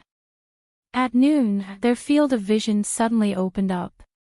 It was actually a large expanse of white walls and black tiles built against the mountain. On the left side of the building, there was a slender waterfall that was not very imposing. It was charming and gentle. It was as if they had walked into a notorious gambling house only to discover that the manager of the house was a petite and exquisite young woman. Shunli turned his head and smiled. Wang Shiwei, this is the real Mount Fu-yi. Don't look at the mountains outside as they have no signs of human habitation. They have hidden beacons and are not much different from an army. There are more than 300 people on this mountain. Regardless of whether they are young or old, they all have some skills. Not to mention Yenji County, even if the Yuzhou general wanted to enter the mountain, he wouldn't be able to come here without sacrificing thousands of lives. Moreover, there are mountains beyond mountains. 3 li away from Mount Fuyao, there are more than 100 real men in the immortal coffin cave. There are as many experts as there are clouds. The cave master of the hidden sword cave was already a master long before he entered the mountain. Compared to Mount Fuyao's second-level expert Zhang Juxian, his strength can only be higher. Shunli laughed and retracted his gaze. He looked up the mountain. Why am I talking to a villager like you about this? Even if you start practicing martial arts today, you won't be able to do anything. You won't be able to become an expert if you only have strength. If you want revenge, then in the future on the mountain, you'll have to tuck your tail between your legs and be a good person. After a few years, bring 20 or 30 brothers down the mountain. A tender song family disciple will naturally be easy to capture. At that time, you'll be at your mercy. There are many rough men on the mountain who like the style of men with broken sleeves. You don't have to worry about your enemy dying too comfortably. Master Registrar, this old man knows that he woke up half an hour ago. Don't pretend to be asleep. These words are meant for you. Master Registrar of Bishan County slid down from his horse and rubbed his stomach. His internal organs were probably all messed up from the jolt. His face was dispirited. Wang Shiwei also jumped down from his horse. After walking closer, he said apologetically, Master Registrar, I'm sorry. Sinner Wang Shiwei, without waiting for the man to finish, Master Registrar made a move to hit him. However, he quickly retracted his hand and sighed heavily. He looked at the mountain that he didn't know why it was called a talisman. He was lost in thought. Lu Yu pushed his shoulder. Master Registrar followed Wang Shiwei up the steps. The bluestone path was hidden in the shade of the trees on both sides. Even though it was noon, the summer heat wasn't heavy. As they climbed up the steps, they didn't see many whistles in the open. Shunli escaped from prison and revisited the old place. He seemed to have some sentiments. Lu Yu followed beside the old senior and whispered to each other. When they reached a pavilion halfway up the mountain, 2 white-clothed children holding books appeared from the side of the path. Their lips were red and their teeth were white. Behind them was a white-haired old man in white riding a yellow ox. He looked even more like an immortal. He sang loudly, riding on the back of a yellow ox, hands down facing the spring breeze. This made Wang Shiwei mistakenly think that he was an immortal who lived in seclusion in the mountains. Shenli stood at the top of the steps and exposed the old immortal master. He laughed, "Mountain Lord Wei, what's the use of pretending to be a ghost on the mountain? With this outfit, you can only deceive people outside the mountain. However, among the 10 bandits of Yuzhou, you, old man Wei, are ranked higher than me. Once you show yourself, you'll be chased down by hundreds of cavalrymen." The old mountain lord of Mount Fuyao sneered, "Heartrending king of Hell Shenli, how could this old man dare to be ranked with you as one of the 10 bandits of Yuzhou? You're even called king of hell. You're even scarier than a butcher. If it weren't for the fact that Brother Giant Immortal is an old acquaintance of yours and owes you, this old man wouldn't have let his disciple get involved in this muddy water in Bishan County." Shenli twisted his right wrist with 2 fingers on his left hand and laughed softly, "Wei Jin, you and I aren't any good people. We're about the same." Back then, the master of the profound sword cave didn't use his sword to tear your mouth apart. Why don't you know how to cherish it? The old man, perhaps one of the leaders of Mount Fuyao, glanced at Registrar Su and the farmer Wang Shiwei in puzzlement. His disciple Lu Yu walked to Yellow Ox's side and roughly explained the situation.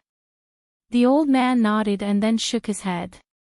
He took the lead and rode up the mountain.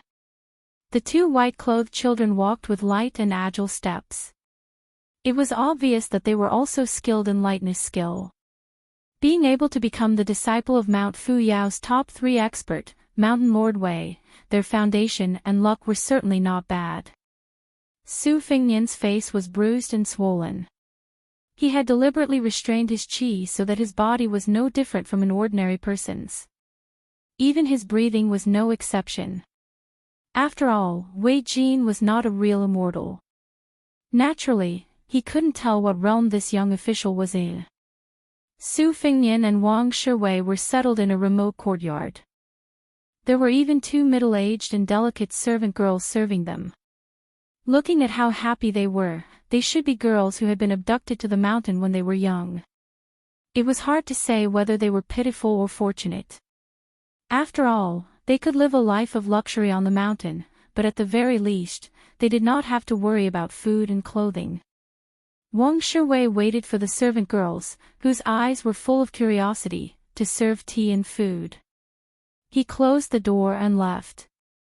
This middle-aged man, who used to be one of the top bailiffs in Qingshan County, carefully walked to the window and put his ear to the window paper. When he didn't hear the slightest sound, he sat back down at the table and looked at the county magistrate who was wolfing down the food. He was about to speak when Su Fengnian grabbed a greasy chicken leg and threw it at Wang Shiwei, stopping him from speaking. He glared at him and said in exasperation, King Wang Shiwei. You caused me, a dignified county magistrate, to become a prisoner. If I can return to Bishan County, I'll skin you alive and pull out your tendons. Wang Shiwei caught the chicken leg and smiled bitterly. I hope the magistrate can leave the mountain safely. After eating and drinking to his heart's content, the magistrate picked up a bamboo stick and leisurely picked his teeth. He leaned against the back of the chair and put his feet on the table. Then, he and the chair fell to the floor. Wang Shiwei suddenly turned and looked up. He saw a beautiful woman sitting on the beam with a knife on her knees. She grinned, revealing a pair of canine teeth. Wang Shiwei was shocked. Just now, he did not notice anything strange. If he revealed everything to Registrar Su, then he would really kill this young official who was not bad at all. The woman looked to be in her early 20s. A short knife wrapped in a sheath of gold was placed on her knees. She floated down from the beam and circled around Su Fengnian. She looked at him from head to toe several times.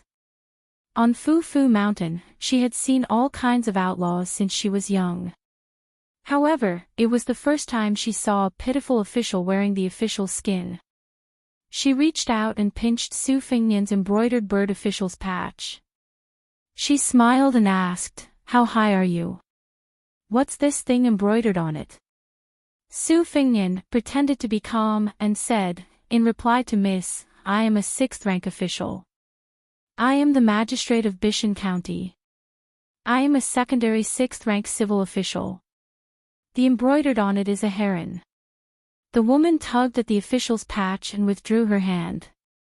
She was still reluctant to part with it. She said, Snowsuit has snow-white hair and a jade-like mouth. She often raises her feet to look at the ship's window. She is a white heron. This miss knows. Why don't you give me this official's robe? This miss will guarantee your safety on Fu Fu Mountain. How about it? Ignoring Wang Shiwei's signal, Su Fengnian's righteousness was inappropriate. He said in a low voice, a scholar prefers death to humiliation. Wang Shiwei sighed. The young woman slapped the sesame official's patch and rolled her eyes. Scholar, your head. Humiliation, you bastard. You are as sarcastic as Grandpa Wei. However, do you have Grandpa Wei's skills? You, just wait for the punishment of being cut by fish scales. You know fish scales, right? Slice by slice, you will be scraped into a carp with fish scales lifted off. Humph, senior brother Monkey's knife skills are only slightly inferior to my father's. As she spoke, the woman raised her arm and made a hand chop. She then smiled and asked, I will give you one more chance. Are you going to take it off or not? This woman was an impatient person. Seeing that the fellow didn't move, she shouted for this miss to do it herself. Very quickly, she took off the official's robe, threw it over her shoulder, and happily skipped out of the room. Su Fengnian sat back in his chair and filled Wang Shiwei's cup with wine. He muttered, she really is a female bandit. Wang Shiwei said with regret, Magistrate Su, you should have agreed to this woman's request. Chapter 1064. Su Fengnian smiled. Thank you for your kindness. Wang Shiwei hesitated for a moment, then moved his chair and said in a low voice, to tell you the truth, Registrar Su, I'm Wang Shiwei, a constable from Qingdian County. I've been following Shenli's bandits for 6 years. For the past 6 months, I've worked together with my old friend Song Yu from Yanji County to set up this trap. I didn't expect Registrar Su to be in danger. Su Fengnian asked, aren't you afraid that I'll leak it? Wang Shiwei shook his head. My mission is complete as long as I reach Mount Fuyao. After that, it'll depend on whether Song Yu and County Magistrate Bai can get enough people to suppress the bandits. Wang Shiwei was worried and said with emotion, but in my opinion, the outcome is hard to predict. Song Yu and I estimated that 100 elite soldiers and 300 to 400 constables from Qingdian County and Yanji County would be enough to kill their way into Mount Fuyao and eradicate this malignant tumor that has taken root in Yuzhou for many years. Along the way, we've set up beacons in accordance with the art of war, and the hidden posts and whistles are quite methodical.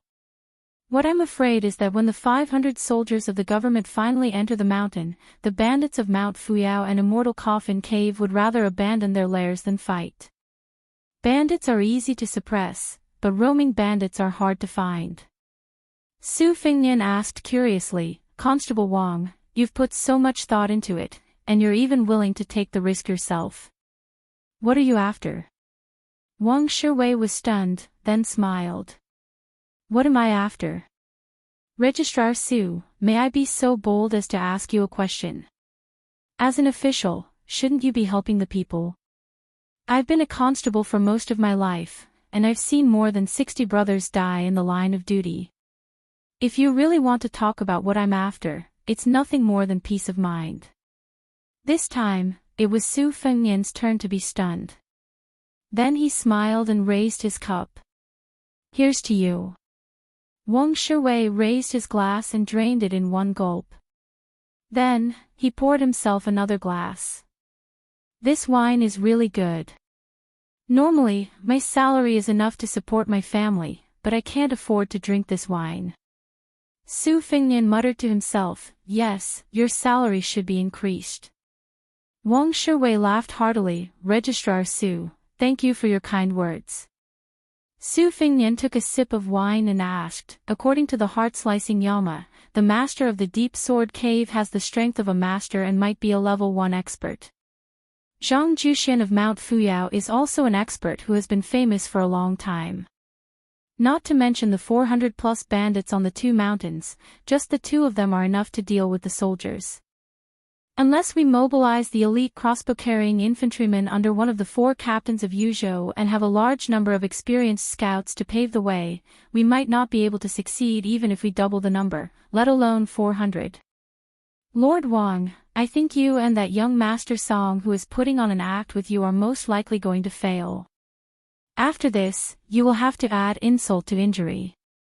It's hard to say if you will be able to get a salary in the future.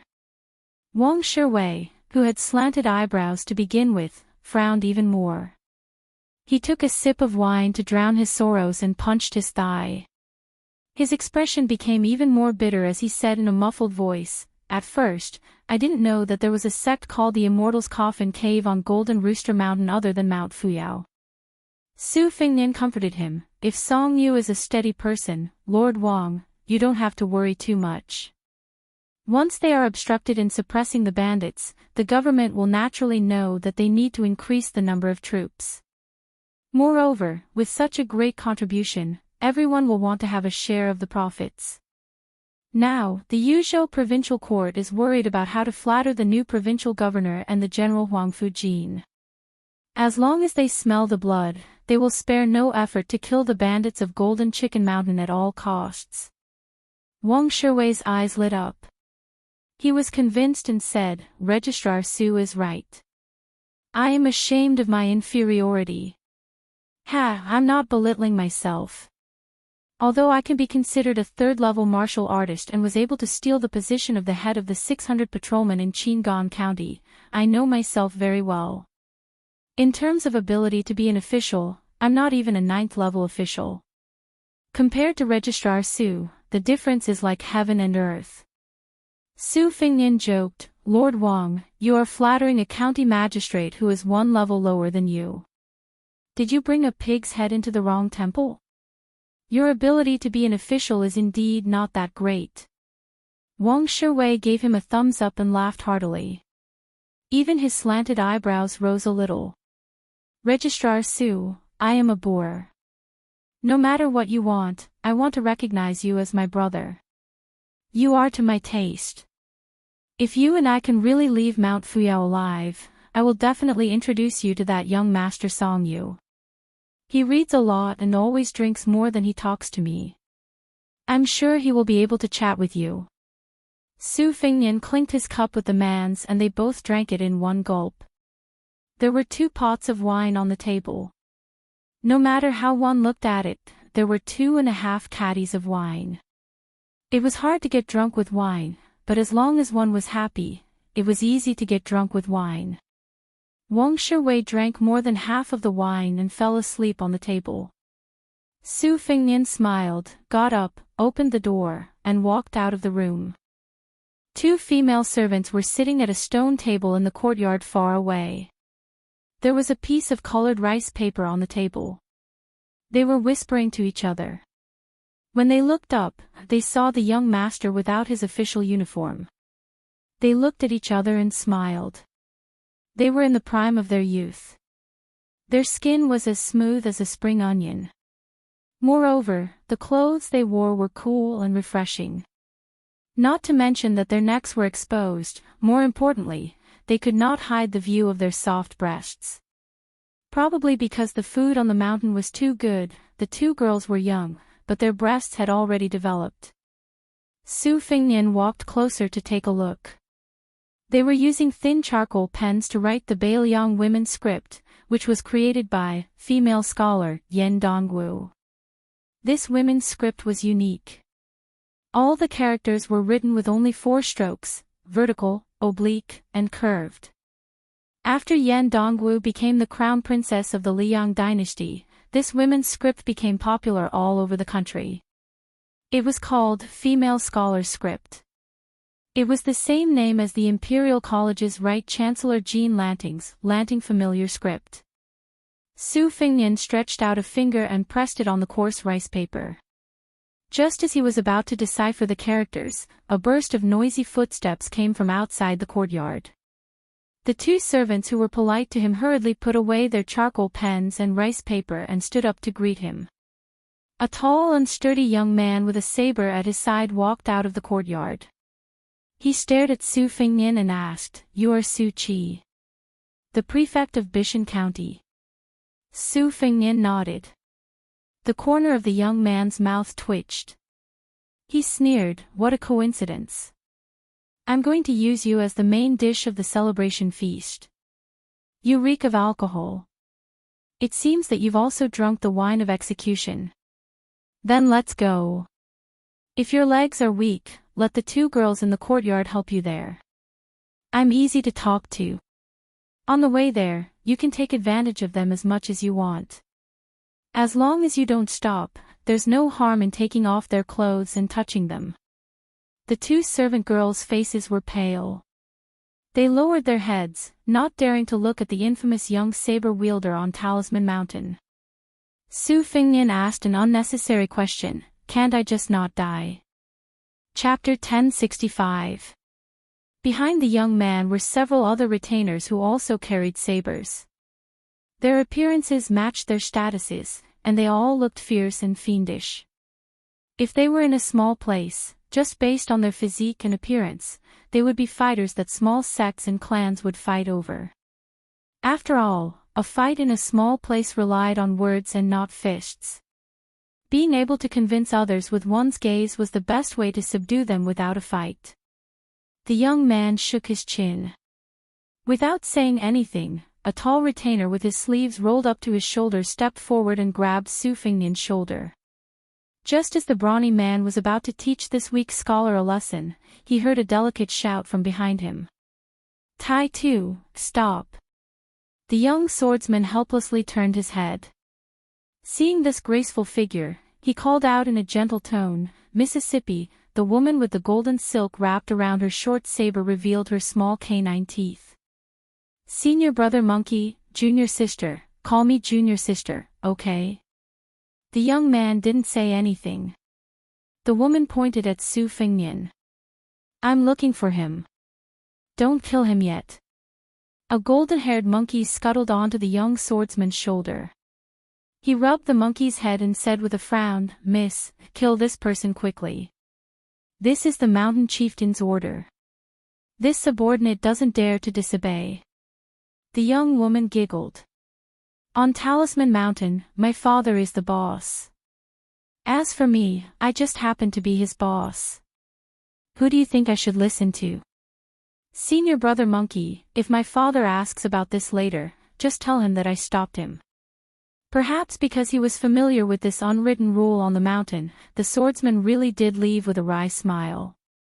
The woman looked at Su Fengnian and asked with a smile, "How's your handwriting? If it's not too bad, then write a letter for this lady. Treat it as your repayment for saving your life. Oh, and that official uniform as well." Without waiting for Su Fengnian to say anything, this woman began to order the two maidservants to bring over the 4 treasures of the study. As soon as the deep and sharp sheep hair brush was dipped in ink, she could not wait to snatch it from the maidservant's hands and pass it to Su Fengnian. Su Fengnian took the writing brush made of sheep hair that was unique to Bailiang. Foreign scholars liked to call it cold slag and hated its weakness and bonelessness. In the past, almost none of the calligraphy masters of the Central Plains had chosen to use this brush. After Su Fengnian sat down, he gently rolled the tip of the brush in the inkstone again. When the ink and the tip of the brush were of the right thickness, he hovered his arm and raised his head to ask, "What do you want to write?"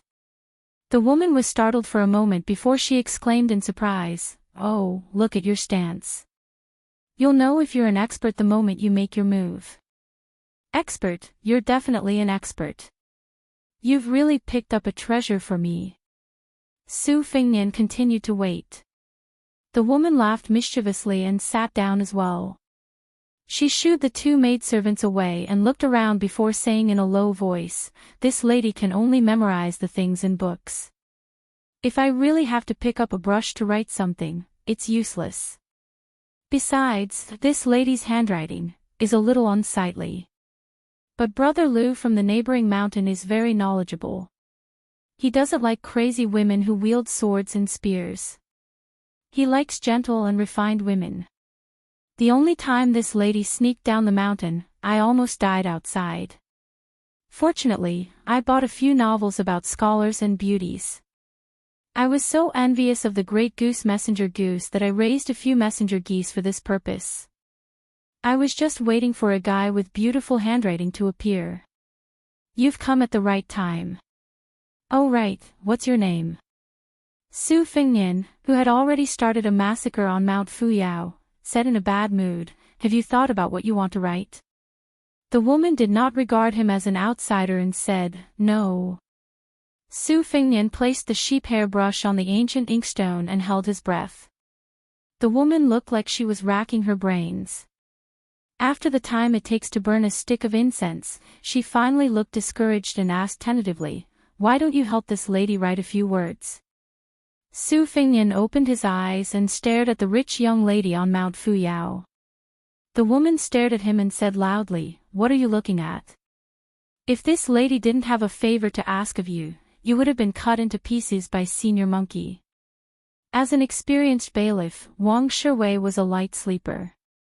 He was awakened by the woman's voice and quickly ran out of the house. When he saw that Registrar Su was safe and sound, he felt relieved. Although the woman always spoke and acted foolishly, she glanced at Wang Shiwei and clicked her tongue, your footsteps are very light. Didn't they say that you, Wang Shiwei, were just a farmer with stupid strength?